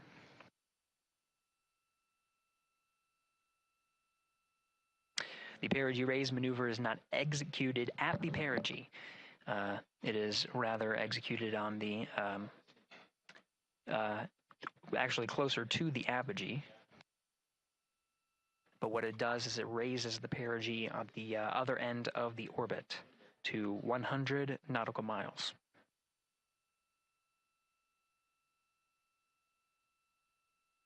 The 26-second duration burn does not conflict with the time that they've reported of the tracking and data relay satellite handover from TDRS east to west. Again, geosynchronous satellites that are used not only by Integrity today, but the International Space Station as well.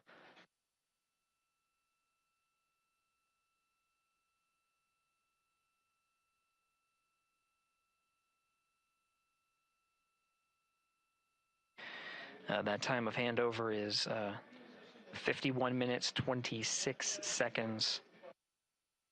Plenty of margin before the perigee raise maneuver cutoff happens, and the trajectory is analyzed to see whether it was a good burn. A good burn means that the burn was performed as expected and sets the trajectory on course for that 100 nautical mile perigee target mark.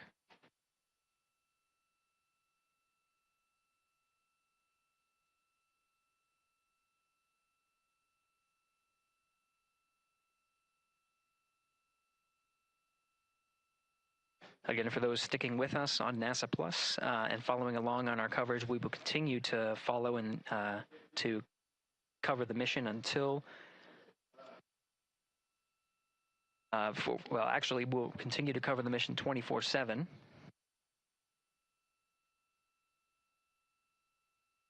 But we'll wrap up our coverage here shortly. And now that solar array wing deployment has occurred on NASA Plus and Amazon Prime. Again, we will continue coverage 24/7 at the NASA YouTube channel. For those that want to see all of the upcoming milestones, there are select times where we will be coming back to NASA Plus and other streaming platforms. You can go to nasa.gov to find the latest on when to find those activities. Given that this is an operational mission, we do want to make sure that we are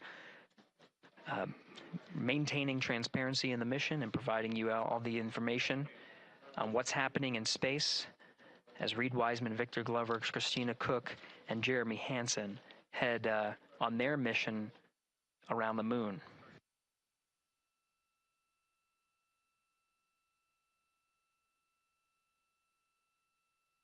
Inside Integrity at this time, again, the solar array wings have deployed. The Integrity is maneuvering to its burn attitude ahead of the execution of the perigee raise maneuver. Overseeing these steps is primarily done by Commander Reed Wiseman and pilot Victor Glover. Mission specialist Christina Cook and Jeremy Hansen focusing on some of the system activation inside of Orion, namely the environmental and control and life support systems.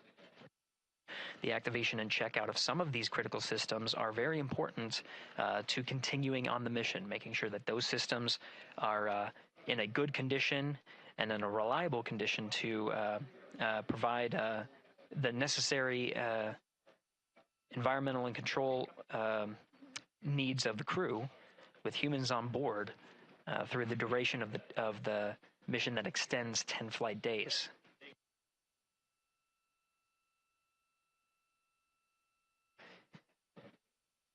We're standing by for an update to the perigee raise maneuver time of ignition. Should be right up to the crew very shortly. Integrity Houston, updated PRM numbers when you're ready to copy. All right, Houston, we are ready to copy. TIG is 2 seconds earlier at 4 9er minutes, 4 8 seconds. TIGO unchanged at 26 seconds. 49, 48, Tigo 26.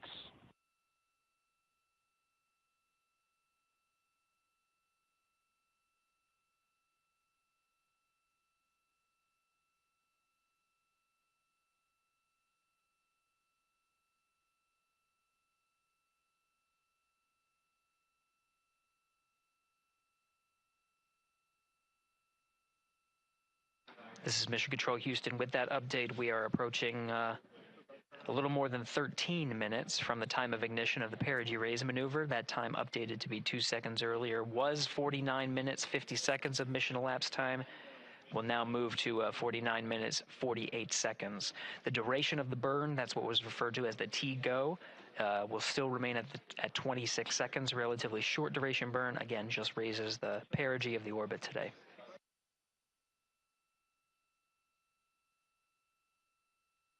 Making sure they hit the mark on that time of ignition is the primary concern of Commander Reed Wiseman and pilot Victor Glover.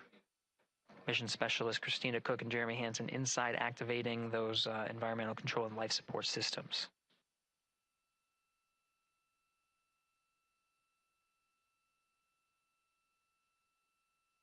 At this time, all 4 crew members are wearing the launch and entry suits.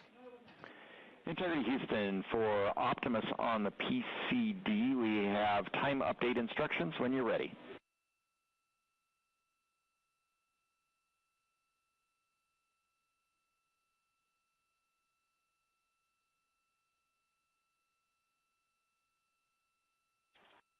And Houston, Integrity, we copy. Hands are pretty busy at this time. I think we will call you back when we're ready for that. All right, that one is not urgent. 2 minutes to maneuver to PRM attitude. We are watching and concurred. 90 seconds-ish, maybe. Pilot Victor Glover confirming that that maneuver less than 2 minutes. Again, that the point of that maneuver is to point the main engine of the ICPS, the RL-10 engine, in the proper orientation to execute that 26-second burn. It needs to point in the correct position to achieve the goal of raising the perigee to 100 nautical miles.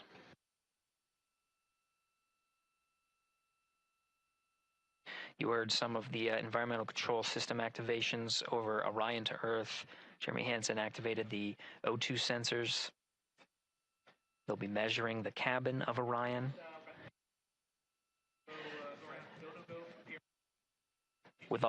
During all of the activations, here on the ground in Mission Control Houston, Flight Director Judd Freeling is doing a poll with all flight controllers in the room to see if we are in a go position to go ahead and execute the perigee raise maneuver.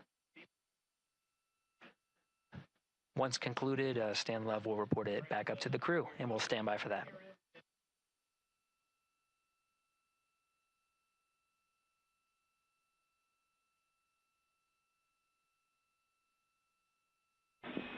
Integrity Houston, MCC polls go for PRM, pending attitude and saws.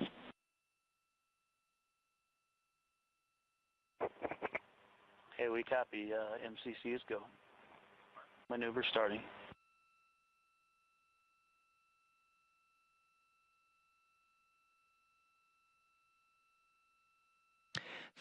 Minutes of mission elapsed time. The maneuver to the burn attitude has begun.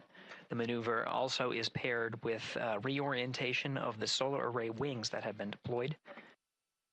They will have various positions throughout the duration of the flight. Of course, solar array is meant to maximize the draw of power from the sun.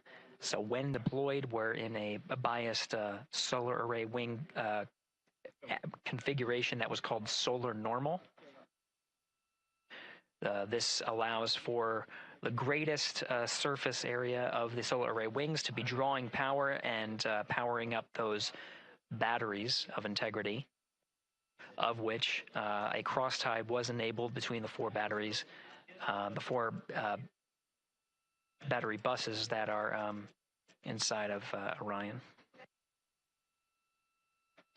However, for the perigee raise maneuver, the solar array wings will be put into a position to take on the loads imparted by the ICPS main engine when they execute the 26-second burn. You can see in the animation here, the solar array wings are in motion, and the attitude is being reconfigured to point the engine in the correct direction, those solar array wings being pointed forward.